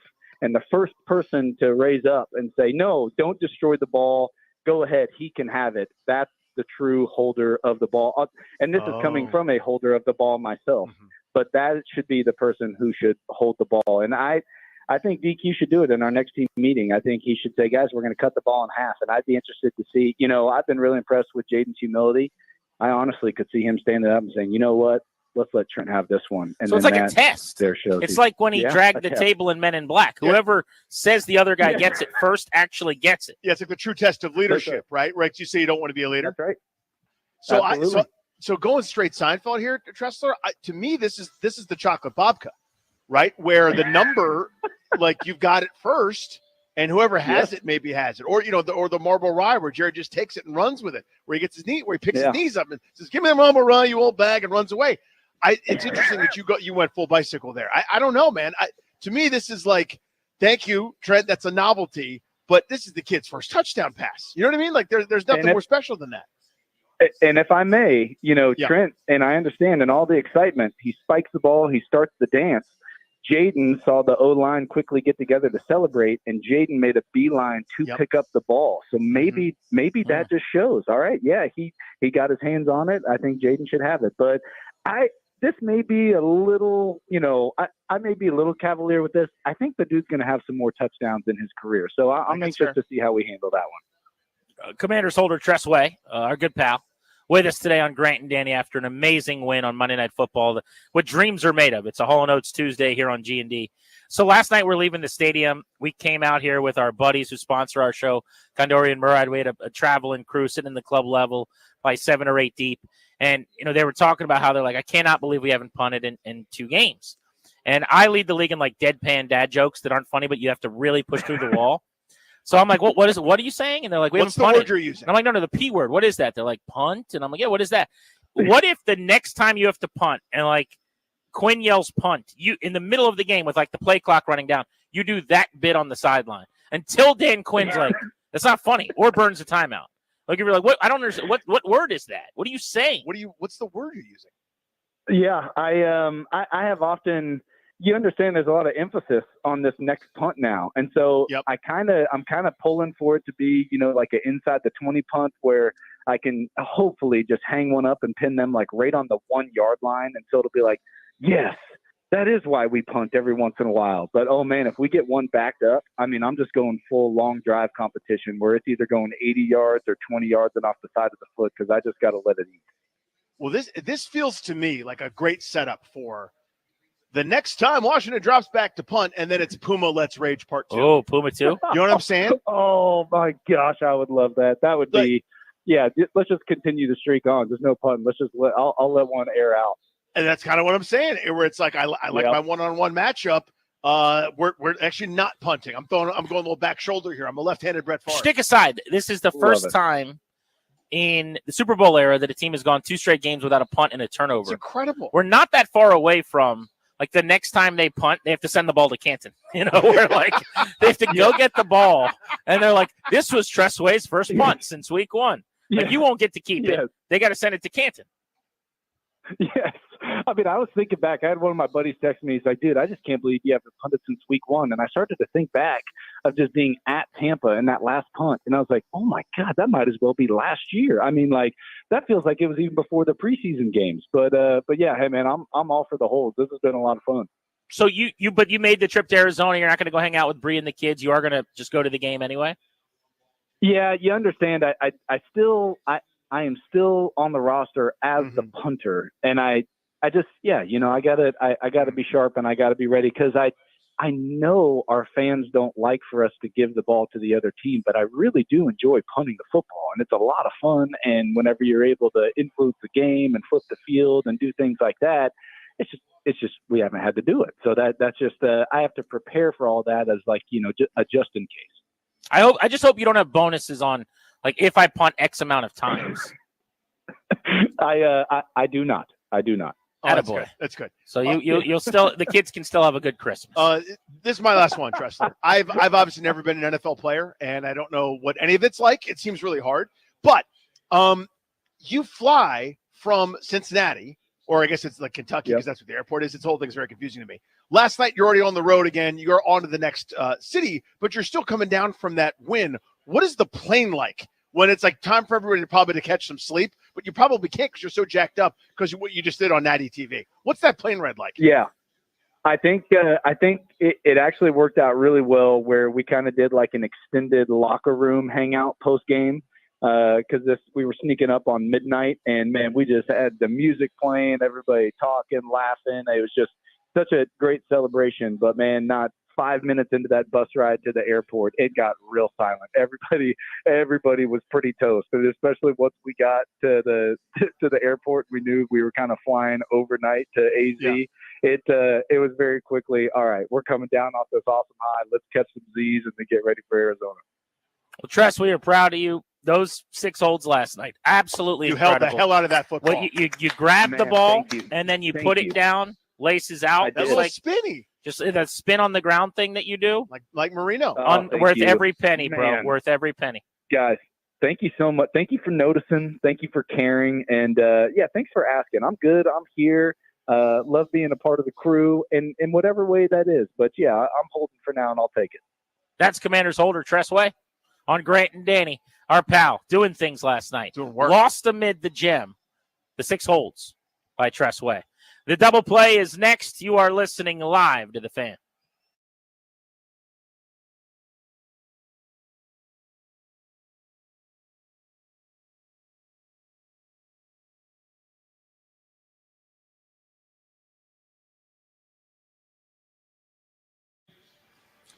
Guys, it's Grant Paulson for Lindsay Chevrolet in Woodbridge. Football season means one thing, truck season. Whether you're looking for a heavy or light-duty Silverado to tackle those tough jobs or a full-size Tahoe or Suburban for those big Sunday drives, my guy Danny Dimes has them priced to move. Even the all-new in-demand Blazer EVs and new body-style Vets, Lindsay has what you want. And well-qualified buyers can score a staggering 0% APR plus no payments for 90 days on a stacked selection of new Silverado trucks and more. My guy, Danny Dimes, GM over there. That's who you're asking for. He is in it to win it. Has sticker-friendly steals this season. Rides starting under $500 a month. This is how Lindsay Chevy is going to help you take it to the house this fall. Best part, every car, truck, SUV they sell is backed by the Lindsay family name and reputation that you and I know and trust. I love them. They're right off I-95 in Woodbridge. They've been good to my family. They'll be good to yours. LindsayChevy.com. Together, let's drive.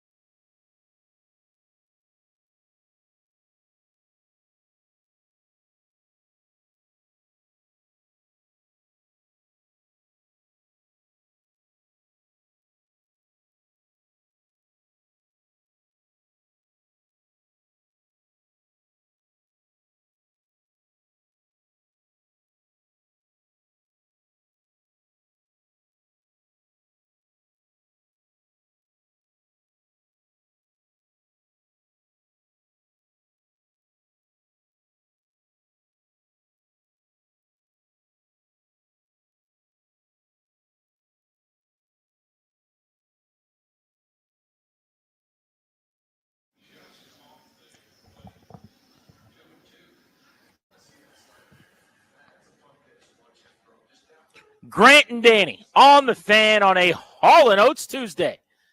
Getting ready for a double play driven to you by your local Washington area Honda dealers. Stop in for a great deal on the rugged and capable Honda Pilot. Contact your local Washington area Honda dealers today.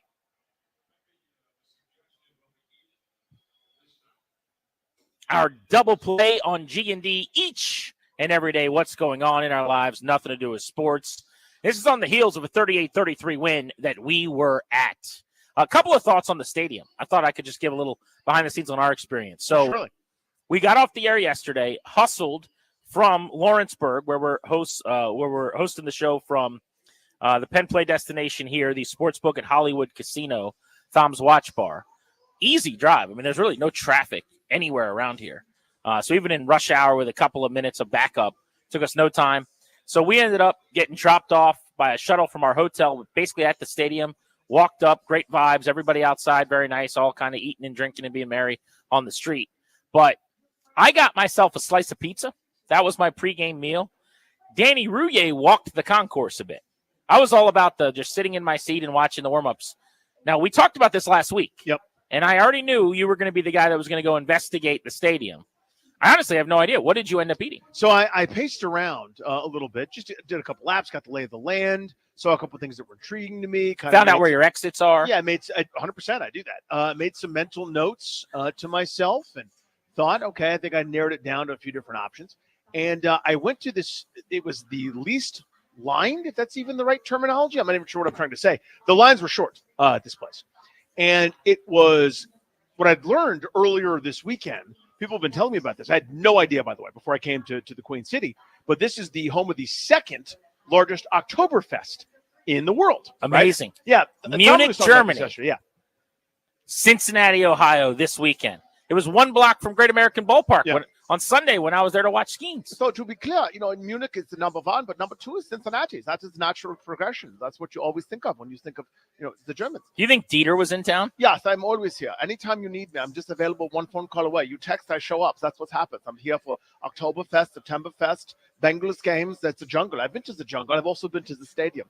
Anyway, so I had this kind of like German thing on my mind, right? And there was like a German food station, one of the vendors there, and the names were just outstanding for all the different. It was like a Stroopwaffen, Hypenfluben, type deal. I have no idea what anything was. So what I ended up eating was a piece of like a big hunk of bologna, right? Okay. That they grill between 2 waffles with a little cheese, and I got to tell you, it was delightful and outstanding dinner. A little bit of sweet, a little bit of salty with your fried bologna. It plays kind of like a hot dog, if I'm being honest. I could barely finish the whole thing. I will tell you that.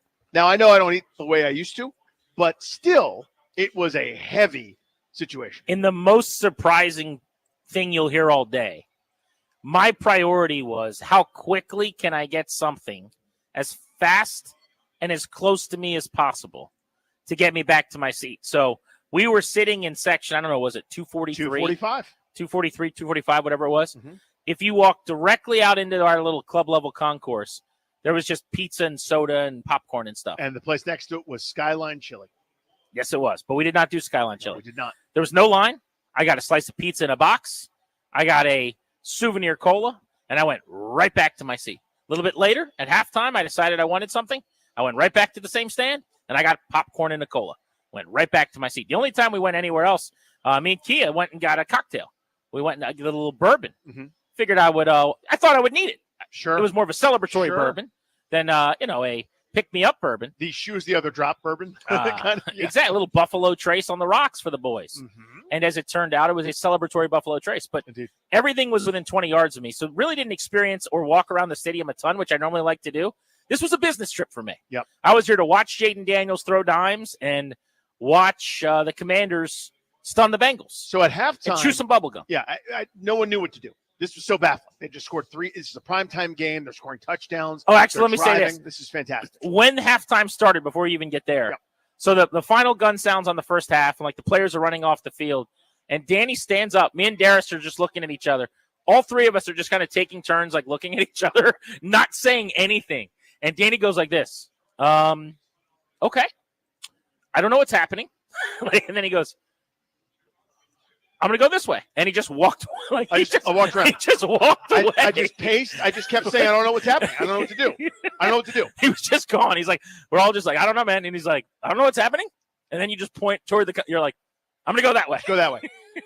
And so I don't know if I'm eating feelings. I don't know what the feelings are. I don't know if I'm I don't know. I just didn't understand what was happening. I'm in a daze. That feeling is joy, Danny. It was great. And so I passed a couple times as I've done some laps, because this is what the reconnaissance work is all about.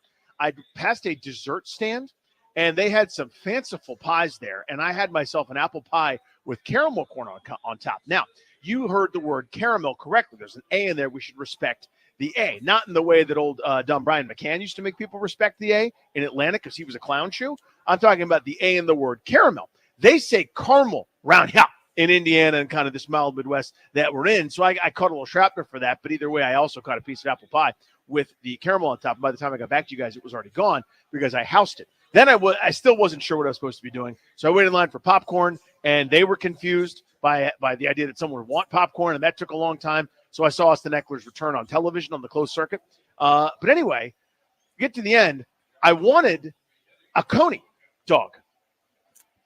Now, I'd made such a big stand against Skyline Chili because it's nubs and stupid. Can't be a hypocrite. That I couldn't be a hypocrite, so I ended up not getting that.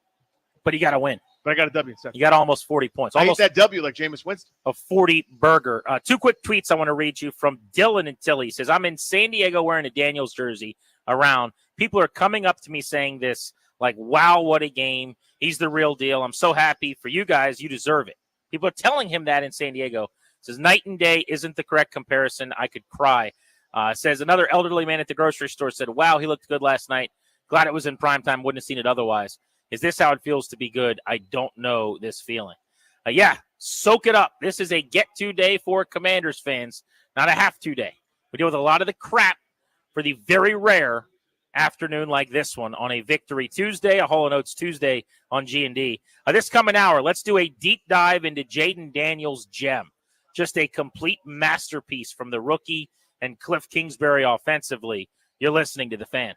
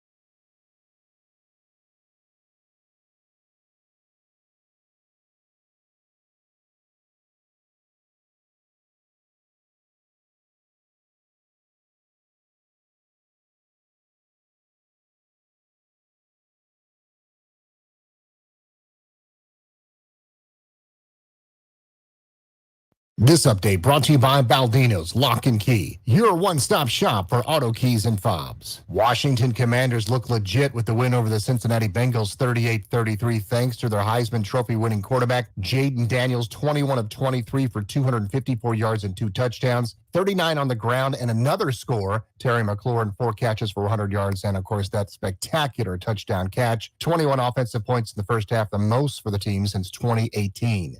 On his coach's confidence going forward on 4th down. It's just a blessing that, the coaching staff has faith in me to go out there and make a play on a critical moment. But that's just a testament to not just me, but the whole offense. And it's how much faith they have in us and then the poise that we showed throughout the game. Raiders are going to stick with Gardner Minshew as their starting quarterback. Nationals baseball back on the airwaves tonight at 6:15 with the pregame show, facing off against the Kansas City Royals, who are trying to find a way into the postseason. Nationals send Mitchell Parker to the hill and welcome back power hitter Stone Garrett. The Orioles have reinstated infielder Ryan Mountcastle. Nationals Minor League Player of the Year awards include Dylan Cruz, Travis Sakura, Elijah Green, and Darren Baker. Preseason NHL tonight, Capitals at the Bruins at 7. This update presented by Baldino's Lock and Key. They make car key problems look obsolete with 9 area locations throughout Virginia and Maryland. Stop by one near you today, or for more info, visit baldinos.com.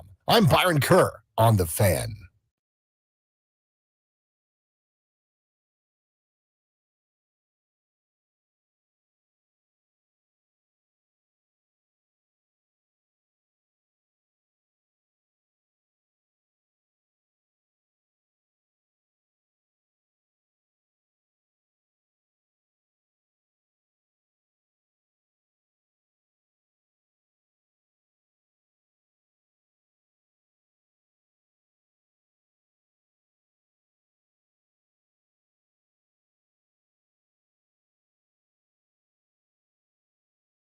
With a rookie quarterback leading the way, the local football operation has a bright future. It's time for you to plan your future as well. The exclusive sponsor of our show, the law firm Condoria and Morad, can help you update your last will and testament or set up a trust for you and your family. Schedule a free consultation with their estate planning attorneys today. Visit kmlawyers.com. Tell them we sent you, you'll get a discount.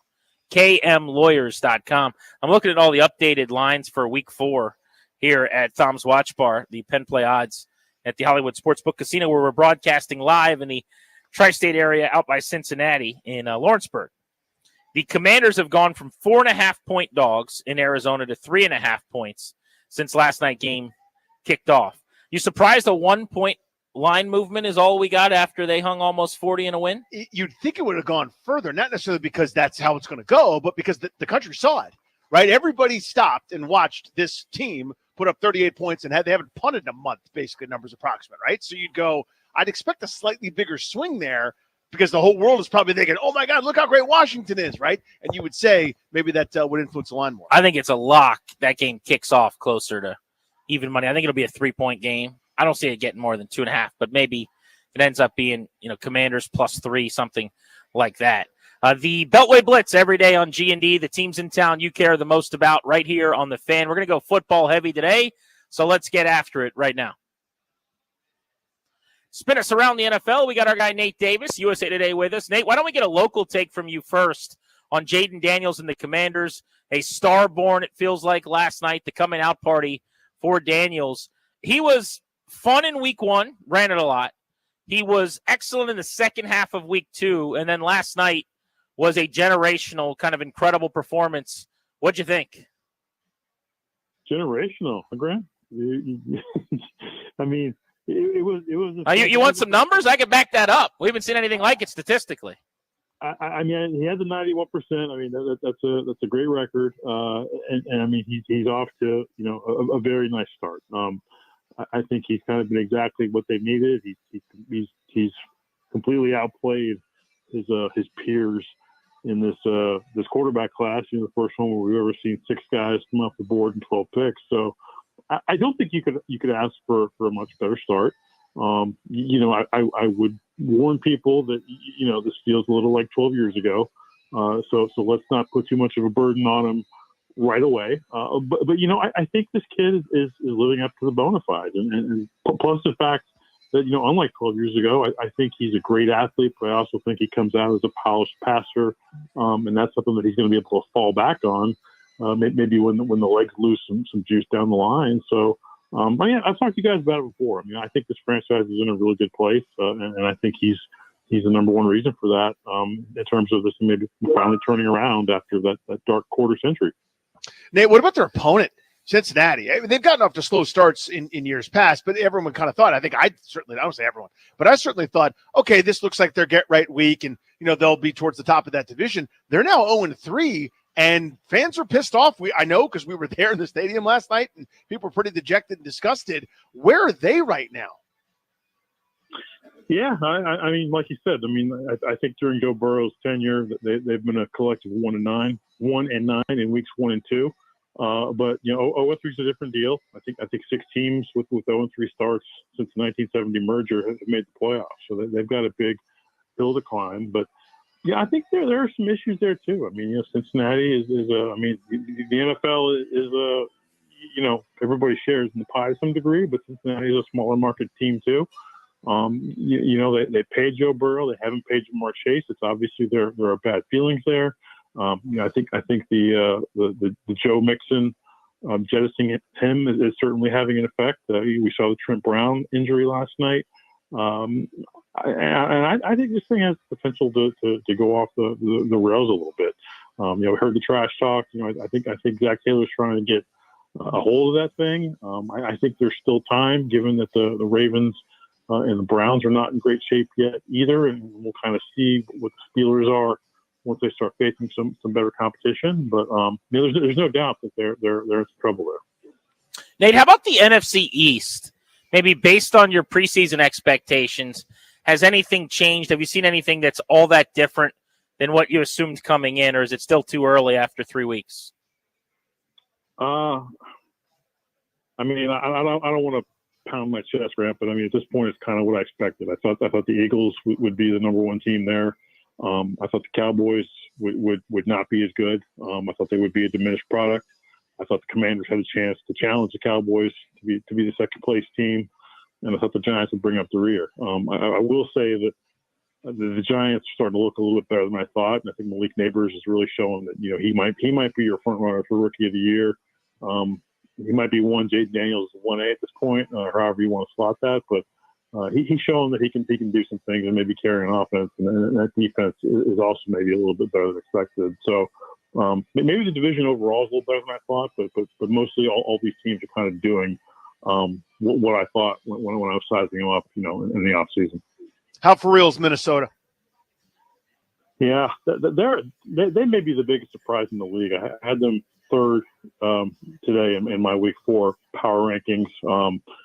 Two blowout wins and then beating what we all know is a very good 49ers team. The question is can Sam Darnold kind of sustain this? Year 7 for him. Reminder, he's still younger than Joe Burrow, but it looks like he's finally found the coach, Kevin O'Connell, that can harness his ability. Good players up there, a defense that can apply pressure relentlessly. That can be a double-edged sword at times, but I'm not sure yet.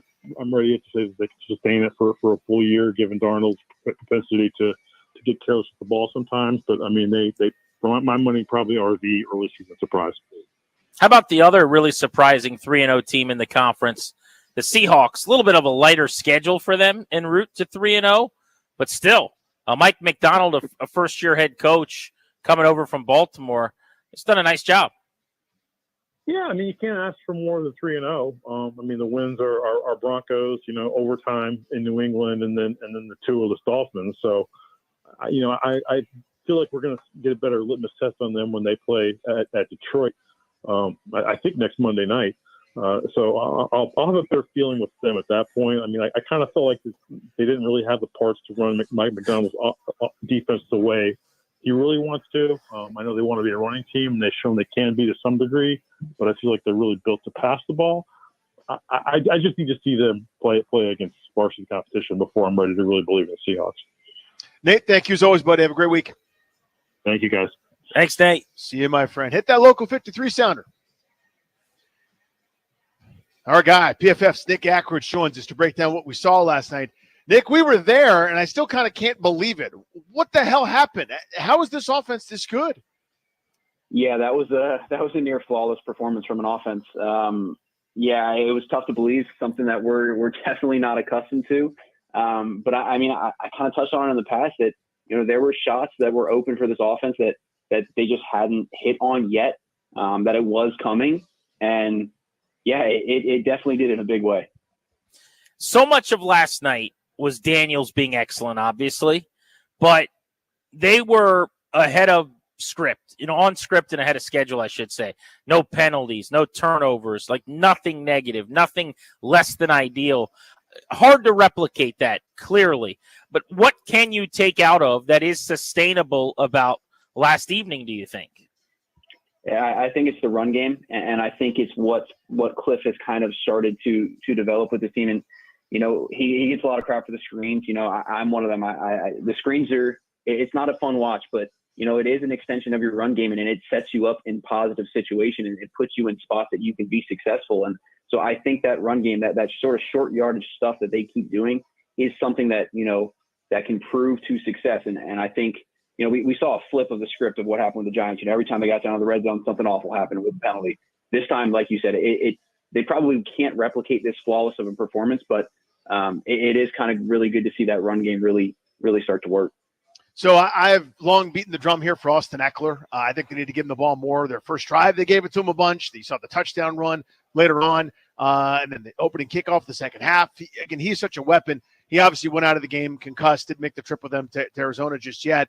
If he has to miss some time, that to me is a bigger loss, I think, than maybe people are realizing. Go into his role and what you've seen from the usage of him.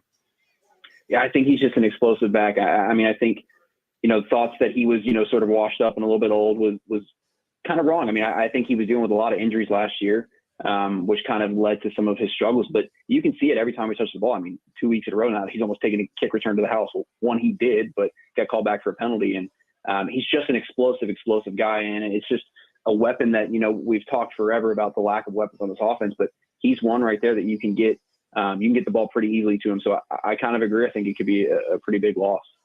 A lot of conversation over the last week, really 2 weeks, about Terry McLaurin. This show and many others about kind of where he's at in the big picture. 4 for $1 and 1 touchdown last night at the 55-yard catch, and then had the game-sealing, unbelievable touchdown from Daniels when Jaden and he called game last night. What'd you make of Terry McLaurin's performance? Yeah, I think this was similar to what we've seen in terms of him getting open in the first 2 weeks. You know, I touched on it a bit earlier that, you know, he was getting open downfield. We saw it in the Bucs game, you know, the missed shot downfield that Jaden missed. And there were multiple opportunities in the Giants game as well to get him the ball. You know, same with Luke McCaffrey. Those two seem to consistently be getting open. And I think you just saw a flawless performance from Jaden Daniels in the offense, and it all finally clicked. And I think it's just, you know, it's just going to keep going for Terry. All right, Nick, we've talked a lot about the offense and Jaden Daniels, and we should. Here's a little bit of a thunderstorm gathering around the parade. If the Bengals make a very makeable field goal and they don't not convert on 2 extra points, they went for 2 twice, didn't get it, then they have 38 points, just like Washington did. This defense, it's still this defense, isn't it? Yeah, it's still pretty rough. I think one sign of encouragement is I do think that they really try to switch things up. They kind of saw the first 2 weeks that things weren't working. They played a lot of single high cover 3 stuff these first 2 weeks, and it was not working at all. They switched it. They played a lot of cover 2, a lot of cover 2 man, and that really, really worked. And every time they switched to single high man coverage, Burrow kind of ate them up. So I think you see the script going forward for this sort of team is that you're going to need to just keep things underneath you. You can't really trust these guys to play man coverage on the outside. They tried to switch Sanders still. He played out wide the entire game for the first time all year. And he actually played pretty well outside of that the touchdown early on. He was pretty solid. Igbenogany kind of struggled in the slot. They just basically switched their roles. So I think you just kind of see that you don't have the guys to play man coverage the way you want. You don't have the guys to play the single high that you want. So I think you really just kind of have to stick with this cover 2 stuff, keep them underneath, and just don't give up the big plays. Nick, thanks, buddy. We appreciate you. Yep. Thanks, guys. Check out Nick Ackridge, PFF. We're Grant and Danny here on The Fan. Washington has now scored on every drive in the last 2 games, excluding kneel downs, the first team to do that in consecutive weeks since 2024 years ago. They are operating on autopilot. Jaden Daniels, a big reason why. Let's get into him last night. Let's take out a shovel and really dig deep on Jaden Daniels. We can open up the phones again. 800-636-1067 on the MGM National Harbor listener lines. 800-636-1067. What impressed you most about Jaden Daniels in the coming out party he threw for himself on Monday Night Football?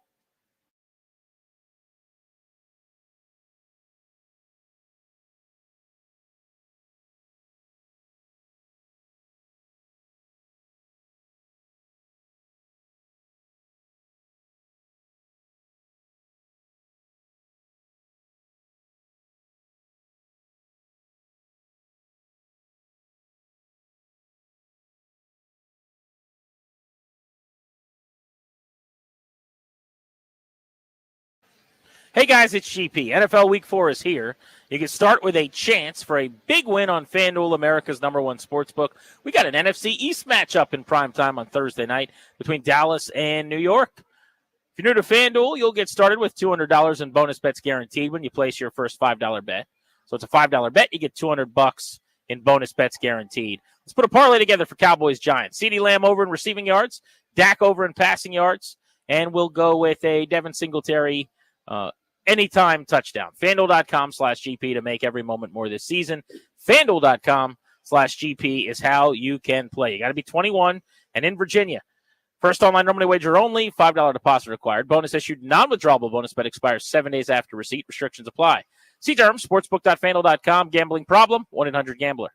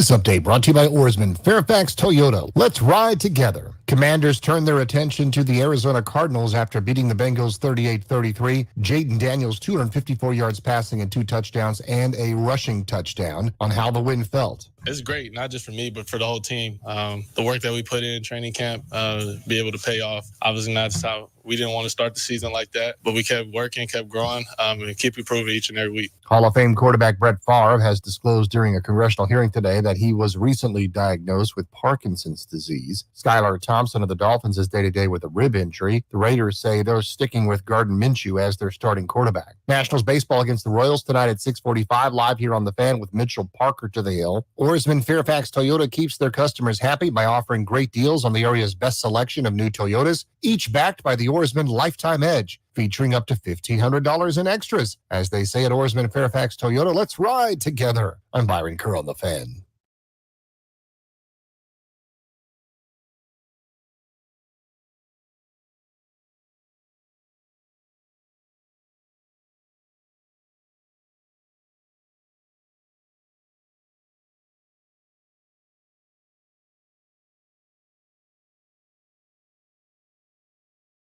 Ten guys on the field. They're down and 7. This one is launched from McLaurin. He's got it. Touchdown. Touchdown, Terry McLaurin. Yeah, cover 0 and, just give Terry a chance to go make a play. Hey, he said, if you trust me, and that's what we did. I trusted him. One of the great developments from the Commanders' stunning Monday night performance against the Bengals last night was Jaden Daniels learning that trusting McLaurin's the right decision. First couple of weeks, if he didn't see him wide open, he wasn't throwing it to him, and he really wasn't taking those chances.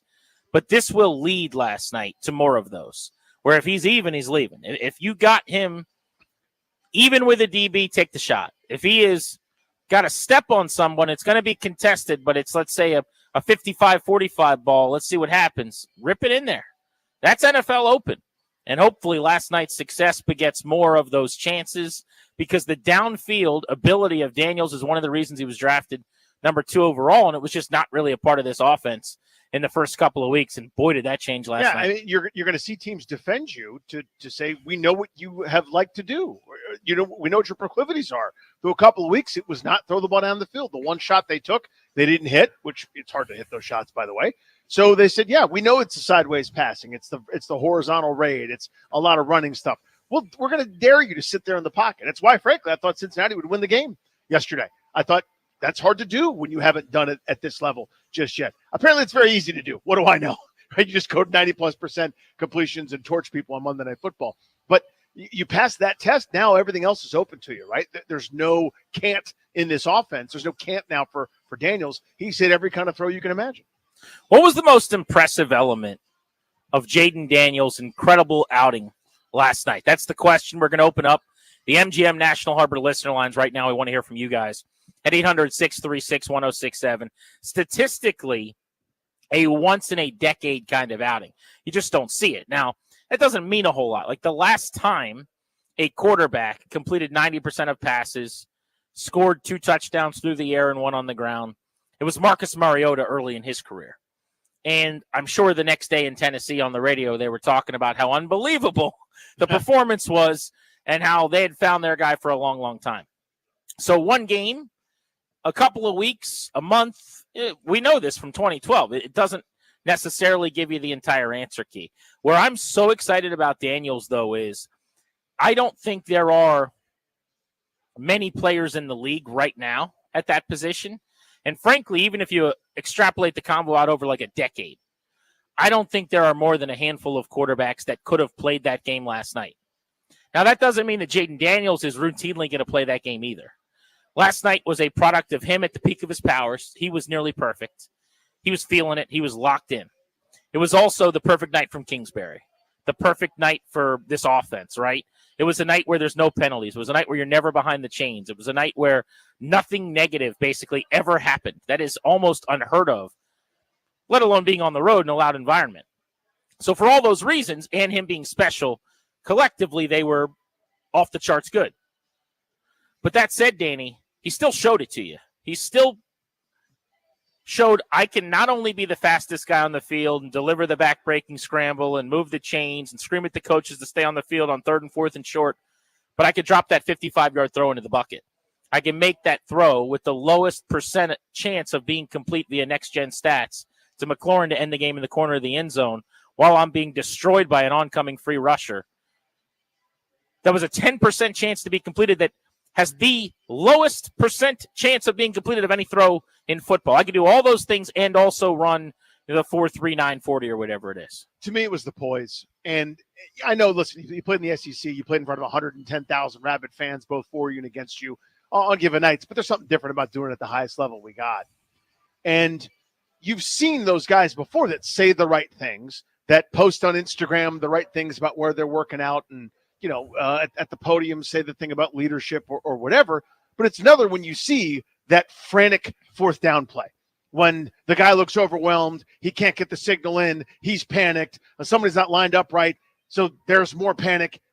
This is a calm, cool as a cucumber guy that's older than his years, right? The experience is still only 3 professional games, obviously, but that's not what it looks like. If you just dropped, if someone was in a coma for 10 years, you dropped them into last night's game, said, watch this, what's the deal with this guy? You'd go, yeah, it looks like he's been around for a while. He's unflappable. Those 3rd downs, those 4th downs, when the place was going insane, despite all the negatives that had happened, those Bengal fans were going nuts. Guys couldn't hear their own thoughts coming out of their own head. And still, it was just calm as could be. It was just easy, no problem. I know it's 4th and 2. Let me drop back, pat the ball, scan the field, flick a dime to Luke McCaffrey for a big 1st down conversion there. The throw you mentioned to McLaurin for the touchdown, where he knows what's about to happen before I even finish falling through. This dude is going to put that weapon, aka a helmet, into my upper chest and to my chin. It might knock me horizontal. Doesn't matter. Step in, make the throw, and it was perfect. The poise under immense pressure. That's the thing that gives me confidence. Yeah, he had a couple of those moments that Peters and Quinn talked about when they drafted him. They referenced as like, he's the kind of guy that'll rip the defense's heart out. And what they meant when they said that was, on 3rd and 9, he'll deliver that back-breaking 16-yard scramble or whatever, right? Like, that's what they were alluding to. And that didn't necessarily happen very often or at all last night. But how many times, I'm thinking about this sequence on the Bengals radio broadcast that I heard today, where on a couple of those second half drives, Danny, they would go, like a song ramping up, 1st down and 10, they get a 3. 2nd down and 7, they get 3 more. 3rd down and 4, and the stadium has gone from to and now it's so loud and everyone's going crazy and it's bedlam and it's raucous again, and you get this one stop and now finally get the ball back and you get a chance and they pick it up, and then again 1st down, 2nd down and 7, and you get it again, and it's so many of those all night long where he just takes your will little by little. We saw it with the people sitting around us. Yeah, the dude right behind us. At one point, he's like, the Redskins are doing this. You're letting them do this. He's a rookie quarterback. Right? He just kept saying, like, a rookie for the Redskins. And finally, he's just like, I'm tired of it. Let's go, Joe. Let's go. And he and the guy behind us finally left. But, like, there's only so many of those you get before you just feel like it's not our night. And it culminated with the throw to McLaurin for the touchdown on the 3rd down. But I think Poise is a good answer because there were a couple of those where he stood in the pocket forever. By the way, I thought pass protection last night was mostly phenomenal. Like on those downs, he had all day to stand there and scan and scan and scan and wait for Ertz, who's not exactly fast, to come free. So I thought that was big too. The thing that impressed me most, I'll answer the question, on Jaden Daniels, though, last night, was I thought his decision-making was impeccable. Through 2 games, he did some good things. He did some exciting things. He made a couple of nice plays through the air. He did a lot of good things with his feet. And there was this rush, I felt like, to just crown him as, like, awesome. He had played pretty well. He had done some fine things. I was impressed. It was like, oh, this guy, look. Last night, it didn't have to be that good, but kind of is what I was wanting to see. I don't mean 21 of 23 in this perfection and the performance he had, but he did not just leave pockets to run. He reset to throw. He did it on the Noah Brown 16-yard catch to get down to the 1-yard line. He eluded the rush. He reset in space. He stood there and waited, and he found a guy. There's a play, if you go back and look on, might have been a 3rd and 3. I don't think it was a 4th down. I think it was a 3rd down, where he broke the pocket and ran to the sideline. And Darius and I are like, run. And he stops and throws to Terry McLaurin. He gets 4. He gets blown up. He moves the chains, 1st down. You watch back after the fact, and there's a guy coming that's either going to kill him at the sideline and lay him out. He may get the 1st down if he makes a miss, but it's bang, bang. By stopping and throwing to McLaurin, who took a shot, I'd rather him take the shot, by the way, it was an easy 1st down. The amount of correct decisions, run or pass, stand in the pocket and wait, process, find the right guy, it just seemed like he had the answer key given to him before he took the test last night. It was like it was a take-home test, and he got to use his book.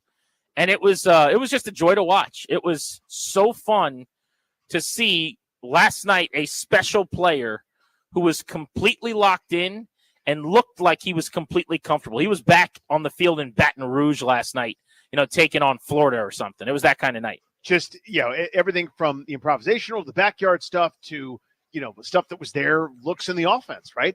And again, some part of this is that Cincinnati's defense isn't very good, but I don't care about that today. It's like when somebody throws an excellent complete game 2-hitter, they're like, it's the Marlins. Still hard to do, man. Like a lot of offenses that are less, probably more heralded than Washington's won't do what Washington's did last night to that Bengals defense. You know what I mean? Like teams have been stopped by them. And you can also still take things out of it. Like Daniels was amazing, by the way. I'm watching in the sports book here. So they've had highlights, and they actually replayed the whole Commanders game a few minutes ago. It just ended. But now that Dan Orlovsky. They did win, by the way. They won the game still? Yeah. Good. Did they score almost 40? They did. Well, okay. What you'll notice is they scored every time they had the ball. Oh, boy. Yeah. Tressway still hasn't punted? No punting. Wow. A holder, Tressway to you. The holder. So Dan Orlovsky went over a bunch of plays with Daniels I saw, and now he's going over Caleb Williams. I bring this up to tell you, like, it is a dependent position to an extent. There were a lot of open guys last night, like all night long, I would say, right? I mean, they were wide open. There weren't really contested catches. He has not thrown a pick. Did he put a ball in harm's way at any point last night? I don't remember a single ball that was contested. Now, we're talking about dropping a couple down the field into buckets where Terry's got a guy behind him. But they really didn't throw to the middle of the field much at all. Hasn't been a big part of the offense. Didn't have to. It's kind of like LSU, honestly, where the big stuff was out wide, outside the numbers. But I'm just trying to think top of my head. Like, I don't remember a single pass he put in harm's way that there was never really anything with a defender in the area. So there are a couple that come to mind, GP, but not exactly like you're talking about. So, for example, the low catch that Noah Brown made, which was a terrific play. If he throws that up higher or, leads Noah Brown, there's a defender lurking there. He couldn't put it behind him. So it was a small window throw, but he threw it where it's either going to be incomplete or my guy makes a really nice play on it. The incompletion towards Terry McLaurin in the corner of the end zone. Again, not exactly what you're talking about, but this is not going to be intercepted. It's either miraculous catch by Terry McLaurin or out of bounds, right? And so you're seeing there's a demeanor to it. I know part of the reason there's no interceptions is we're not throwing that many high-risk passes by design. But just to finish the point real quick, I guess what I'm getting at is Cliff Kingsbury was excellent. And I brought up the Bears and Orlovsky because Caleb Williams' situation right now is dreadful. And I'm not sitting here trying to make an excuse for him. He hasn't played as well. Jaden Daniels running circles around him, literally and figuratively. But Shane Waldron, comparative to Cliff Kingsbury, the coordinator for the Bears, has been a disaster. They don't have receivers open. They have better receivers. They don't have pass protection. They're not ahead of the chains. They are committing penalties. And it's night and day when you look at the situations. You know what I mean? If you dropped, say, Jaden Daniels into the Chicago situation, maybe he makes more plays because he can run around. But the passing wouldn't be there. Like last night was Jaden Daniels on top of his game in a historical performance we're going to remember for years. But I do think that a decent quarterback still puts up really good numbers. They don't throw that last touchdown to Terry. They might miss on the first 55-yarder. They get sacked a couple times. But like all the Ertz stuff in the middle of the field, the Luke McCaffrey throws, the Noah Brown throws, those are easy, wide open throws. And I just think in addition to the fact that Daniels was staggeringly good, like shockingly, oh my God, I have to reassess everything now, good. Cliff Kingsbury last night and the entire offense were nearly perfect. I think it's a good point. Yeah, I mean, and some people will take it as a slight or diminishing of what Daniels did. Yeah, I mean, I hope people don't. Grown-ups are talking, so right. They're going to have to just, worry about that another time, I guess. There was, the point to me was this was one of those, because what is this really? It's a live chess match. Yeah. Right? It's really smart people figuring tendencies out and where they can exploit weaknesses. Defensive guys get paid an awful lot. Lou Anarumo's been doing this for a while. He's been the Pat Mahomes kryptonite in the postseason, right? The only people to really beat them are Tom Brady when the rules were stupid with overtime, and Cincinnati with this. So figuring out there was an answer every time. I mean, you look no further than the Austin Eckler rushing touchdown, where 75% of the Bengals are looking in a completely different direction. The one guys that are looking in the right spot are flat-footed, and Eckler's already off to the races for a touchdown. That's a scheme thing. Now Eckler's got the burst and ability to go get you a tutty right there, but that's an offensive coordinator win right there in that kind of play. So Danny's going with Poise as his answer. I'm going to say I thought Jaden Daniels' decision-making last night was absolutely marvelous. A masterpiece. I don't know how you replicate it. I don't think you can do better. And it's not linear, and that shouldn't be the expectation that he's just going to, and that's going to be normal. But that was a breathtaking performance last night. Just unbelievable. What impressed you most about Daniels? 800-636-1067. You want to hop in on Grant and Danny.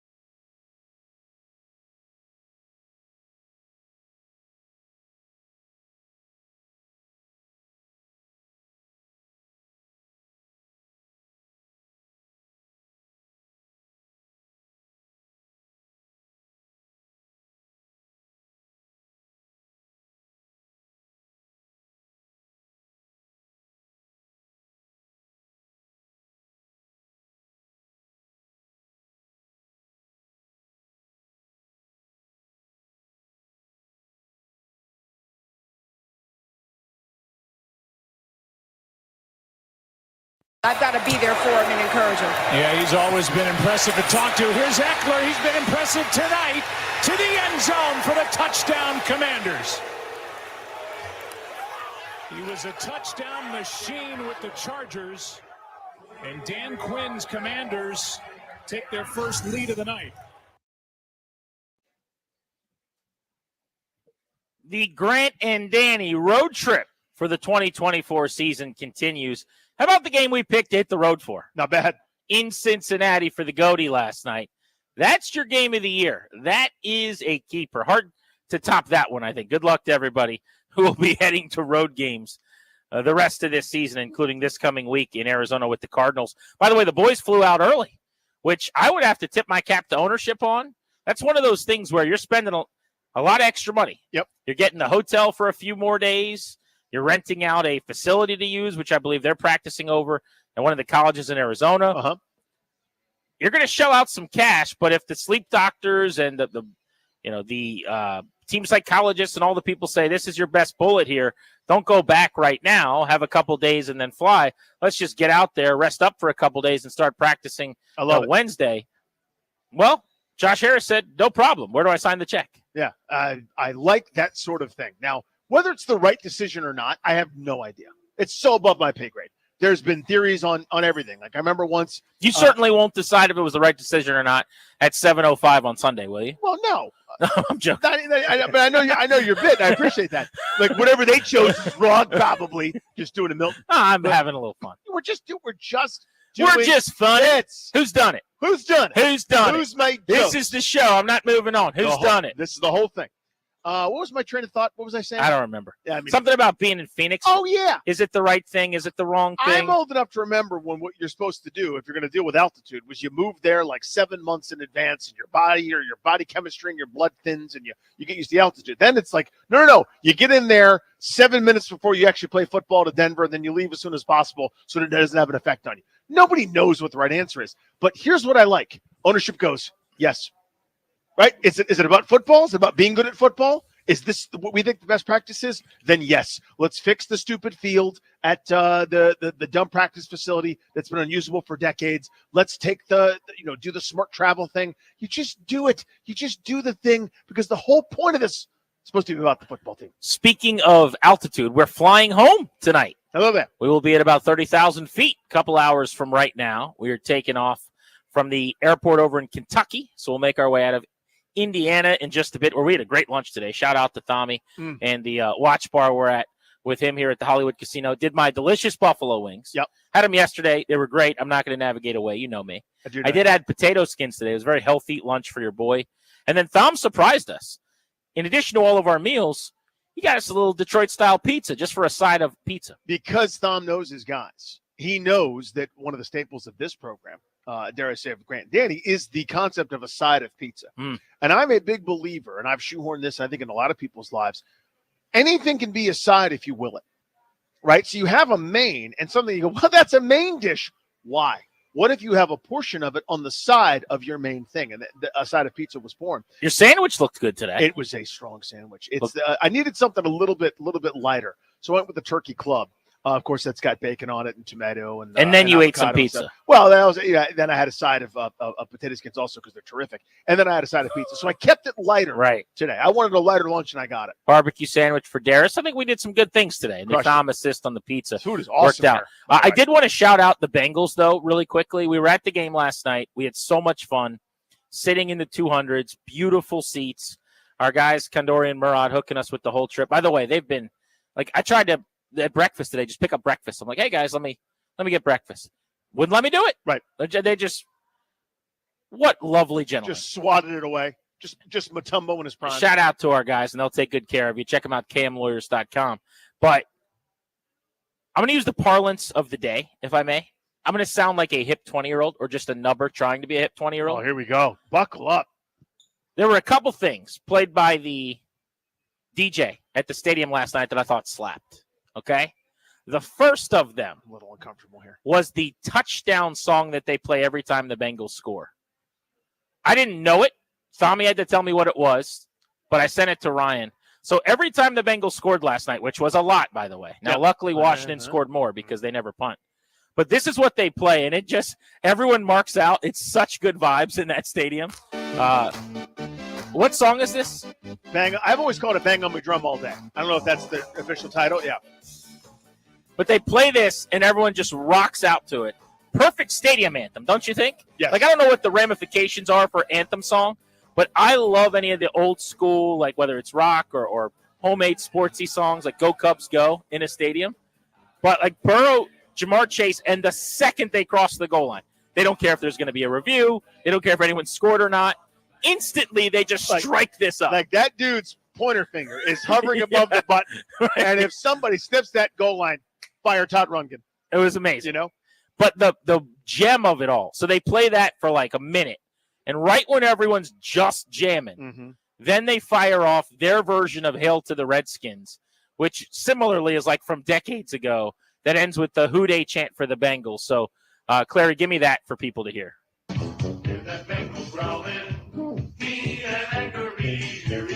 God, I'm such a sucker for these, like old-timey sports ditties.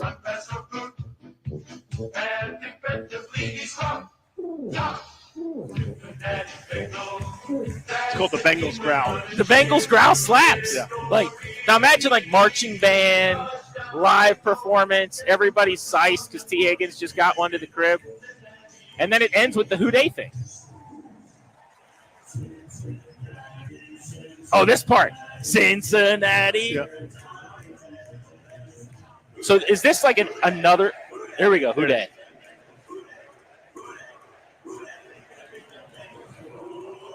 Nobody. Am I overrating it, or is it pretty awesome? No, it's good. It's now at the risk of offending those from the Queen City. Oh no. See, the Who Dey, I don't know what that is exactly. Who thinks they're going to beat the Bengals? No, I'm aware. Which, by the way, the answer is the Commanders handling. Oh, thank you. And all three teams they played this chant. Yeah. Oh, thank you. The answer is everybody you play. Yeah, somebody said that last night, actually. The guy was hammered behind us. He goes, Who Dey? And like, who's going to beat them? Everybody. All the teams they Well, play, if you give it suck. 5 days, Andy Dalton in a revenge game against the Panthers. Red Rifle Revenge. But give me Who Dat. Sorry about it. The Saints down there in New Orleans. Now, because I don't think anyone here says Who Dey as like a normal way of speaking. But down in New Orleans, people say, Who Dat? Who Dat there gonna beat them Saints? Like that's and their song reflects how they speak. Who Dat is gonna eat this breakfast? Yeah, like, You know? who that there about to eat the fixers right there? Like you mean like that's how they're talking to you? Right. I want a po' boy. Now that there is a shrimp po' boy. Now that there is a lobster po' boy. Like you see what I'm saying? Like that's Right. who's. But that's what is they your say. allegation that nobody at the stadium last night was saying Who Dey in any other context? Yeah, I don't think it's like, hi, how are you? Like I'm very well. Who Dey? Like they don't sound like that. You know what I mean? Like they're and again, this is not a complaint. They're all very nice, but I think that gives me the Who Dat edge. You follow me? I think Who Dat greater than symbol Who Dey. I'm gonna give. I want to bring in our And, like, resident. I might be speaking out of school here. I need to bring in our resident Okay. Ohioan, Thami, who's hanging out with us at Thom's Watch Bar. It's officially a Kentucky. He's a Kentuckian, thank you. Oh, that's a from good point. Ohio. That's a good point. Tri-state man. Yeah, it's a tri-state area. So does We need anyone to say keep reminding people that? Who Dey in the like in any other context? I would say that what Danny just said is exactly how it is. so like game day, we're at the window, 15 people in line. I got a hourly employee that thanks for coming in. Who Dey? Oh no way! Just exactly. She drops a Who Dey on him. Exactly how Oh. Danny described it. So like at Moe's where they say welcome to Moe's. Yeah, right. Your employee goes, "Hey, what can I do for you?" And Who Dey? Yeah.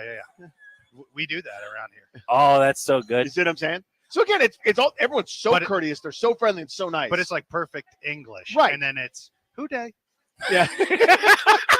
Have yourself a wonderful day and Who Dey. But am I wrong, or does that song hit a Oh, the little song bit? slaps. I love the song. Yeah. I love the songs. I don't need to do the Who Dey in the Kroger. I don't need to do Who Dey at church, but they do it. Does the priest like on Sunday, like as everyone's winding out, he's like, "And mass has ended. Who Dey?" Yeah. Yeah. Mass has ended. Go in spirit. Who Dey? Blessed is he who walks in the name of the Lord. Who Dey? Oh God. Congregation going Who Dey? Who Dey or Who Dat? What's it love going to be? Bengals Saints.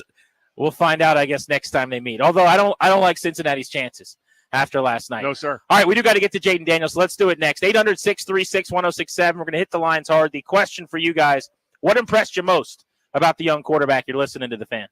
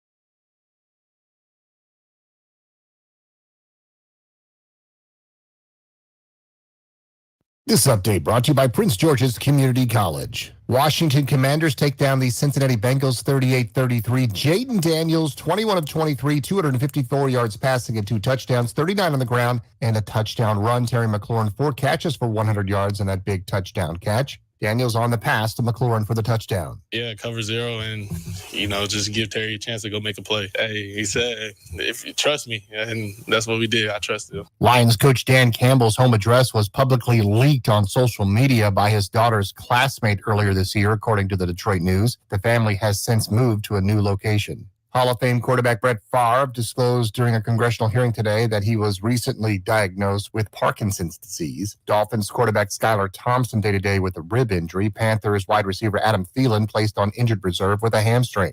Nationals baseball against the Kansas City Royals tonight at 6:45 here on the Fan. Mitchell Parker goes to the hill. Royals still trying to get into the postseason, and they got some bad news today. Detroit beat Tampa Bay 2-1 as the wild card race tightens up, so Detroit moves into the second spot momentarily. Nationals have recalled power hitter Stone Garrett, and the Orioles reinstate infielder Ryan Mountcastle. Preseason NHL Capitals and the Bruins tangle at 7. Get a degree, certificates, or take an enrichment course. Live within 6 miles of MGM, you could go for free. The local impact grant makes it possible. Visit pgcc.edu for more info and explore the freedom to learn. I'm Byron Kerr on the Fan.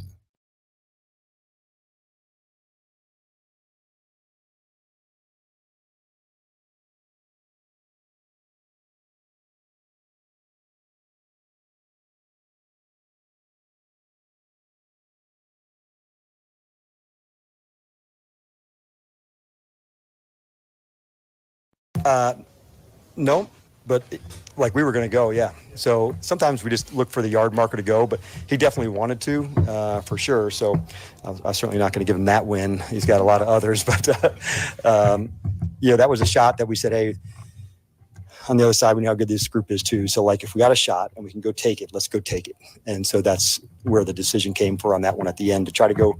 Basically, you're trying to go win the game right there. And it takes, some space to go there because Jaden and Terry have really put in a lot of work together. Although we may have not seen that come to fruition, in the first 2 weeks.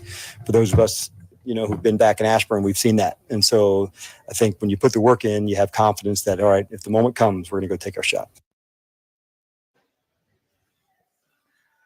Dan Quinn on a Hall & Oates triumphant Tuesday. We're Grant and Danny. You're listening to the Fan.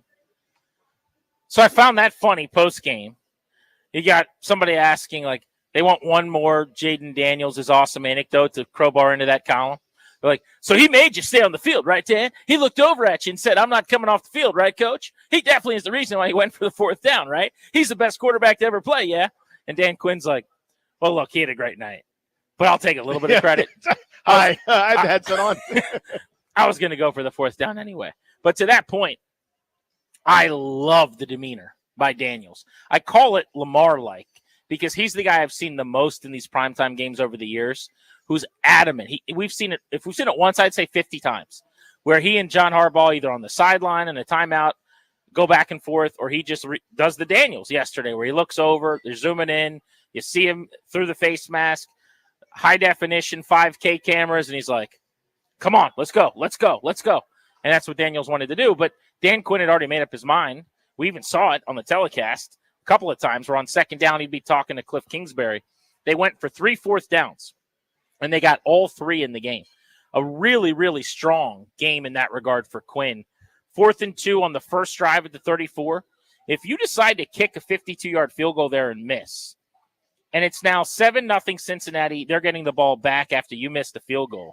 What a different momentum scenario that is. Absolutely right. Later in the game, 4th and 1 at the 33, a much easier decision, I would say, right? In that it's 1 yard to go.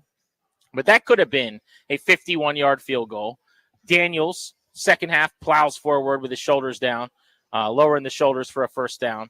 He's got more 1st down scrambles than any quarterback in the NFL this season. And then on 4th and 4 at the 39, they decided to go for it with 4:30 to play. I thought that was a no-brainer. It's no man's land. There's almost no reason to punt there. You definitely aren't kicking a 57-yard field goal with a kicker you barely know. And they don't punt anyway. So at that point, I thought that was the easiest one, and Ertz ended up making some right 9-yard completion. But really, there was only one time maybe where they could have kicked the field goal. But the fact that they were 3 for 3, it was no hesitation. He went for all 3. I thought that was very, very good trust from Quinn. That's the word, is trust, right? Because I've seen they were up 8 at that point, right? Where he opted not to kick the field goal on the 4th and 4 from the Cincy 39. You touched on it. That's a 56-yarder. A lot of coaches would go, oh, that's a pretty conventional play. I go up 2 scores. Even if I don't get it, I'm still up a touchdown and a 2-point conversion with the football. So I'm meaning if the other team goes down and scores, then I still get the ball back with a chance to go win it. I could see him being the defense first, a little bit more conservative approach there, but he's like, no, this is who we are. We're going to go win the game there, right? To go up 2 scores, to go up 2 touchdowns. And that's ultimately what happened, obviously, is they converted it just calm, clear as day to Ertz for the 9 yards. And, a couple of plays later on a 3rd and 7, all-out blitz, touchdown to McLaurin. Thing of beauty. Grant and Danny from the Cincinnati area. We're in Lawrenceburg today, broadcasting live on the Fan. Our road trip continues.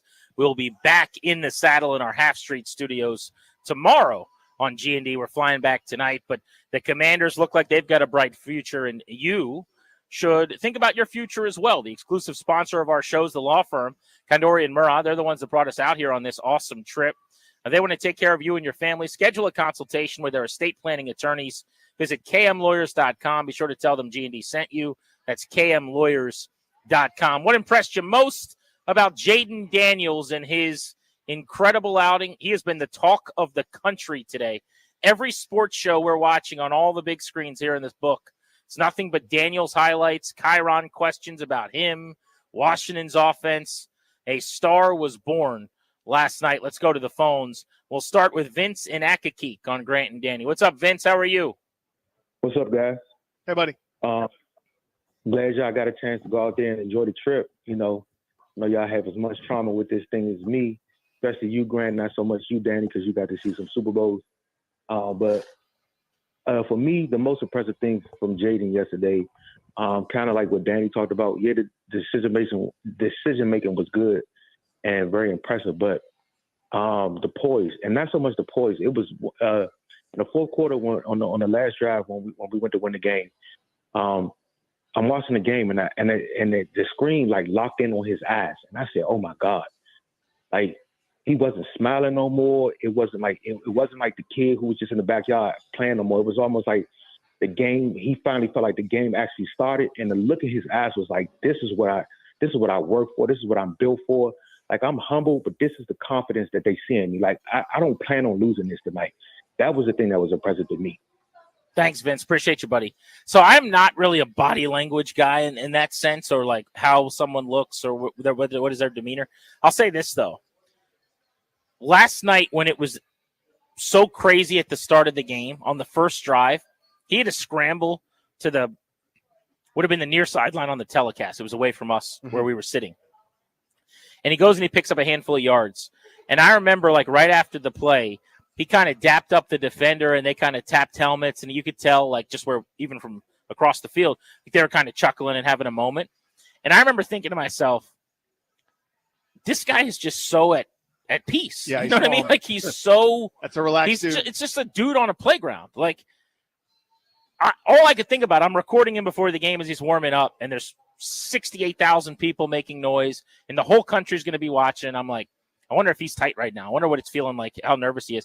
And 5 minutes later, he's down 7.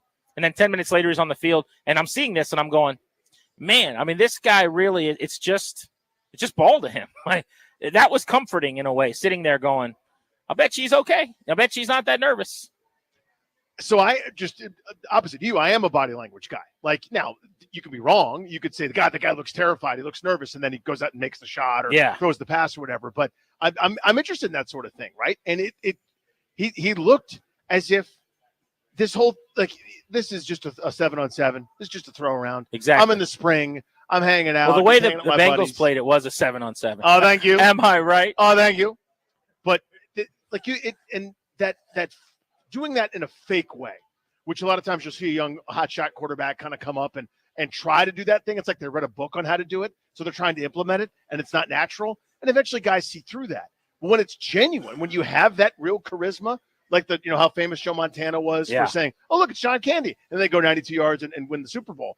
Like that sort of real ease and comfort, it legitimately matters and helps people perform at their best. Jay in DC on Grant and Danny, what was impressive to you about Daniels last night? What's up, you guys? I got two things before Daniels. Most importantly, did you actually really honestly see Tressway in the concourse with his feet up? No, I did not. Important. I had me for a second. Then you had a follow up. Yeah. I wish I had. I did not. Least important, I love you guys, but I hated the last 2 weeks with the Terry and the Kingsbury stuff. For a listener, like you guys were like a super drag for only 2 weeks with a QB, with a rookie QB. I agree. But it's not just 2 weeks, Jay. It's not just 2 weeks. I mean, Terry has not. It is only 2 weeks because you have no idea. And Warren Sharp said this. You have no idea what he's talking to with Jaden Daniels and what he needs and and how he wants to progress. And he could prove you completely wrong next week. But just to get to my point, because I know you guys want to disagree with me. Also for Danny, like don't call Terry slow until you see him catch the ball like Zach and fall down. But anyway, catch and fall, Zach. Catch and fall guy. Anyway, Jaden has impressed me with his progression from game one to not throwing it to anyone, going through his progression in like 5 seconds to literally laying that ball out for Terry at the end of the game yesterday. Like his progression is what should get fans the most excited. Every game constantly getting better. I know we're gonna have some bad games, but I know for a fact every little game you're gonna have a little spark that says he's getting a little bit better, and that's what I love about him. Yeah. So, and you look at it, it's a staircase right now, right? Thanks, Jay, for the call. So, game one was was whatever it was. It was the runaround fest, right? It was the party where he ran 20 times. Game two, second half specifically, was better than game one. And then game three was this masterpiece last night that was incredible. And so it has been foundation, better the next week, better the next week. And as I always say, it's not going to be linear. But yeah, totally. The fact that he keeps getting better. Why I was encouraged coming out of the Giants, second half better than the first half. Second half, best half he played. First half against the Bengals last night was the best half he played. Then the second half was probably the best half he's played. So he's basically stacked now. Like each half has been better than the one before it, frankly. And that's awesome. I mean, that's usually doesn't go that way. Usually there's a down in the stock market, and then it goes back up a little bit. Then you end up in a better place. This is just a rocket ship, basically, Concorde style. Specific to McLaurin and Kingsbury, to answer that point, I would be surprised if fans didn't get bothered sometimes when we have conversations about the players that they love. I understand that. Whose jerseys that they wear. That's perfectly okay. You are allowed to disagree, and you're allowed to not like things you hear. But it is not, I don't really have conversations based on tiny samples.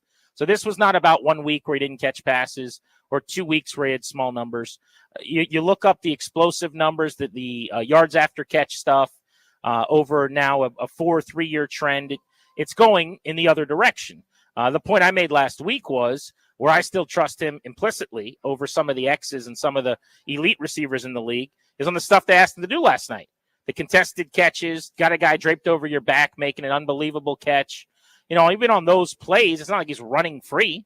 He beat Cam Taylor-Britt with a move, and Taylor-Britt kind of caught him, and he stacked him up behind his back and then tracked the football because McLaurin's elite at that. The other catch was just Hall of Fame all-time, impressive football play with the guy right behind him, and he needed a perfect throw, and he made it. But the point I think we were making, or I'll speak for myself last week, was watch Malik Neighbors. You don't have that here. There are just guys around the league that do it differently. Doesn't mean anybody is down on 29-year-old Terry McLaurin. It's a different kind of thing. And they've got to scheme him some open looks occasionally. The vertical shots, in the regard that they were last night, I think will be there. It's just a lot harder to hit them. It took the perfect pass 60 yards downfield and the perfect play by McLaurin to set up first and goal inside the 5. He made the play because he's awesome, and Jaden made the throw because he had an all-time night, and maybe he's going to be special. The touchdown throw had a 10% chance of being caught via next-gen stats. 10%. 10 out of 100 times, they'll make it work. But Kingsbury's just been great from really moment one as a play caller. Where I'm coming around on him a little bit is the design seeing it in person now the last 2 weeks, the spacing he uses. Logan talked about this with us a little bit yesterday. It is less motion than I like. It's less under center than I like. It's less play action, all those things. But he still gets some of the stuff you need figured out with how he lines guys up. And this is something Logan Paulson's been harping on for a few weeks. And like yesterday, the amount of times where they would either go empty or they'd have a guy in the backfield, Danny, and you got the receivers and tight ends and everything spread around where they're still getting the matchups they like. Like you and I are like, oh, look, they got this weird alignment. They had a gun formation with like a power eye next to Jaden Daniels. Robinson was in front, and Eckler was almost like hiding behind him. Really cool, just different concepts. So I give him a lot of credit for that. I still think offenses should be under center, and you should use play action, and you should use motion. I just think that's how the league works, and that's how most of the good offenses are. But you got to give Kingsbury unbelievable credit so far. So let me make my quick Terry McLaurin point. My analogy I always like to use with this is Ryan Kerrigan. Everybody properly categorized and was correct about what Ryan Kerrigan was. Just a really good player. Nothing wrong with Ryan Kerrigan. Saying that Ryan Kerrigan is not Von Miller in his prime doesn't mean he's not good. And my point was, I think a lot of people had been going with Terry. He's the Von Miller equivalent. He's as good as A.J. Brown or some of these other superstars in this league, when in reality, he's probably closer to a Ryan Kerrigan, a Pro Bowl caliber player who's really good. There's nothing wrong with being really good. My point was always maybe we've overestimated, kind of working back from why are we at 39 yards through 2 games? Why is our production sort of steadily going downhill? I understand we've had bad quarterback, bad offensive coordinator, et cetera. Still, in a lot of those situations in other cities, you get disasters where Devonta Adams goes for 1,100 yards and 8 touchdowns. You get disasters where name that wide receiver is doing special things still. We weren't seeing that. Trying to work back from a result. So, again, I understand if you bristle because you like the guy. We like him too. I would also point out that, part of the discussion with him on this show will always be the quarterbacks he's played with. 100%, it should be. And he's caught passes with. McCoy, Alex Smith, Case Keenum, the late Dwayne Haskins, Kyle Allen, Taylor Heineke, Garrett Gilbert, Carson Wentz, Sam Howell, Jacoby Brissett. I mean, it is a disgusting list. It is a pimple being popped that accidentally some of the liquid gets on your nose. Disgusting. It's an episode of Dr. Pimple Popper right. on TLC. It is a really nasty, some show that Tom watches on TLC where the doctors have to tell people they're about to die or something. And then they get married. And then for some reason they have their first kiss awkwardly right before the death. Oh, God. It is a very gross list, to be clear. Yeah. But it just doesn't change the fact that there are guys that are just going to get open, and then there are guys that you have to figure out a way to get them open. Which list is each receiver on? I think that was kind of the conversation we were having last week. 800-636-1067 is the number. I want to get back to Jaden Daniels, who was exceptional. Also, let's give out some attaboys. We don't get to do this very often, but one of our favorite segments after big wins. Who do you want to give your attaboy to? We'll do that next on G&D.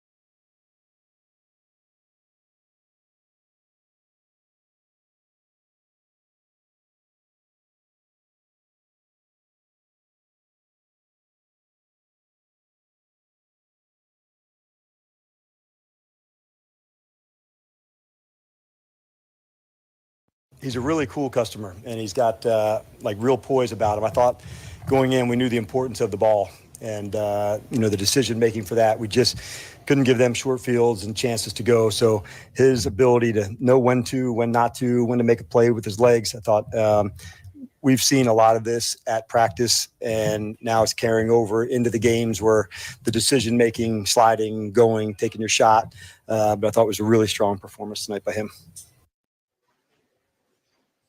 Dan Quinn on the Jaden Daniels gem last night in primetime. The Commanders beat the Bengals with very few expecting them to. Final score 38-33. Washington scores on every one of its drives.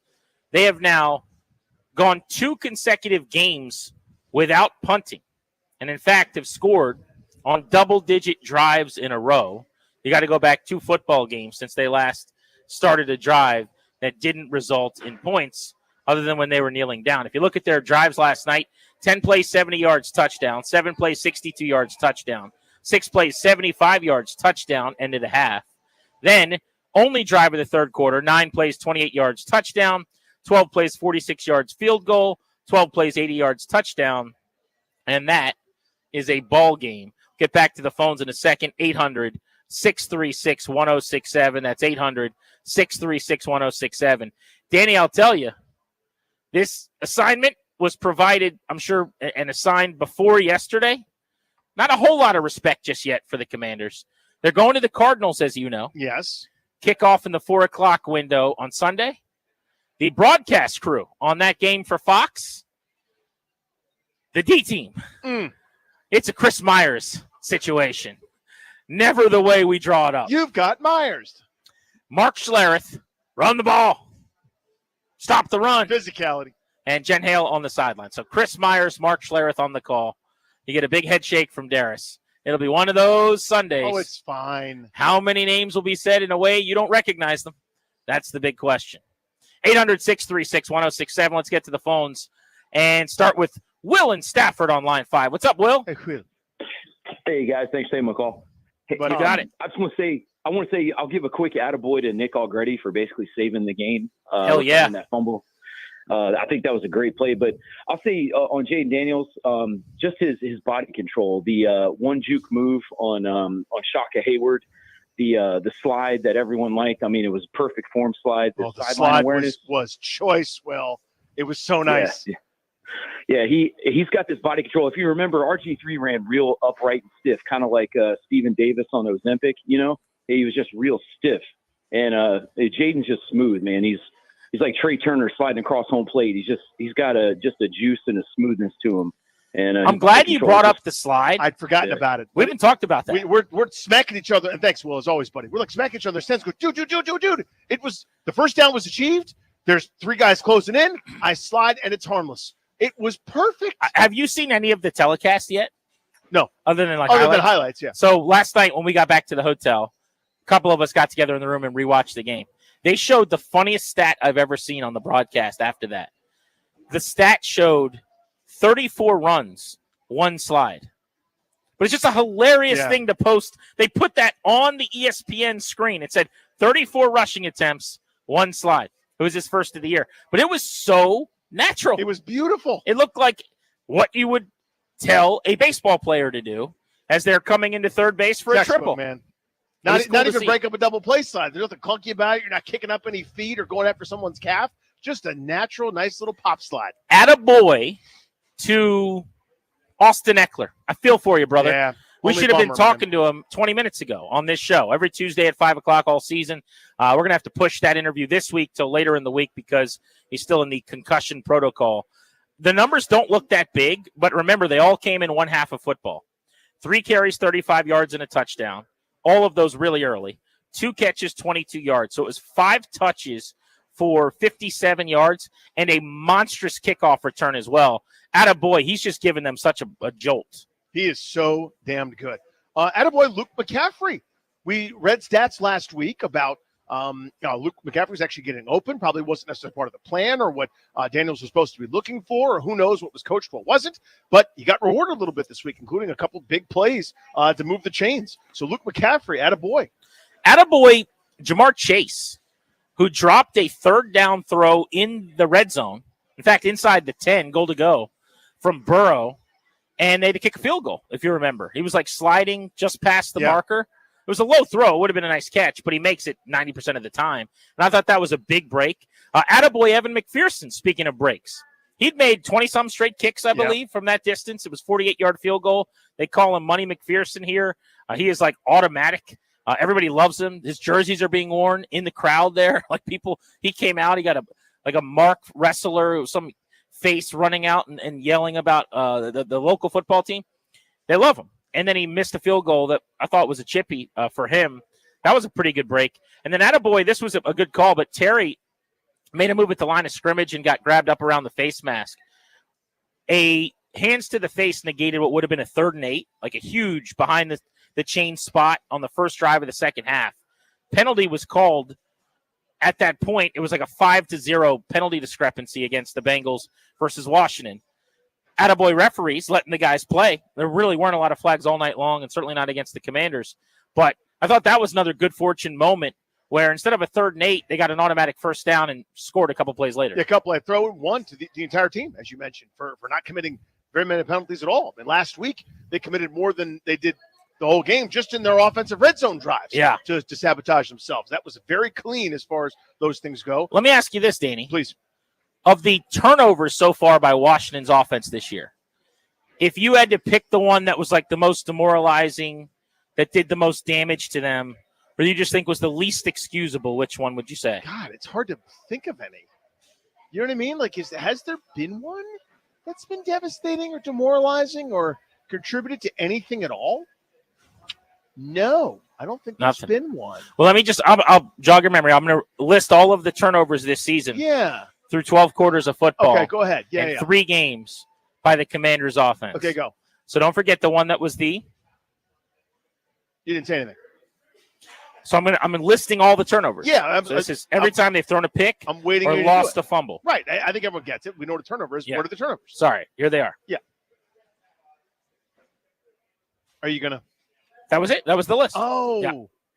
Oh. So is it?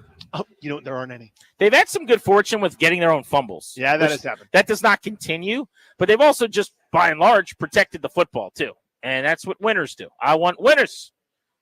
Let me throw one more quick attaboy if I can. Sure. Mikey Sanders still, who played outside the whole game pretty much. I know you're going to say, oh, you got beat by Jamar Chase.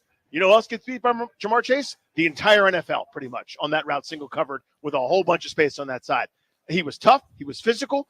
He broke up one of those short little passes by that just screen, knocking the snot out of somebody to get out of the way, and then blew up the would-be receiver. He had 6 tackles yesterday, a couple passes defended. Good game for Mikey Sanders still. Yeah, I thought there was some really good moments and some young guy moments, but the blowing up of the screen was something I saw at training camp 5 times in a few practices that I was out there. He is so good downhill. He's so physical and just willing to stick his nose in there. So I thought that was a big deal to just see him translate that over to the game.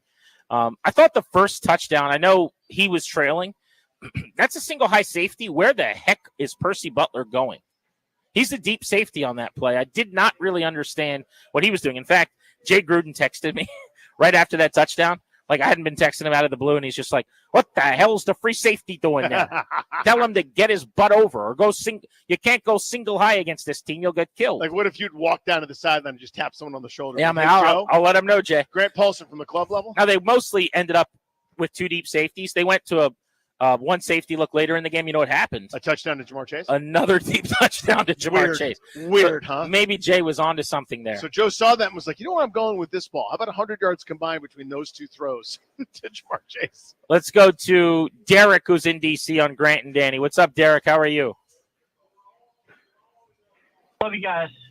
Thanks, buddy. Appreciate you. Happy Tuesday. I'm all in on the offensive line. I think they're a major reason why they were so good last night. They're doing the job. There were a question mark coming into this season, and now, agreed. Man, they look good because Jaden was in the pocket, just hanging and throwing darts, and he looked confident and happy and comfortable. That's not what's happening with the rest of these rookies. So, no, and a number of times they picked up. Sorry, go ahead, bud. I said, God bless him because he gives credit. And that's another thing. He's such a good leader. He's like, this wasn't me. This is a team thing. And so it was beautiful, man. And penalties-wise, coaching, we got back to 2 penalties, and only one of them was offensive line. Yeah, and they both came at the end of the game. Thanks for the call. Appreciate They did not have a single penalty at the midway point of the fourth quarter on the road in one of the loudest stadiums I've ever been in. Huge deal. I don't even know where to start to try to say how impressive that is. But the O-line is not getting enough credit. There's no doubt in my mind. I've not looked up or dove into like the PFF numbers on pressures and whatnot, but the number of blitz pickups, times where, especially in the last couple of drives where Cincinnati was sending that 5th guy like the dog or 6 with a blitz, where they're sending someone downhill at Daniels, heat-seeking missile style. You're like, here they come, and they don't penetrate. Like Daniels is still flat-footed with space. Huge. They were awesome all night. And I've over-talked about the 3rd and 4th down time, but like think about all those Ertz throws and those backbreaker moments where they move the chains. Daniels was almost never on the run. Not harassed there, yeah. He had time. Grant and Danny with you on the Fan, taking you up to 6:15 ahead of Nats baseball. Top of the hour, we've got our Don't Forget About items. Next, let's talk about some unsung moments.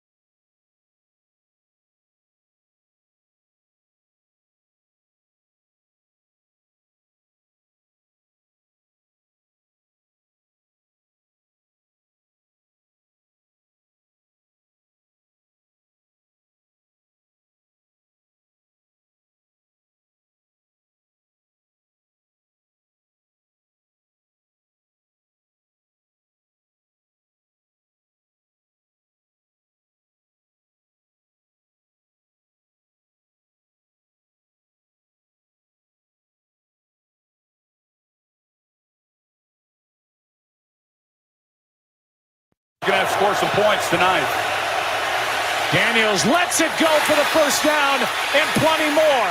McCaffrey is short of the touchdown, but the rookie got 30 yards on 4th and 2.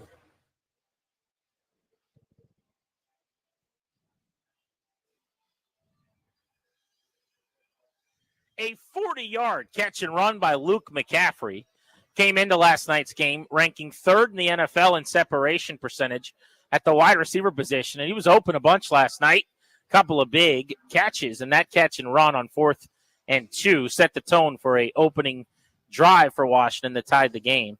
Deacon is on Twitter. I'm at Grant H. Paulson. Danny's at Funny Danny. He says, you guys are pros, but you are leaving out the main reason for the big win for the Commanders last night. He said Danny was in the house. Sounds like Deacon thinks you need to be at more games, Danny. So Deacon is respectfully incorrect. Last time I went to one, they lost by 200. So there's no trend here. But that was years ago. Sure, we have a great moment. That was awesome. During the Josh era, you are 1-0 with the Commanders when you're in the house. I suppose we have correlation. We do not have causation. Let's test this thing. Let's get you on a bird out to Phoenix. We'll take the show on the road to Arizona. Oh, no. We should do it the way Washington did it, too. Let's call CK. Go straight there. Let's change some flights. I don't want to have to adjust my time and have to deal with different beds. I'm not going to go home to the Lorton area. I'm just going to get on a plane here. I'll go out to Phoenix. That's what my sleep doctor wants me to do. I don't really have that many clothes, but bleep it. Let's go. Cleveland at home in 2 weeks. Can I interest you in a trip to Northwest Stadium? Oh, where's that? Is that northwest of the city? I'm not really sure how that works. No. Never again. But Okay. Thank you for the invitation. That's really nice of you. But you had fun. I had a great time. We had a really enjoyable time. You want those awesome times to continue, wouldn't you? Yes, I certainly would. I know you had an awesome time, Frank. The whole city knows hey, you had an awesome time. Trying to ask Mitch here if he had an awesome time. Darius, what movie? He does not know. He doesn't know. But I will tell you what movie. That would be Old School. That's right. We're looking for old Would school. have accepted Old School there. Now, we are at Thami's Watch Bar. When Thami worked the program, Thami had seen some movies. He knew some of the references we would make occasionally. Yes. And he'd even contribute, right? Huh? He would even occasionally throw in a barb or two. All right, we will get to Don't Forget About next segment. We'll also get the weather lined up for the Nationals game. People are making their way down to Nats Park tonight. 6:15 pregame, 6:45 first pitch for Charlie and Dave. How about Trent Scott's celebration after the big man touchdown? The first time since Joe Jacoby in 1984 that an offensive lineman has caught a touchdown pass for Washington. He said it's a dance from his fraternity, I guess. Yeah. But what's funny is all the other linemen, I guess, knew that or didn't, but they started doing it with him. They're just like, oh, this is fun. Let's all do it together. Yeah, and I like the guys that weren't quite as good or didn't have as much practice doing it. I don't know if they were emulating in real time or like trying to do it because they'd seen him do it. I don't know, but it was comical and fun. You get yourself a fat guy touchdown, it's all good. I know we're still in a bit of a honeymoon phase. I'm in a glow. I have a glow. We woke up the morning after the wedding. We're just looking each other in the eyes from profile, heads on pillows. We're feeling good about what we're seeing. Danny, Arizona Cardinals. This coming Sunday in Phoenix.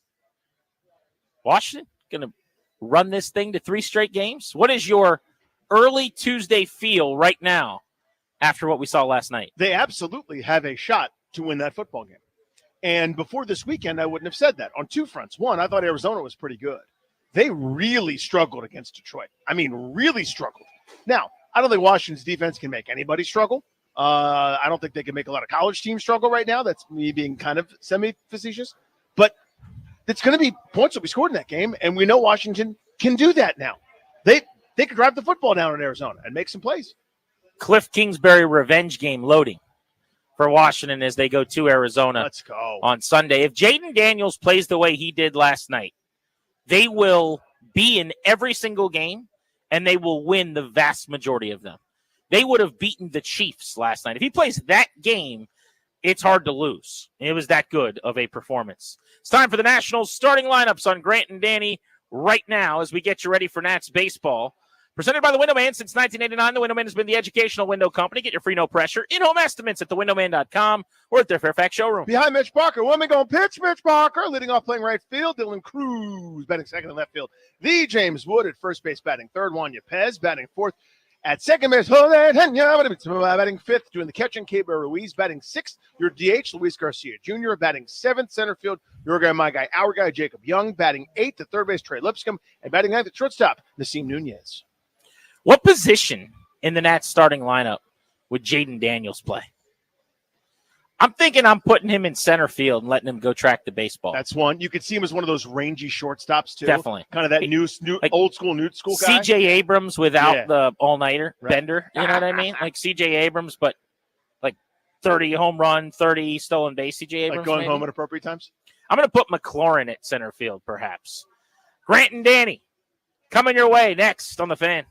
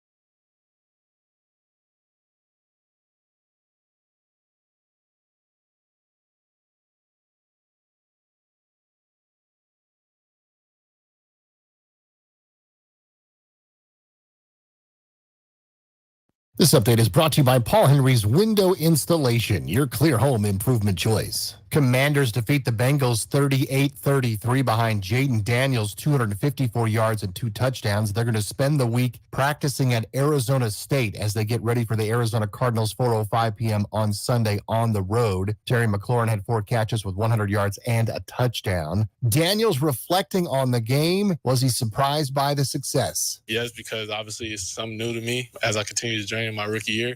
But also just knowing the aspect, I put in the work. I mean, what's done in the dark will always come to light. So I just know that I'm prepared for these moments week in and week out. I'm just got to go out there and play football and execute. Hall of Fame quarterback Brett Favre disclosed during a congressional hearing today that he has been recently diagnosed with Parkinson's disease. The Steelers edge rusher Alex Highsmith with a groin injury is out multiple weeks. Dolphins quarterback Skylar Thompson listed day-to-day with a rib injury. Nationals baseball coming up next against the Kansas City Royals. Mitchell Parker getting the start. Coming back is Nationals power hitter Stone Garrett for the first time this year. Detroit beat Tampa Bay earlier 2-1. Orioles have reinstated infielder Ryan Mountcastle. Capitals and Bruins tonight from Boston at 7. This September, get $100 off each window with a 5-window minimum and $500 off each door at Paul Henry's Window Installation. Contact their team today for a free, no-pressure estimate. PaulHenry'sWindows.com, your clear home improvement choice. I'm Byron Kerr on The Fan.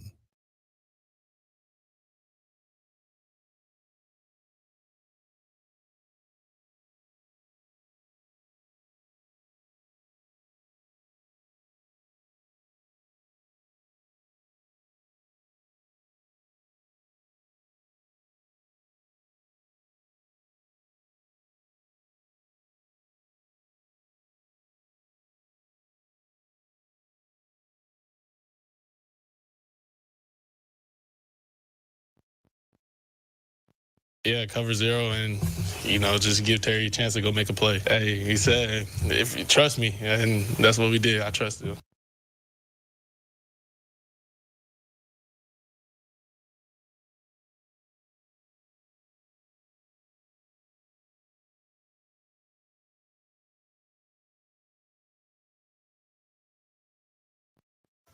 Back live in Lawrenceburg, where we are broadcasting live from the Hollywood Casino Sportsbook. Grant and Danny with you on The Fan. You saw the rookie quarterback leading the way for the locals last night. They sure look like they have a bright future. It's time for you to plan for your future as well. The exclusive sponsor of our show, the law firm Condori & Murat, can help you update your last will and testament, set up a trust for you and your family. Schedule a free consultation with their estate planning attorneys today. Visit kmlawyers.com. Be sure to tell them we sent you. That's kmlawyers.com. What an amazing Hall & Oates Tuesday this has been. The very rare, Danny, never before seen Victory Tuesday after a primetime masterpiece. I don't think we've done many of these together, my friend. The old Monday Night Football into a Hall & Oates Tuesday, because the game mattered so much, because this was more than just a Week 3 win. This was the coming out party. This was the celebration that it might finally be different around here. And that's really what it felt like to me. That was so much fun, so exciting. What an unbelievable game to have been at, man. That was really cool. Yeah, one of the great games I've attended for sure in now 25 years of going to NFL games. You can count on one hand kind of the memorable gems that I've been at, and last night was certainly one of them. It is time right now for Don't Forget About on Grant and Danny. Let's not forget what performances went under the radar in the latest Commanders game. Why do I always forget that? Don't forget. It's time for Don't Forget About. Can't forget about it. With Grant and Danny. Danny, one thing I think people shouldn't forget about, Nick Allegretti, who was signed this offseason by Adam Peters to come over and start at left guard, where I think he's been extremely solid. He was a backup for the Chiefs, got pressed into duty in the playoffs, started and played every snap despite breaking his arm early in the Super Bowl, if you remember. But he has been very serviceable, probably even better than average at times at guard. But last night, while Washington was moving the football on the first play of a critical drive after the Bengals had pulled to within a possession, Washington was going to extend the lead. And on the first play of the drive, Zach Ertz fumbled in the middle of the field. If you rewatch the recovery, Allegretti comes flying in like he's running a 4.28. He slides headfirst like a second baseman with speed going into the bag for his 53rd steal of the season. He looks like C.J. Abrams before the issues, like when he was still on the Nationals. There you go. If I could say that. Going head first, he, in one motion, super athletically, grabs the ball. It was such an athletic play. It was. He grabs the ball, tucks and curls, and he recovers the fumble. If he doesn't, that's a Bengals takeaway. It's the first turnover of the season. Cincinnati, with all the momentum, has the ball in plus territory, and I would venture to say Washington ultimately loses the game. Do not forget about Allegretti saving the day. That is a game-saving play. No hyperbole there. Don't forget about Luke McCaffrey, who we saw in week number 2 was open a lot. We have metrics that sort of that quantify what we were seeing, right? Didn't get the ball very much, if at all, but he was getting open. So he has a couple enormous catches in this game, okay, including a 4th down that wasn't some sort of play action, some kind of misdirection, this, that, or the other. It was a straight drop back. He works open into kind of that middle layer, makes a huge catch, hands catch, goes down, first down on a drive, continuing massive play late in that ball game. That's awesome for the Rook. He is making an impact. It's not a huge stat line. If I told you he went 3 for 44, it doesn't blow your skirt up. But I'm telling you, a couple huge catches in that game. Don't forget about Noah Brown. That's my next one. While similarly quiet, 3 catches, 29 yards, a big 16-yard reception for Noah Brown.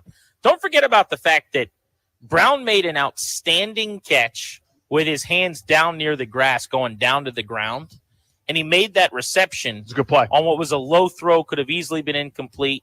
He saves the day, makes the catch, moves the chains. He would also have a 16-yard catch, I think, later in the game down around the goal line to set up a 1st and goal from inside the 1 where he won inside. But that's not a guy that should have been available when he was. The Texans are loaded at wide receiver. So credit Washington being 2nd in the waiver wire. I still think they shouldn't have had the ability to get him because the Panthers, frankly, should have claimed him. But to have him hit the wire, to have them pounce like they did already, in my mind, their number 2 wide receiver behind Terry McLaurin. I mean, it wasn't just free and easy. Like, he was wide open catching balls at his chest for the most part last week. He made a diving catch at one point with his catch radius. But yesterday, that catch was super athletic and a big-time reception. Don't forget that. Yeah, it's not like he's a slot receiver who's 5'8". It's not Andy Isabella making that kind of catch. That's a big dude who has to go down low. That was a great play by him. Don't forget about Johnny Newton. I didn't love the pick at the time. I think they had glaring needs elsewhere and players that could have fit that. That didn't matter anymore. He's here. He was impactful last night. He played, had 4 tackles, a couple stuffs at the line of scrimmage, looked the part of that defensive tackle, moved a pile aside. I think there was one point he was double-teamed and was still able to make a tackle for very minimal gain. He was pretty decent last night, so that was a good sign. Don't forget about the fact that we saw a big man touchdown. Thank you. When is the last time the Commanders have had a thick 6? A fat guy score. Oh, I know, yeah. I got the answer for you, by the way. It has been since Joe Jacoby caught a touchdown in 1984, the last time Washington had an offensive lineman catch a touchdown. By the way, in games when they have an offensive lineman catch a touchdown, they're 5-0. So maybe that's what they should do in the first drive of every game when they get near the goal line, because that's how it works, right? I think it's smart, yeah. If the offensive lineman scores, you obviously can't lose. So maybe just target that tackle on the eligible. But on that play, and we talked about it and diagrammed it earlier in the day, I mean, Trent Scott was the only receiving option available to Jaden Daniels. It was him or bust. If they covered him, then Daniels would have to burn it into the ground or scramble and get out of bounds or throw it away. There was nobody else running a route on the play. What an amazing call by Kingsbury. Supposedly it was a 2-point conversion play they dialed up in case they needed it in a big spot. Well, there's your right down and distance for it. And he said, you know what? We need a touchdown. This is going to work. Scott knew I got to catch the football or else I'm going to look really bad on national TV. I'm all for the big fella touchdown. And then a great dance as well. It was fantastic. Don't forget about Jeremy McNichols. Once Austin Eckler leaves the game, and obviously we wish him so well. Hope he recovers in a hurry and he gets back on the field. He is so instrumental, so good for them. Every play, every time he has the football in his hands, something awesome is happening. But Jeremy McNichols, no stat line to speak of on the huge touchdown to Terry McLaurin late in the game to close that bad boy out. Don't you dare forget about, I'm asking you, don't forget about his blitz pickup where he knocks a linebacker into next Tuesday. It was a smashing block, outstanding play. That's why he probably made the roster as pass pro and those sorts of things. Maybe not great running the football between the tackles. That's not what it's about. Making plays in the passing game, and that includes being a willing and able blocker. Huge moment for him. Yeah, don't forget about, you mentioned Austin Eckler, by the way. Don't forget about the opening kickoff of the second half for Austin Eckler, where he rips off a return across midfield and gets Washington set up on the precipice of field goal range to start their first drive of the second half. So think about how demoralizing that is for Cincinnati. Look, Washington came out on fire. We didn't have some answers. They're up by 8. It's okay. They're going to get the ball. Here's what we're going to do. We'll adjust at halftime. Yeah, we got our adjustments. We know what they're doing now. We're going to come out. We're going to get a stop. They're going to go 3 and out. They got a punt. We're going to go down and tie the football game or get within 1. And instead, on the opening kickoff, they're now in field goal range. And if they don't turn the ball over, which they haven't done all year, they're going to go up 11 at least. They would go on to score another touchdown and to make it a 2-possession game. But that return for Eckler, who was cooking at that point, he actually got hurt on his next touch, which is just a few plays later, a 3-yard run to get inside the 10, set up goal to go. He was rolling right along, and hopefully we'll get to talk to him later in the week when he's feeling better. It was a shame not to chat with him today, but as you said, hopefully he's healthy and on the mend today. But that return was significant. And by the way, I was just getting back to my seat. So I'm getting back to my seat, and I'm thinking, all right, they kicked off. It'll be 1st and 10 from the 30. And Washington's at the other 30. And I said to Darius, I said, how the hell did they get down there? It's like, dude, Eckler almost broke one. Eckler had the kick return for a touchdown to open the season that got called back. So he's already in 3 games had 2 monster returns into the other territory. He can do this. I mean, this is a nice find there at kick returning. I love it. Speaking of, don't forget about Austin Seibert. Nothing sexy here. Made his 1 field goal from 42 yards, but 5 for 5 on extra points in a game where you're going to need points, because that's pretty much every game, because the defense kind of stinks still. But you need to be sound, need to be clear, need to handle all the little things. The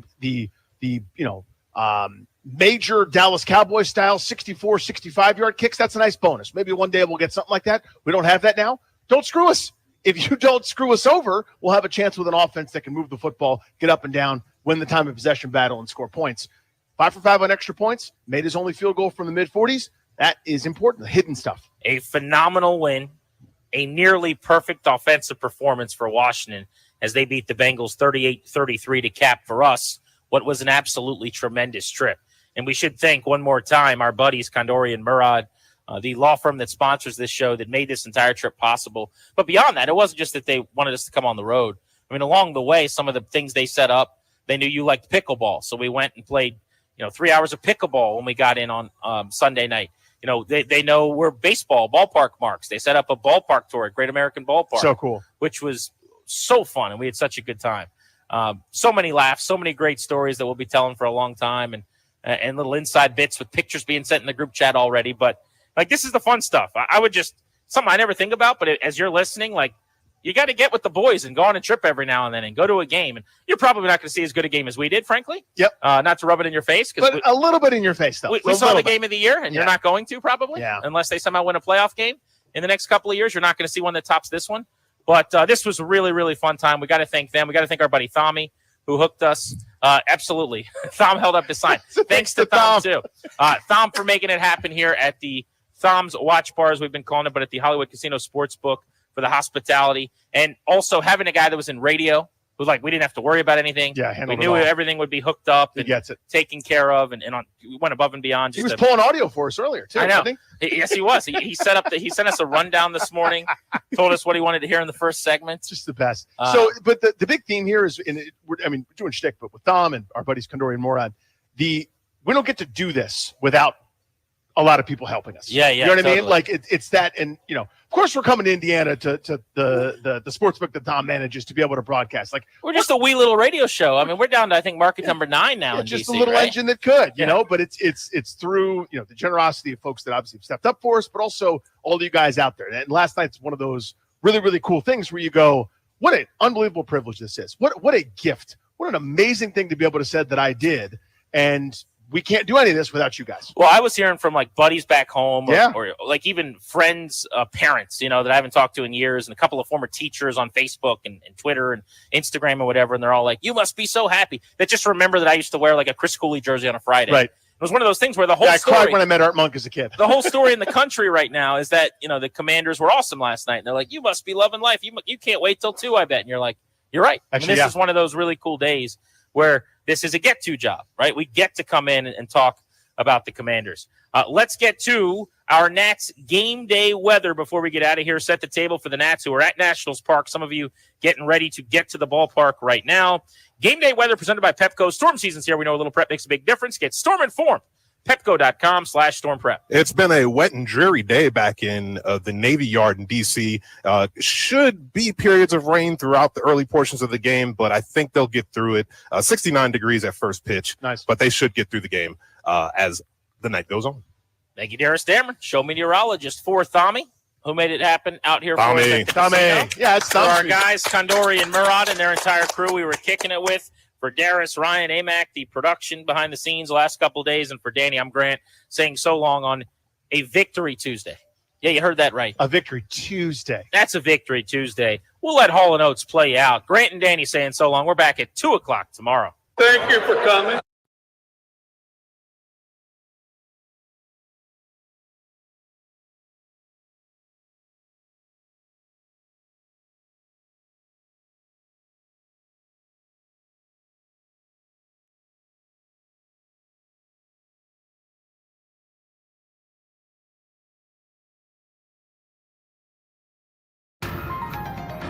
This Odyssey Sports broadcast is presented by Health Markets. Shop for health insurance your way.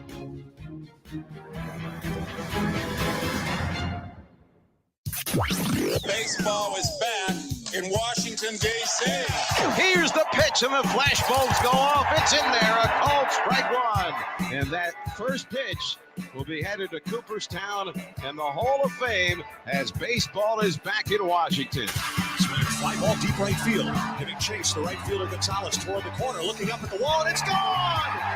Ryan Zimmerman is now the all-time home run hitter in Washington, D.C. baseball history. 3 balls, 2 strikes, the pitch. Swing it on, deep left field.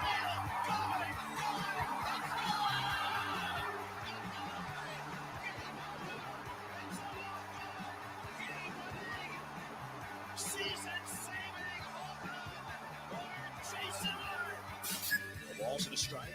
Outside target, Chirinos the pitch. Swing a line drive, slice down the right field line toward the corner. Springer back, looking up, and this one is gone. It hits the foul pole, and the Nationals lead.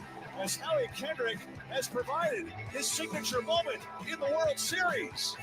The kick in, here it comes. Swing and a miss! Swing and a miss! Swing and a miss! And a World Series Game 7 winning Curly W is in the books. This is Nats on Deck, presented by Chenigo Mayos. Relentlessly ready, MIOScareers.com. Here's Charlie Slows and Dave Jagler.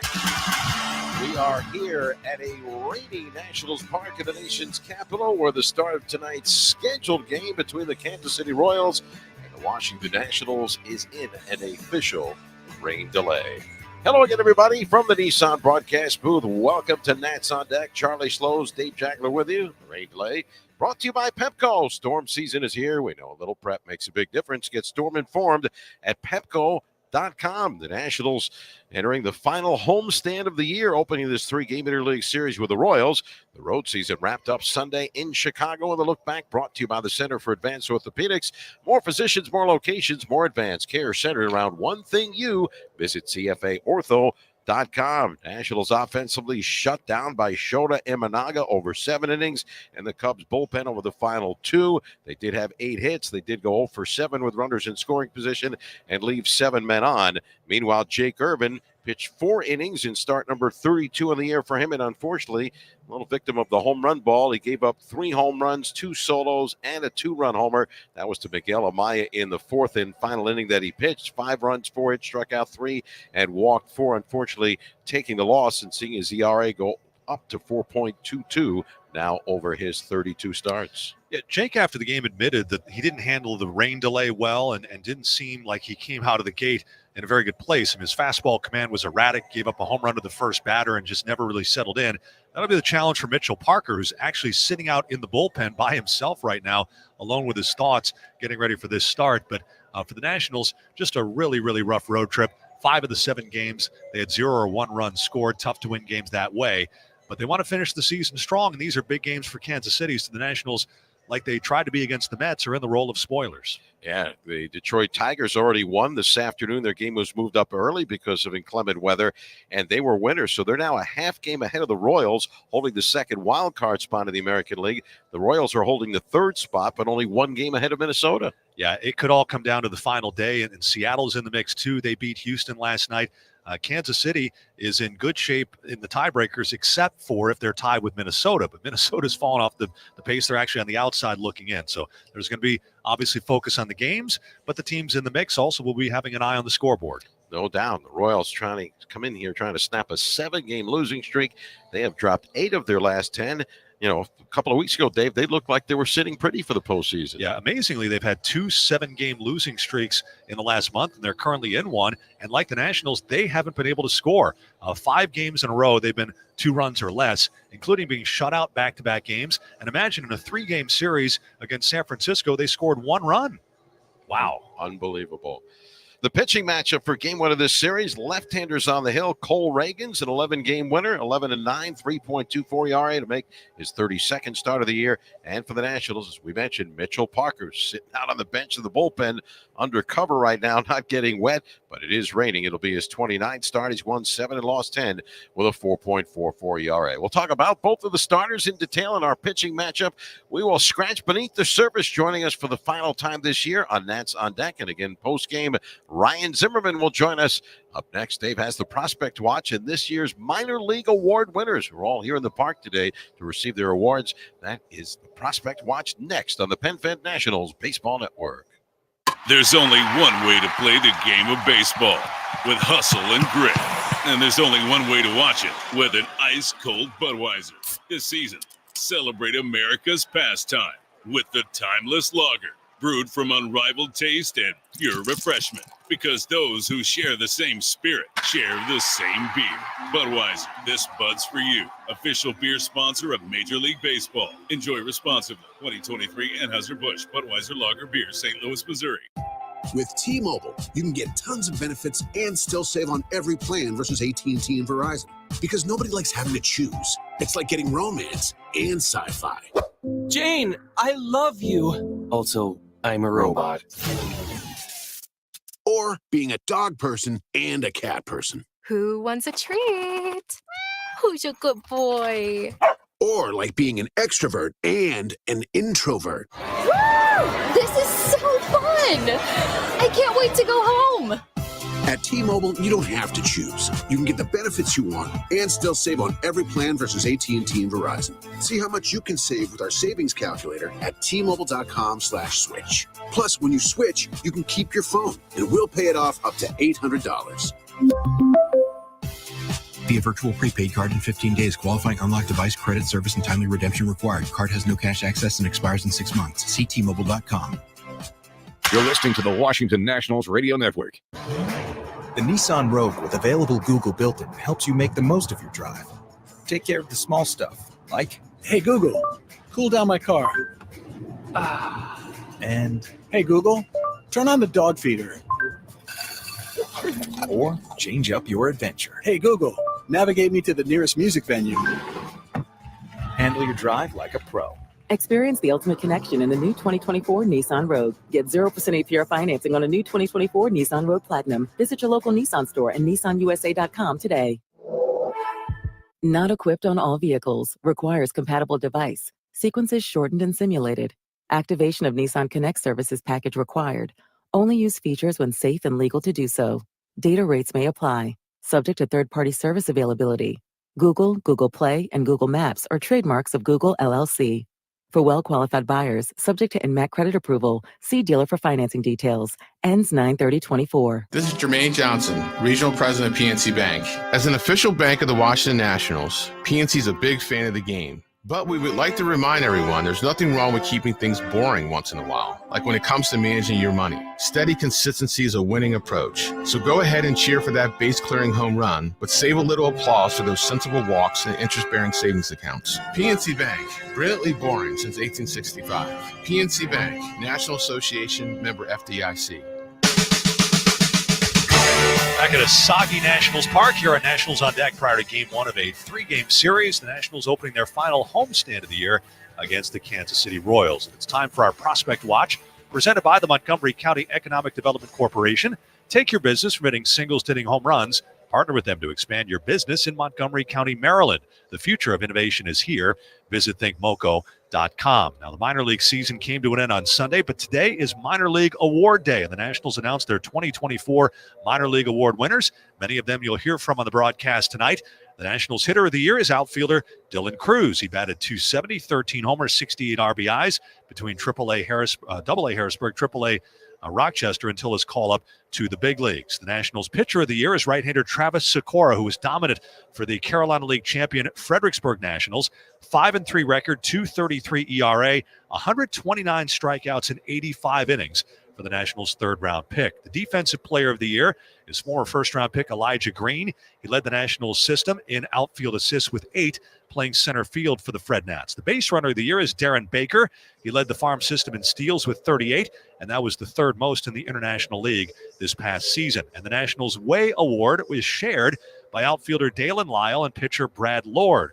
Lyle, playing for Wilmington and Harrisburg, batted .262 with 23 doubles, 10 triples, 6 homers, and 25 steals, while Lord was a fast riser in the minor league system. He went from Wilmington all the way to AAA Rochester. He was 10-4 with a .243 ERA and 135 strikeouts in 25 starts. So congratulations to all the Nationals minor league award winners. Up next, we'll hear from number 11, Ryan Zimmer.